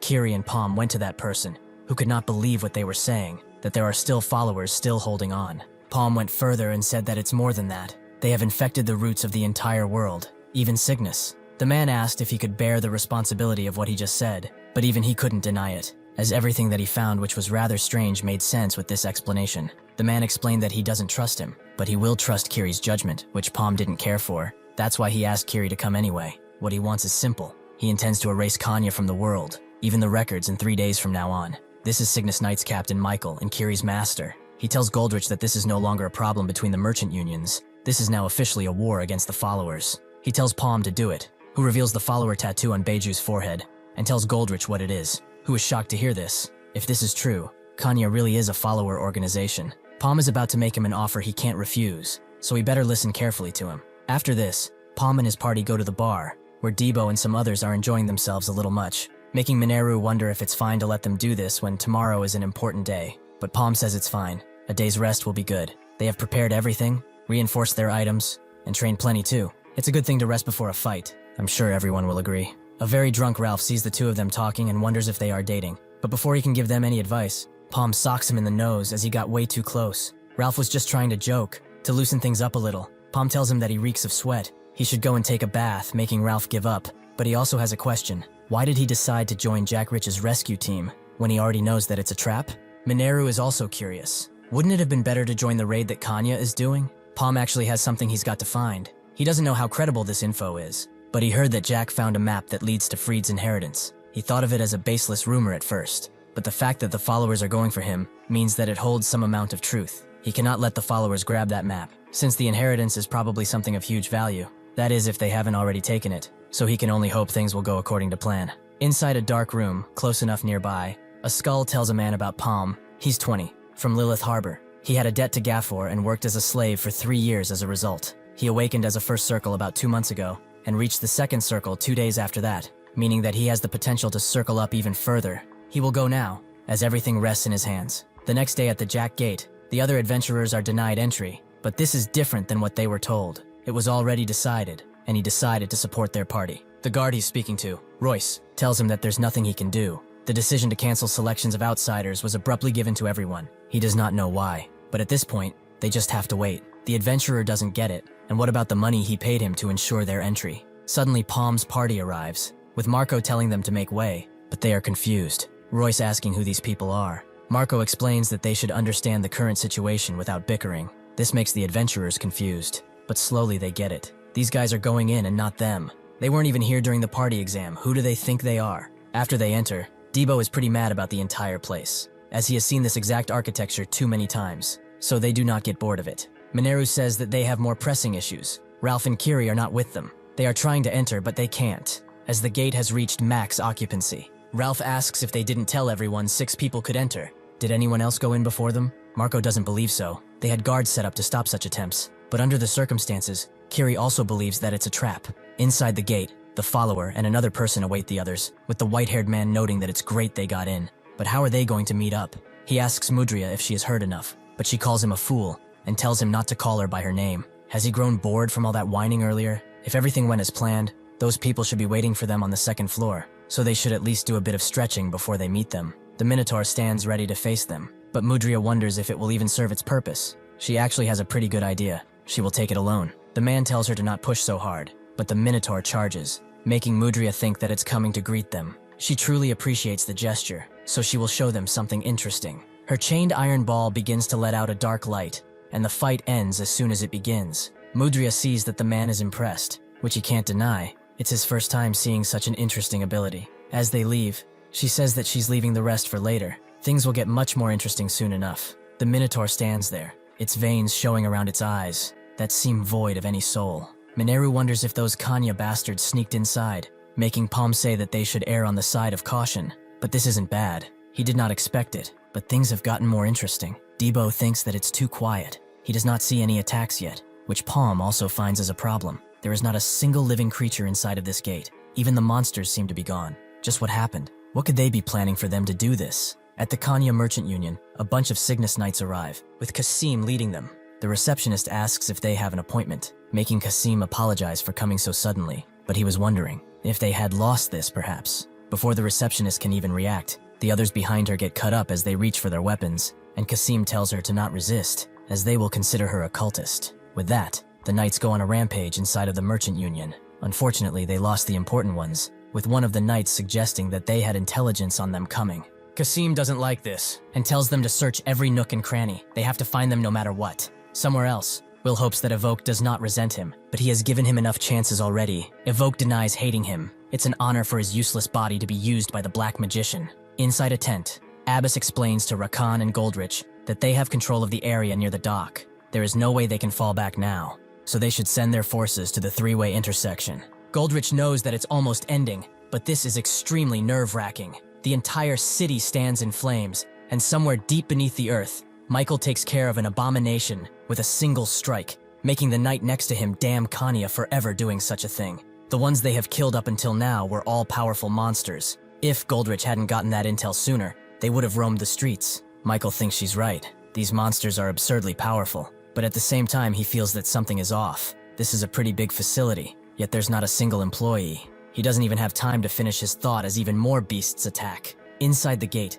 Jack cowers into a corner as he wonders where the monsters are coming from. If the guards hadn't sacrificed themselves, he would have surely died, but he doesn't want to do that. He has so much to live for. Suddenly, Paume arrives and tells him that they could hear him whining from 2 rooms down. Jack is scared and draws his blade, but Paume kicks it away and likes that he's at least full of energy. He shouldn't be nervous, however, as they are here to rescue him. To prove it, he gives him his father's necklace, making Jack very glad. But is it really just them? Paume asks if they needed more to carry him, but that's not it. 3 people are not enough for this place. Paume sees him acting strange and looks further into him, but doesn't spot a tattoo or anything unusual. With that, the party thinks of leaving, but Paume suddenly feels a surge of energy coming towards them that cuts one of the pillars as it rushes towards them. This was summoned by an assassin, who has many more besides him. Debo asks where their manners are as they almost got blasted by that thing. Suddenly someone from above asks what manners, and Paume can feel an incredible amount of mana from him. The white hair man lands down, and notes that since he's talking about manners, he must not be scared in the slightest,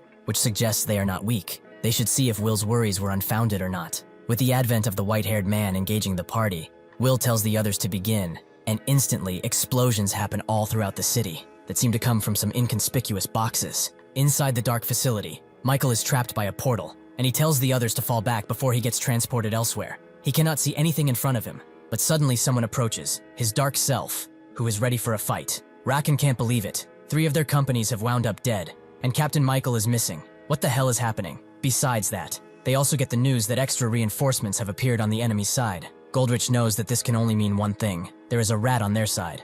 As they worry about what to do, someone kills the guard that was standing outside, and Marco believes that it's a hassle to only deal with a few people. But they should not worry, as everything will be over soon. Goldrich can't believe it. His own right-hand man was the snake this entire time. Everywhere, the stench of death wreaks havoc as the 2 sides continue to battle. Kiri has arrived too, helping the civilians leave the city, but she soon gets ambushed by one of the followers. Fortunately, Ralph is there to help her, who thought that she was getting better at this. Kiri can't believe it, that they are indoctrinating children too, but Ralph just believes that's what kind they are, blinded by an obscure faith. Even when they were attempting to scout him, they said that they would grant his deepest wishes if he only helped in undoing the seal of the Black Magician, even if it meant they had to reverse time. Kiri can't believe it. That's a godlike power, but Ralph doesn't actually believe it. The world isn't so easy that things would just work out. If that Black Magician is as powerful as advertised, why did he get locked up? Everyone knows that this is some nonsense. They are just utilizing the weaknesses of humans, as he is sure there are many people who would turn back time. Goldrich asks Marco why he is doing such a thing,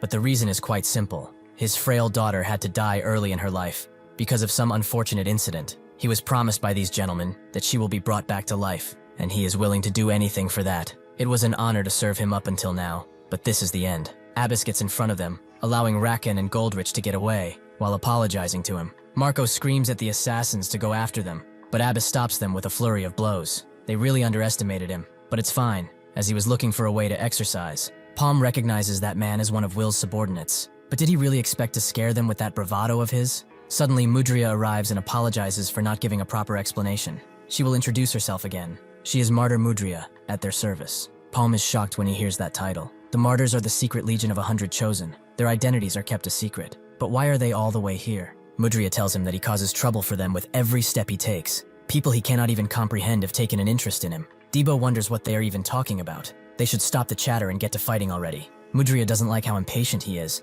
but did they perhaps notice the lack of monsters in this gate? She will introduce them now, so it doesn't seem unfair. From the iron ball, she lets out all of their damn souls, which transform right back into minotaurs that charge the party from all directions. Mineru wonders why they are obeying the followers' orders, and why there are so many. Paume tells them that these creatures are brainwashed, so they have no choice but to fight. Paume also tells Debo to not use his weapon, but before he can tell him why, he gets blasted by a green strike, throwing him into the wall at ferocious speeds. The Minotaur is not done, however, as he charges a confused Debo, but he gets blasted by Paume, who tells them to move, as he will take them down all at once. He uses a mighty arrow and crafts it into a revolver that takes out most of the Minotaurs, and when he notices the assassins attempting to run away, he uses telekinesis to turn the revolver and take them out. It also goes near the party, but the show is nothing short of amazing. This is the true power of a spell used in tandem with telekinesis. The white-haired follower finds this interesting, and using a ring dispels the blast. Mineru did not expect this. Does Paume's magic really not work with them?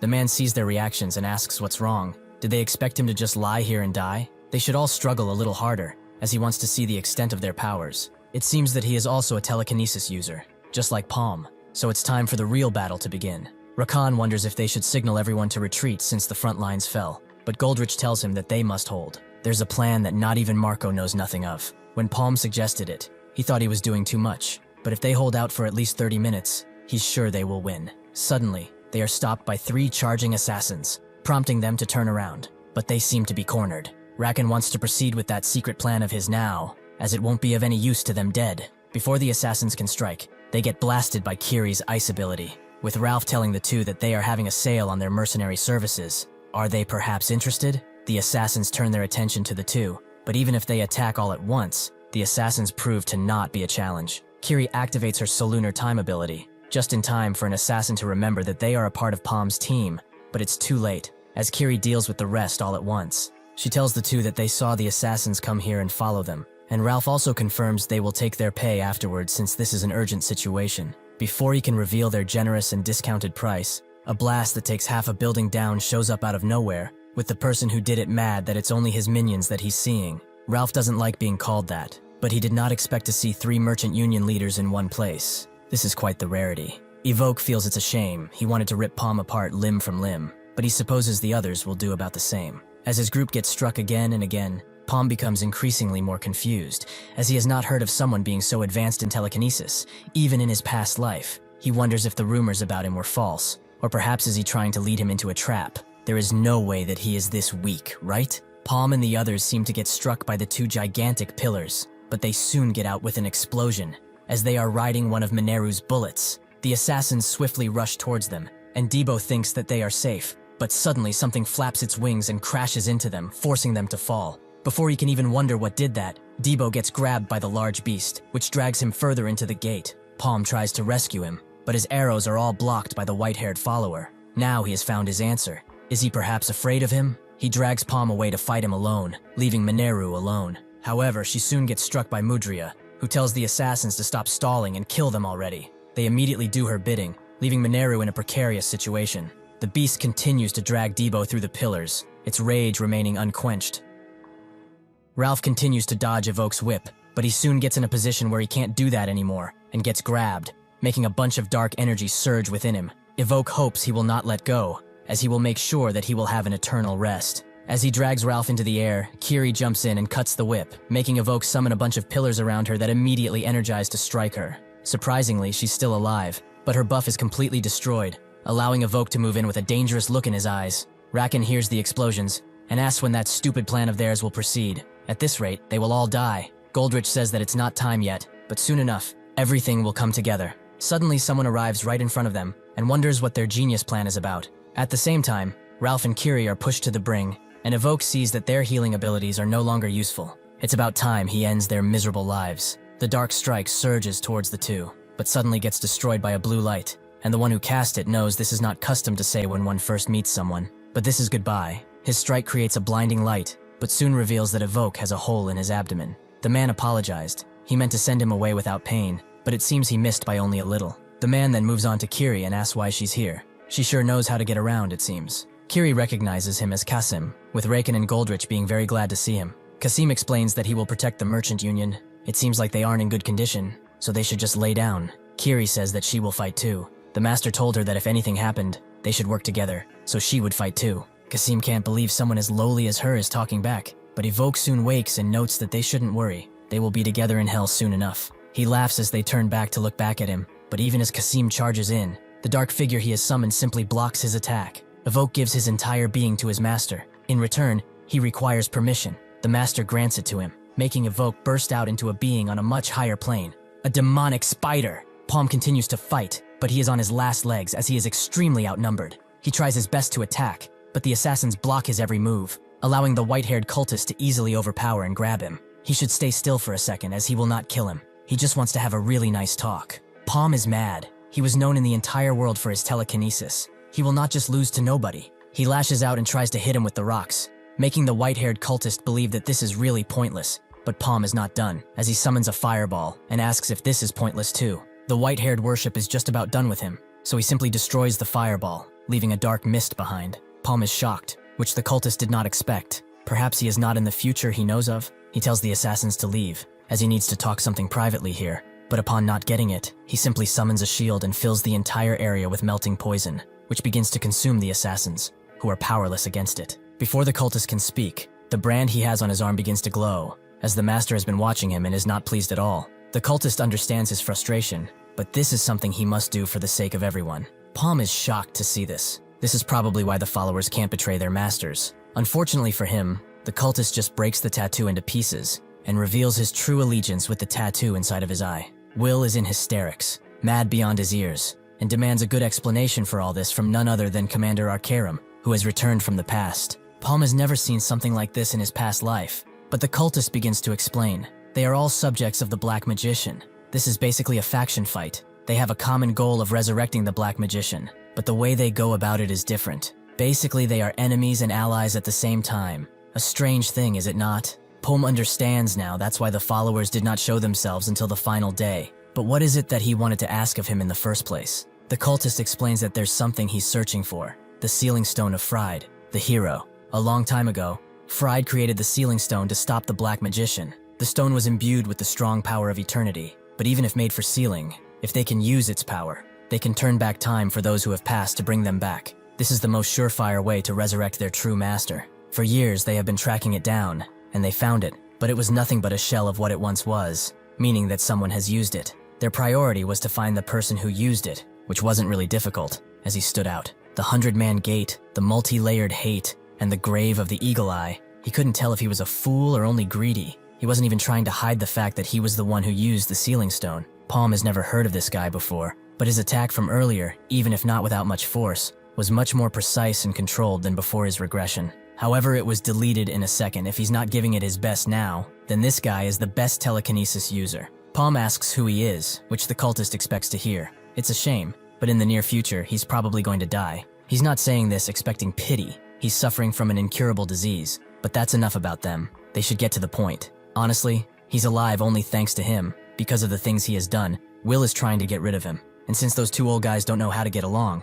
he had to step in to mediate. Back then, his body was breaking down, and he probably noticed, but he was already blinded. That is when Arcarum came with a sweet offer. He gave him a chance, but it's not to cure his disease. It's just a temporary solution. He used time magic to stop the disease's progression. Paume is surprised to hear about time magic, but the cultist continues. He promised to stop the clock on his life while he's under him, and that he would give him a new body once the Black Magician is resurrected. Paume now understands why he betrayed Will, but this makes him dangerous, as he will do anything to get what he wants. The cultist tells him to not overthink. His mission is to save him from Will's plan, and to give him one last chance to join them. Why does he even fight? For justice. When they consider all the people he has killed without even considering their lives, even if they were to die in the future, does he then align himself with selective justice? If not, then there's something he must want. So he should think twice. The Black Magician is a greater being than he anticipates, a godlike entity. He can get anything if he follows him: immortality, authority, even resurrection. Does he know how the commanders of 8 centuries ago still live? The Black Magician gave those who swore allegiance to him flesh that does not age. All that he wants is right in front of him, as long as the Black Magician resurrects. He only needs one condition. He needs to kill all those who know of him, and help him with his plan from now on.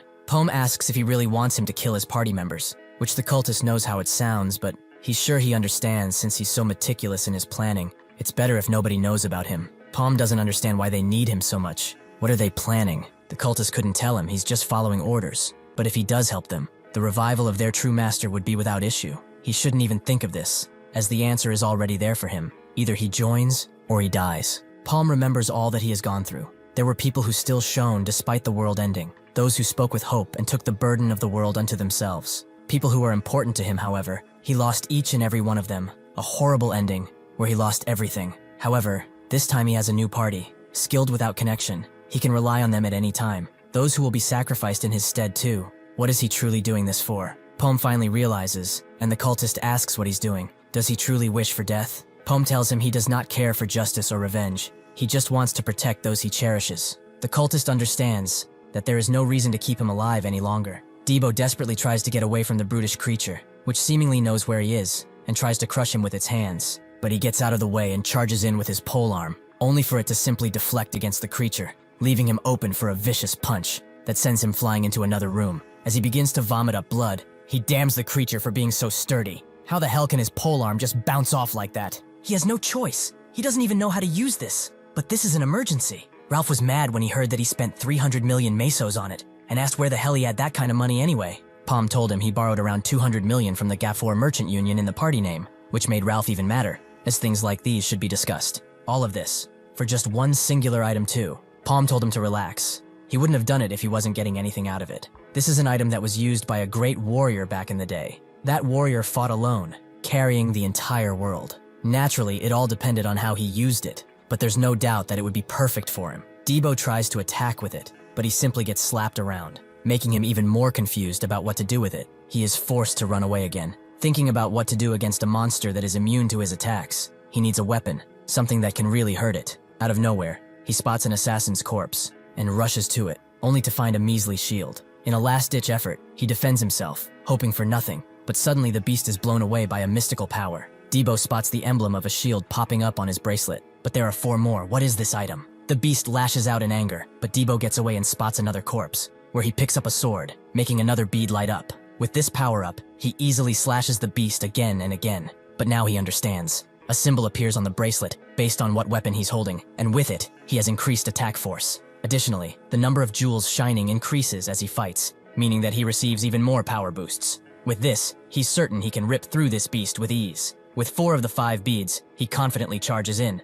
but the beast suddenly speeds fire in his direction, forcing him to block. But this breaks his sword, allowing the beast to let out even more strikes that all blow up at once. The beast laughs as the explosion occurs, but Debo tells it that it's over, as all the jewels are now in color. It's time to return the favor. The beast tries to hit him again and again with the fireballs, only to miss each time as he expertly dodges. The beast then resorts to its hands, but Debo slides below and begins cutting it again and again. With this combo attack, his power rises beyond anything he has ever seen, and with just one slash, the fight is over. The beast's head falls, as Debo regains his composure, proving his strength. Jack continues to run away from the adamant assassins, who are attempting to strike him down at every notice. Even if their attacks get close enough, Mineru deflects the attacks and fights back, telling Jack to get it together already. He has to see his father, right? Even with those words, he bolts away, making Mineru quite mad, and it doesn't help that the assassins are after her now. Really, nothing is going her way. Jack continues to run away until he eventually finds the exit gate, making him think that he's saved, but he suddenly trips, making him drop a potion given to him by his father. When he first got it, he was not sure whether to take it, as it's really valuable, but his father insisted. Jack felt that he did not need it, but he is the party leader, so his father told him that he had to prepare for the worst-case scenario. That is what it means to be a leader, to make sure that everyone from his party comes back alive. Now, Jack damns himself. He does not have the right to be a leader. The moment there was conflict, he ran away like a dumbass. He cannot do this. Even if he uses that potion, he just can't. The assassins charge Mineru adamantly, and she fends them off. But Mudria charges from above, first attacking with her foot, and then with her chain, which breaks the pillar behind Mineru. She hits Mudria with a powerful attack, but because of a reflection ability, she is the one to get hit by it, causing considerable damage. Mudria apologizes as she did not mean to scare her so much. Mineru attacks again, only for the attack to go right back at her, making her lose even more blood. Mudria apologizes. She seems rather shocked, so she will take the liberty of explaining things. She wants to know something though. How does it feel to take one of her own attacks face first? Mineru wonders what she's talking about, but then finally understands, with Mudria confirming it. This is Deflect, the power that has been granted to her. Even if she keeps attacking, she will be the one hurt. As long as she has this, she's invincible. Mineru tells her that a skill like that means nothing, but she's out of mana too. Mudria notices this and finds her boring, so she throws her chained ball at her, making Mineru fly into a wall. Since she's basically dead already, Mudria sends the assassins to deal with her, and blood flies around, but it's not Mineru's, as Jack has jumped in front of her. Mudria is amused. She thought that he left everyone behind and ran. Jack admits that he was not able to protect his party members. He's not as skilled as the others. An assassin pierces him with his blade and calls him an idiot. He already knew this and came back anyway? Does he have a death wish? Jack doesn't rightly know. He doesn't get why his body is moving like this either. But he knows that in order for him to change, he must face them head on. He breaks off the assassin's blade and stabs him in the eye with it, making the others confused. Was he hiding his strength all of this time? Mudria tells them this is not it. It's Extreme Gold, a legendary potion that increases the HP and mana of the consumer for 30 minutes. She made a blunder, as she never expected them to have such an item, but it's to be expected from the gold-rich union. However, even with this power boost, it's clear as day that his skills have not improved at all. In that case, he's as weak as before. Jack agrees. He does not deserve such an item. That's why he split up his bets. Suddenly, Mineru takes out the two other assassins with potion in hand. She can't lie, she's rather impressed. But now, it's time for them to flip the script. Jack believes in her, believes that she can defeat these bastards. The last of the assassins charges in, thinking that this is easy pickings. But Mineru throws the bottle in their faces and annihilates them. She notes that they are trying to kill a young master here. Can they bear that sin? The attack completely annihilated Mudria's unit, with one of them even begging her for help as he dies. But she shows no mercy and kills him off. This is quite interesting, but nothing has truly changed as she still has her skill, which she can do nothing about. Mineru knows that this is not over, so she ties up her wounds and prepares for the real battle. Mudria launches multiple steel balls at them, forcing them into awkward positions, but Mineru still finds time to attack. Mudria is not worried though, as she can unjustly deflect them, but suddenly, the bullets hit one another, causing an impact that takes out a pillar that almost crushes Mudria. She begins to wonder if she just missed, or if this is on purpose, but there's no way this fool thought of that. Mineru just smiles, and hits her not with bullets, but the debris of those pillars. Jack notices this too and is amazed, wondering how she's doing it, but upon closer inspection, he understands. Mudria has the ability to deflect any damage, but that only works if she's attacked directly. So if Mineru just destroys stuff to attack her directly, she can deal actual damage. Mudria is becoming annoyed, but Mineru told her already that she's going to win. Mudria knows that she has to get away from those walls, as without them, she is nothing. Mineru tells her that there's no escape. This entire place is a minefield for her. Mudria thinks she can tank this attack, but Mineru was not aiming for her, but for the ceiling, making a large stone slab fall directly on Mudria, among others. Jack thinks that it's over, but Mineru suddenly notices the stones rumbling and tells him to get out of the way. But it's too late, as the entire area becomes a shrapnel as Mudria explodes. She damns them again and again as she used a bunch of life force, but it seems they got away. Now that she knows her dirty tricks, that woman's attacks will not work on her, so she will begin hunting them once again. Jack has grabbed Mineru out of the explosion, but she took the brunt of it, so he decides to carry her and leave this place, as they cannot fight anymore. Mineru says it's fine.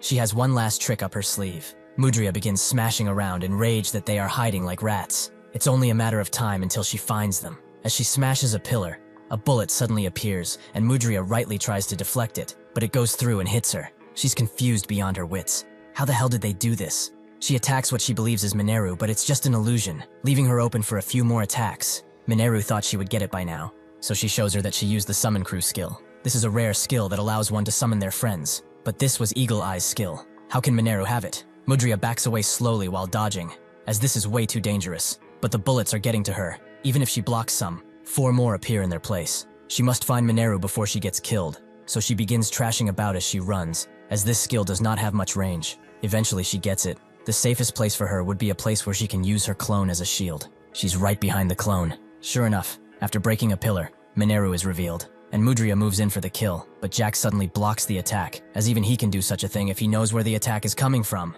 With this advantage, Mineru and her sister can end this, letting Mudria have a powerful attack that she cannot hope to survive. With that, she falls to the ground, and Jack wonders if this is really the Summon Crew skill, as it's supposed to summon a clone without consciousness. But it seems like this one is speaking to Mineru somehow, like she knows who she is. Outside, Evoke continues to cause havoc, pushing Kasim back further and further, so he tries to attack the main body. But Evoke lets out a pungent web that sticks Kasim in place, and even takes his blade away. Suddenly, however, Kiri comes in to help, freezing all that web and breaking it. She's a bit late because she was helping the merchants, but since this one is going to be tough to deal with, she will help. Before she can say anything more, Kasim punches her away, as he doesn't want the help of a damn Nepo baby. With that, he continues his fight with Evoke, demanding that she sit back and watch. The elder finds Evoke's visage appalling. It seems he has lost himself. All reason within him is lost. Can he really fight Cygnus Knights in that condition? Will tells him to not worry. He has shared a bit of his power with him. And although he might be from the Cygnus Knights, that boy is a sixth circle.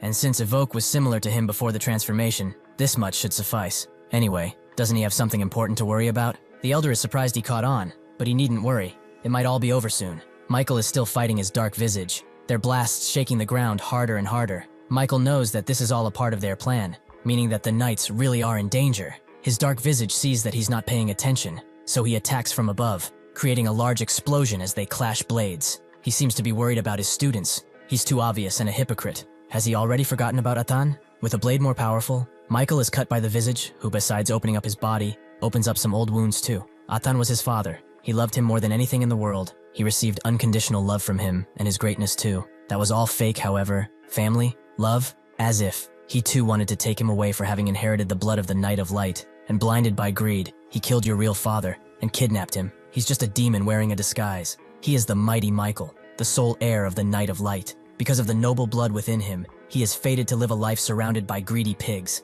Does he expect honesty from them? He is truly naive. There is no way for him to escape this cycle. He will have to acknowledge it and become cold. It's time he opened his eyes and finally became an adult. Michael notes that he talks quite a lot. He's already dizzy from his attacks, but his talking is annoying as hell too. He gets it. This is some kind of mind space, his role being to confuse and waste time. The visage calls him a fool for not realizing it. He's the honesty he buried so deep within. But Michael refuses to listen. Does he truly believe that he's guided by naivety and honesty? Just ridiculous. He is right though, there are only greedy pigs around him, but he uses them too. He does not fight losing battles, and does not sign negotiations that would put him under. In return for fulfilling that greed, he has learned a way to plant courage in the hearts of those who search for it. A way to forgive those who resent him. A way to fix broken relationships, and a way to protect those he loves. This is the proper way to live as a human, which one will never achieve with money. Despite what she was told, Kiri continues to fight, Evoke trying to hit her all the same. Kasim thought he had made himself clear. He said that he would do this alone.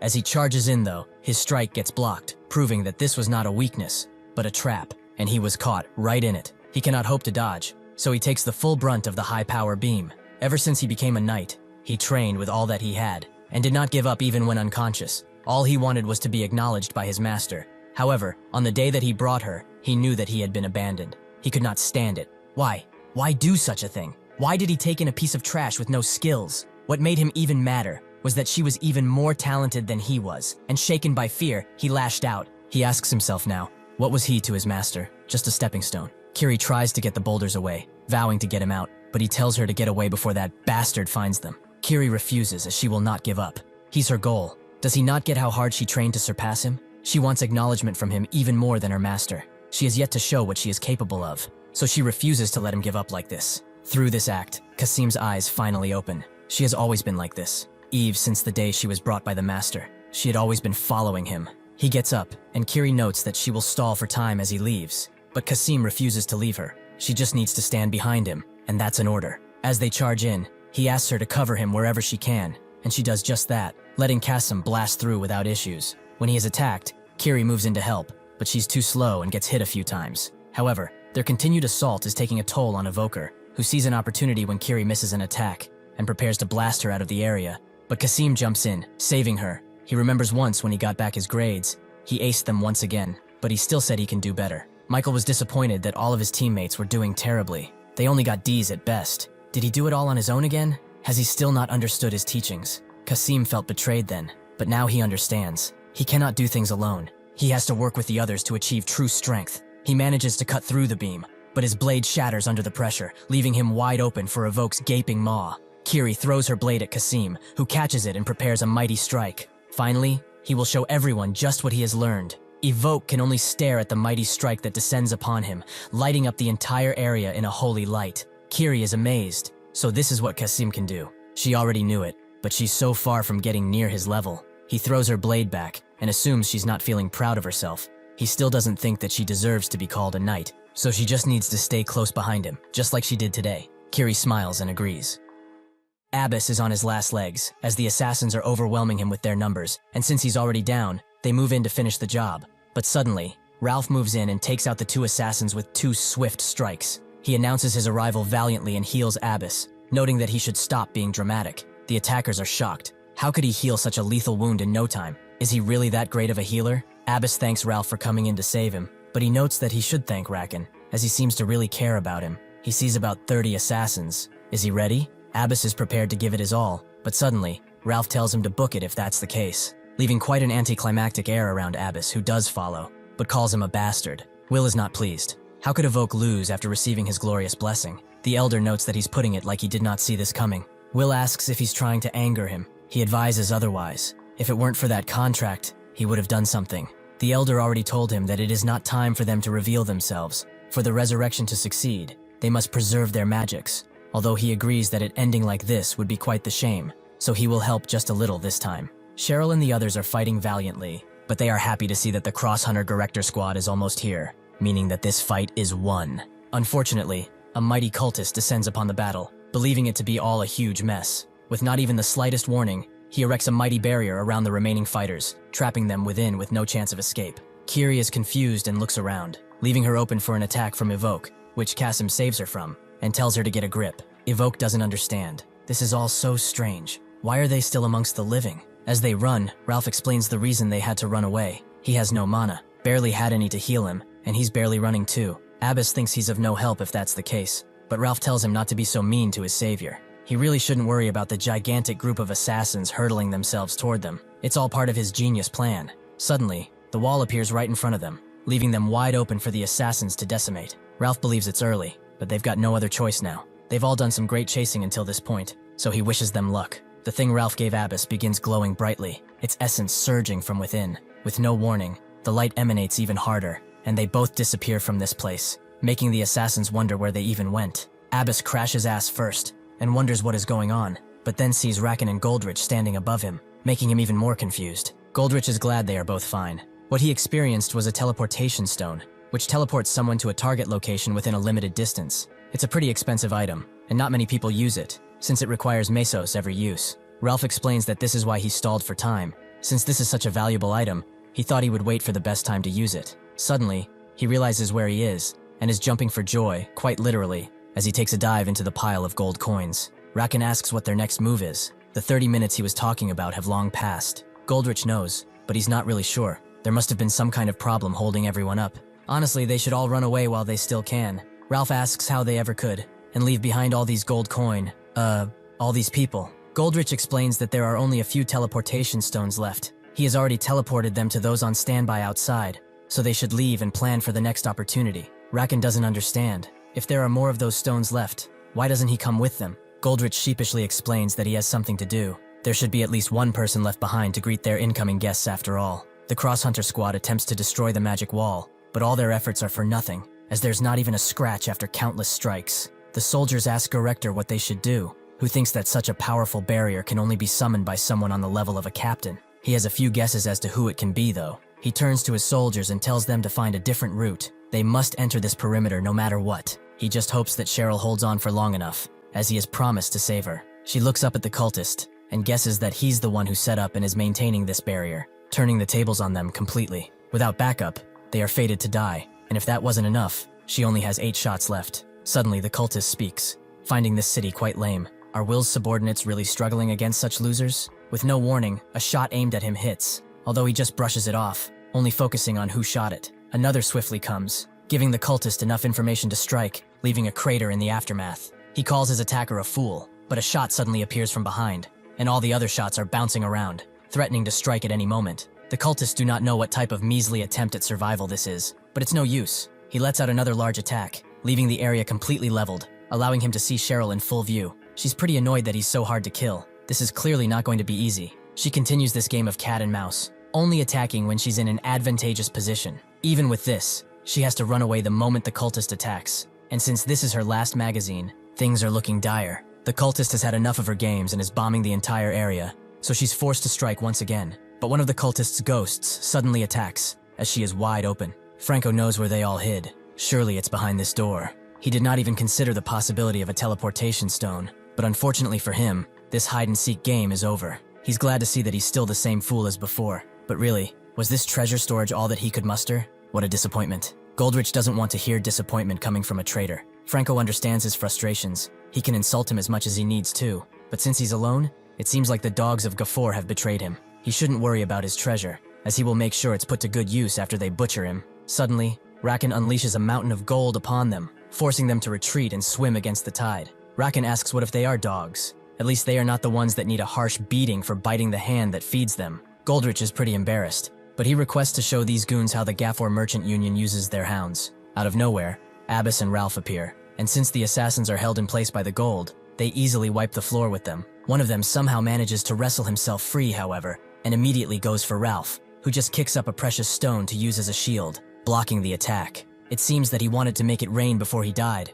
which he can understand. As all his men are taken out, Franco tries to get out, but Abbas suddenly grabs him, asking why he's not as confident as when he charged into this place. After they tie him up, they demand a confession from him, vowing that they will be a little nicer during the trial if he speaks up. Franco can't help but laugh. They seriously think that law would still be a thing after today. They should wake up to reality, as they will all die here. Suddenly, a woman begins speaking to Goldrich through his communication device, explaining that they are at the pickup point, so they request usage of the premium high-efficiency teleportation stone. Ralph wonders what that is, so Goldrich tells him it's the same as a teleportation stone, but it allows for much more range, making it a priceless item. He had it sent to reinforcements through someone he trusts, and it was set to teleport to his location. That's why he had to stay behind. Frank can't believe it. Does he seriously think he can turn the tide with only a few reinforcements? What a foolish ploy. This is not something a few mercenaries moved by a few coins can do. Goldrich tells him that he doesn't understand the gravity of the situation. Does he not see who is standing in front of him? This is the might of the Goldrich Merchant Union's power.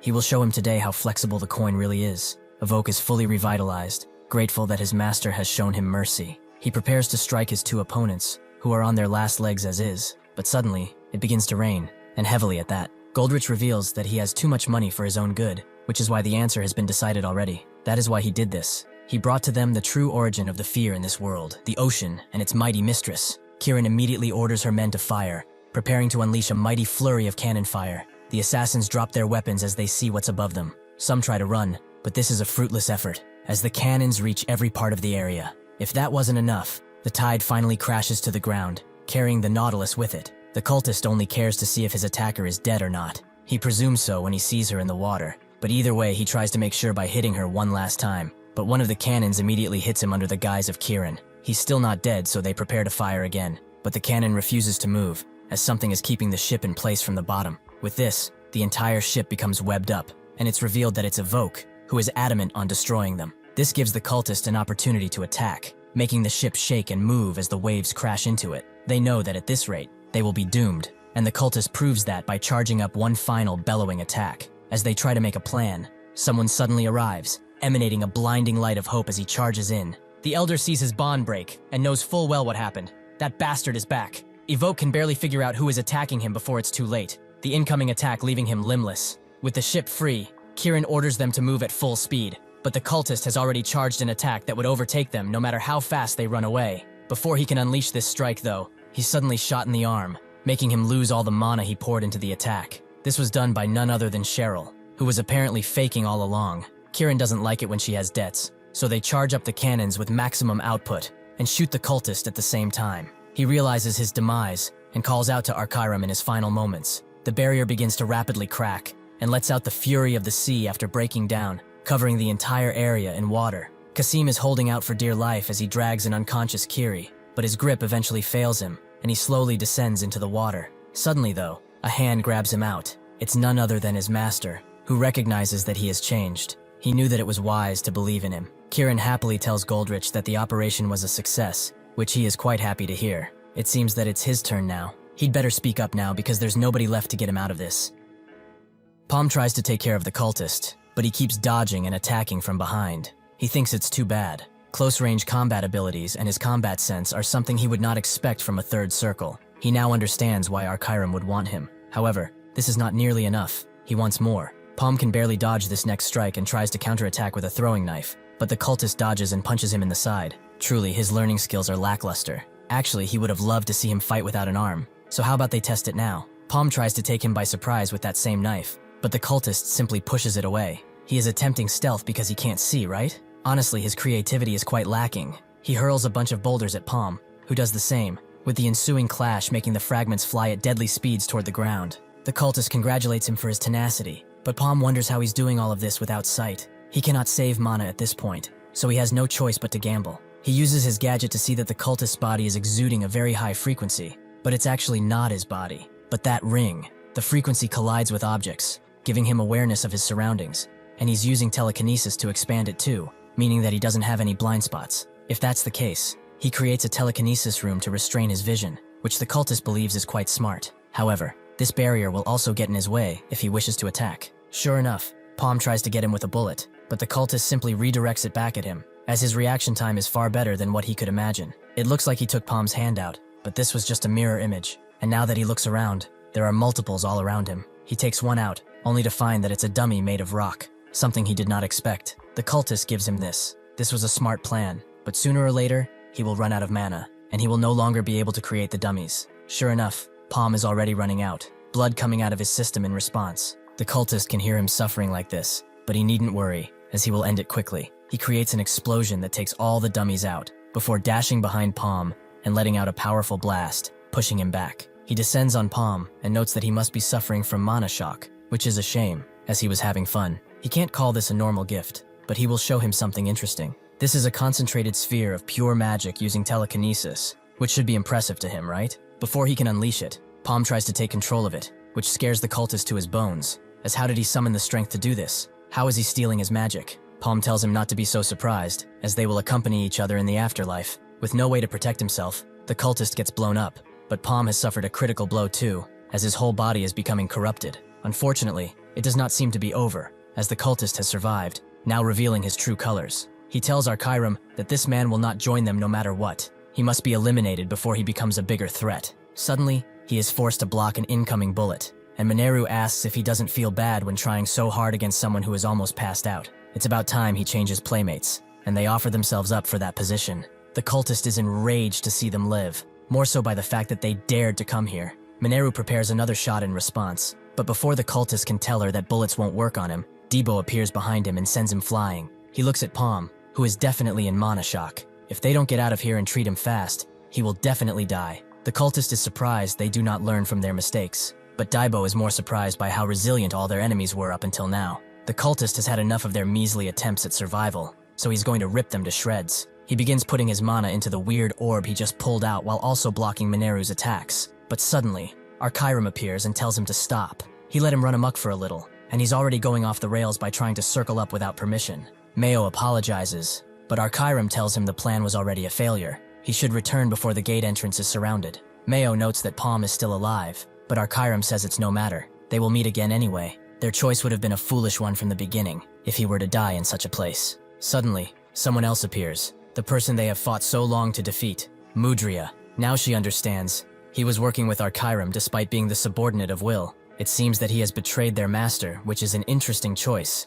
If things have turned out like this, she doesn't have to worry about who is an enemy or who isn't, and just kill them all. In response, Mayo grabs the pillar Jack and Mineru were standing on, and smashes it on Mudria, but it seems that it was too late, as her soul is already seeping out of her. He knows what this is, and he knows that he cannot do anything against it. Even he cannot handle this, so he's leaving. It's all up to them now. Debo asks what the hell is going on, but Mayo just tells them to be careful, and to let Paume know when he wakes up, that the offer he made still stands. Well, they will probably die, so he's wasting his breath. Mineru shoots him with a large bullet, but Mayo simply catches it and returns it back to them, forcing them to dodge. She tries to shoot again, but Debo tells her that this is dangerous. A mighty being crashes down on her, but he steps in to make sure that its strike is blocked. Daibo can't believe it. He thought he defeated that thing. It seems that the beast he defeated has gained new life through Madria's spiteful soul, as they merge to become a being of pure malice. Jack tries to wake Mineru up as the beast tries to pounce on them, but Daibo jumps in to rescue them, urging Jack to get moving already. He tells Jack to take care of those two while he holds this thing back, with Jack knowing what this means, but he cannot do anything more than this, so he apologizes as he runs away. Daibo is glad that he can finally go wild again and charges in at full speed. As Jack runs away, Mineru wakes up, wondering where they are and what happened to Daibo. She begins budging and fussing as she refuses to leave him behind. How is she supposed to go back to her family if she abandons a teammate? Before she can say anything more, a tear from Jack drops on her head, and he apologizes, as this is the best he can do. He didn't want his sacrifice to be for nothing, but this is all he can do. Paume sees himself somewhere else, in front of a chessboard, with a man who knows that he's in danger. He invited him to his space only for a little while, as he wanted to talk with him for a long time. His body is slowly dying from mana shock right now, and soon, he will die. The same goes for his friends, by the way. This gate is way above their pay grade. Outside, Mudria has resurrected that beast with her very soul, upgrading this yellow gate to at least blue gate level. Soon, his dear friend Daibo will die. The fight he began to save everyone is actually making their deaths happen even faster than in the past. At this rate, he will not even be able to prevent the last day. Paume is weary. How does he know that he has regressed? Was he the one who did it? The man wonders if it really is so. Jack knows the path back down to the last corner, but unfortunately the gate has been left in utter shambles, no doubt by that cultist bastard. Mineru tells him to get it together. Even if this exit gate is destroyed, another will appear soon enough. Unfortunately for them, a mighty strike appears behind them, with Daibo being sent flying. Jack asks if he's alright, but upon looking closer, his heart almost stops. Paume has seen this, with the man noting that who made him come back is not important. He saw what happened outside. He shouldn't worry about Daibo, as he's still alive, but not for long. Paume asks for help, but the man can't intervene directly. Paume tells him, if he was the one who made this regression possible, if he did that to prevent that hellish future, then he has a duty to help him. The man is surprised he has this kind of attitude when asking for help. Does he even have an idea of what to do after? Paume doesn't care, but the man warns him again. This will be his last chance. Paume smashes the chessboard in anger, as he doesn't care what it takes. The man sees the conviction in his eyes and decides to help him, changing something within him. It's subtle, but he should feel his power. Now it's time to wake up, to the reality that he chose, to his power that he can only hope he will endure. Suddenly, Paume rises to power, with an all-new power in his hands. He tells Jack to stay back with the others, as he will deal with this threat. He moves toward the beast like it's not even there, and suddenly unleashes a mighty strike, before using telekinesis to cover the beast in hard boulders. It attempts to escape, but Paume fully encapsulates it, seemingly ending the fight here. Unfortunately, this was not enough to contain the hatred of this beast, and it lunges towards Paume after breaking free. He simply raises his fist up, with the man being impressed, as he did not give him much power, but he's handling it perfectly. This causes him to smile, as he knew it. If it's him, then it's finally possible. Jack is left stunned, and Paume asks where Daibo is. They make way for him. He's alive, but they must take care of him immediately. Mineru asks if he's fine. When they got here, he was in an extremely bad state. Suddenly, Paume falls onto her, with Mineru immediately becoming flustered, as she's not ready for this kind of it yet. Paume is just glad she's okay. He thought he was going to lose everyone again. He's very glad that they are all alive, and she's to thank for it. Mineru is touched, but it's only natural, as she does not intend to die in such a place. Paume just smiles and slumps to the ground, immediately falling into a coma. Mineru tries to wake him up, but he shows no signs of doing so. Some time passes. Rakan is stuck in his office, having to sign tons of papers. This is the third day he's been stuck here. After the end of the war against the Black Magician followers, Lith Harbor was in chaos. The fact that the Khania Merchant Union, second of the top 10 unions, was composed of Black Magician followers, was a shock that affected the entire world. It seemed like the Merchant Union leader Evoke had died in the war, but his corpse has yet to be found. Even though Franco was interrogated to try and find the culprits, he was only on their side to resurrect his daughter. He did not know anything else. After this debacle, the Cygnus Knights Michael and Kieran of Nautilus began tracking down the followers. The simple fact that these two powerful people were taking action gave the citizens of Lith Harbor hope and helped them return to their lives. The strict surveillance continued, however, because of the possibility that the followers were still infiltrated. Kiri tries to bandage up Daibo, who is not standing still because she's doing it so harshly that she's opening up old wounds. Ralph notes that it's been 3 days since Paume has fallen into a coma. He would like to help, but his spell won't do anything. At this point, they just have to wait. Debo's sister brings them some food. While Ralph notes that it seems to be decided, Mineru and Paume are finally going out. She immediately asks what he's talking about, but he just thought she confessed judging by how close she's sticking to him. Mineru is just worried as a friend, and finds them weird. Why are they not worried? Debo notes that it would be wasted. There's nothing wrong with sleeping when tired. Does she really think the boss would die from something like this? Paume is basically invincible at this point. Paume wakes up and notes that he's not the monster they think he is. He would have liked to see them more worried, as even he gets hurt sometimes. Debo feels he's not wrong though, is he? Paume guesses not, but he's quite hungry, so he hopes they save some for him. Thank you for watching. See you next time.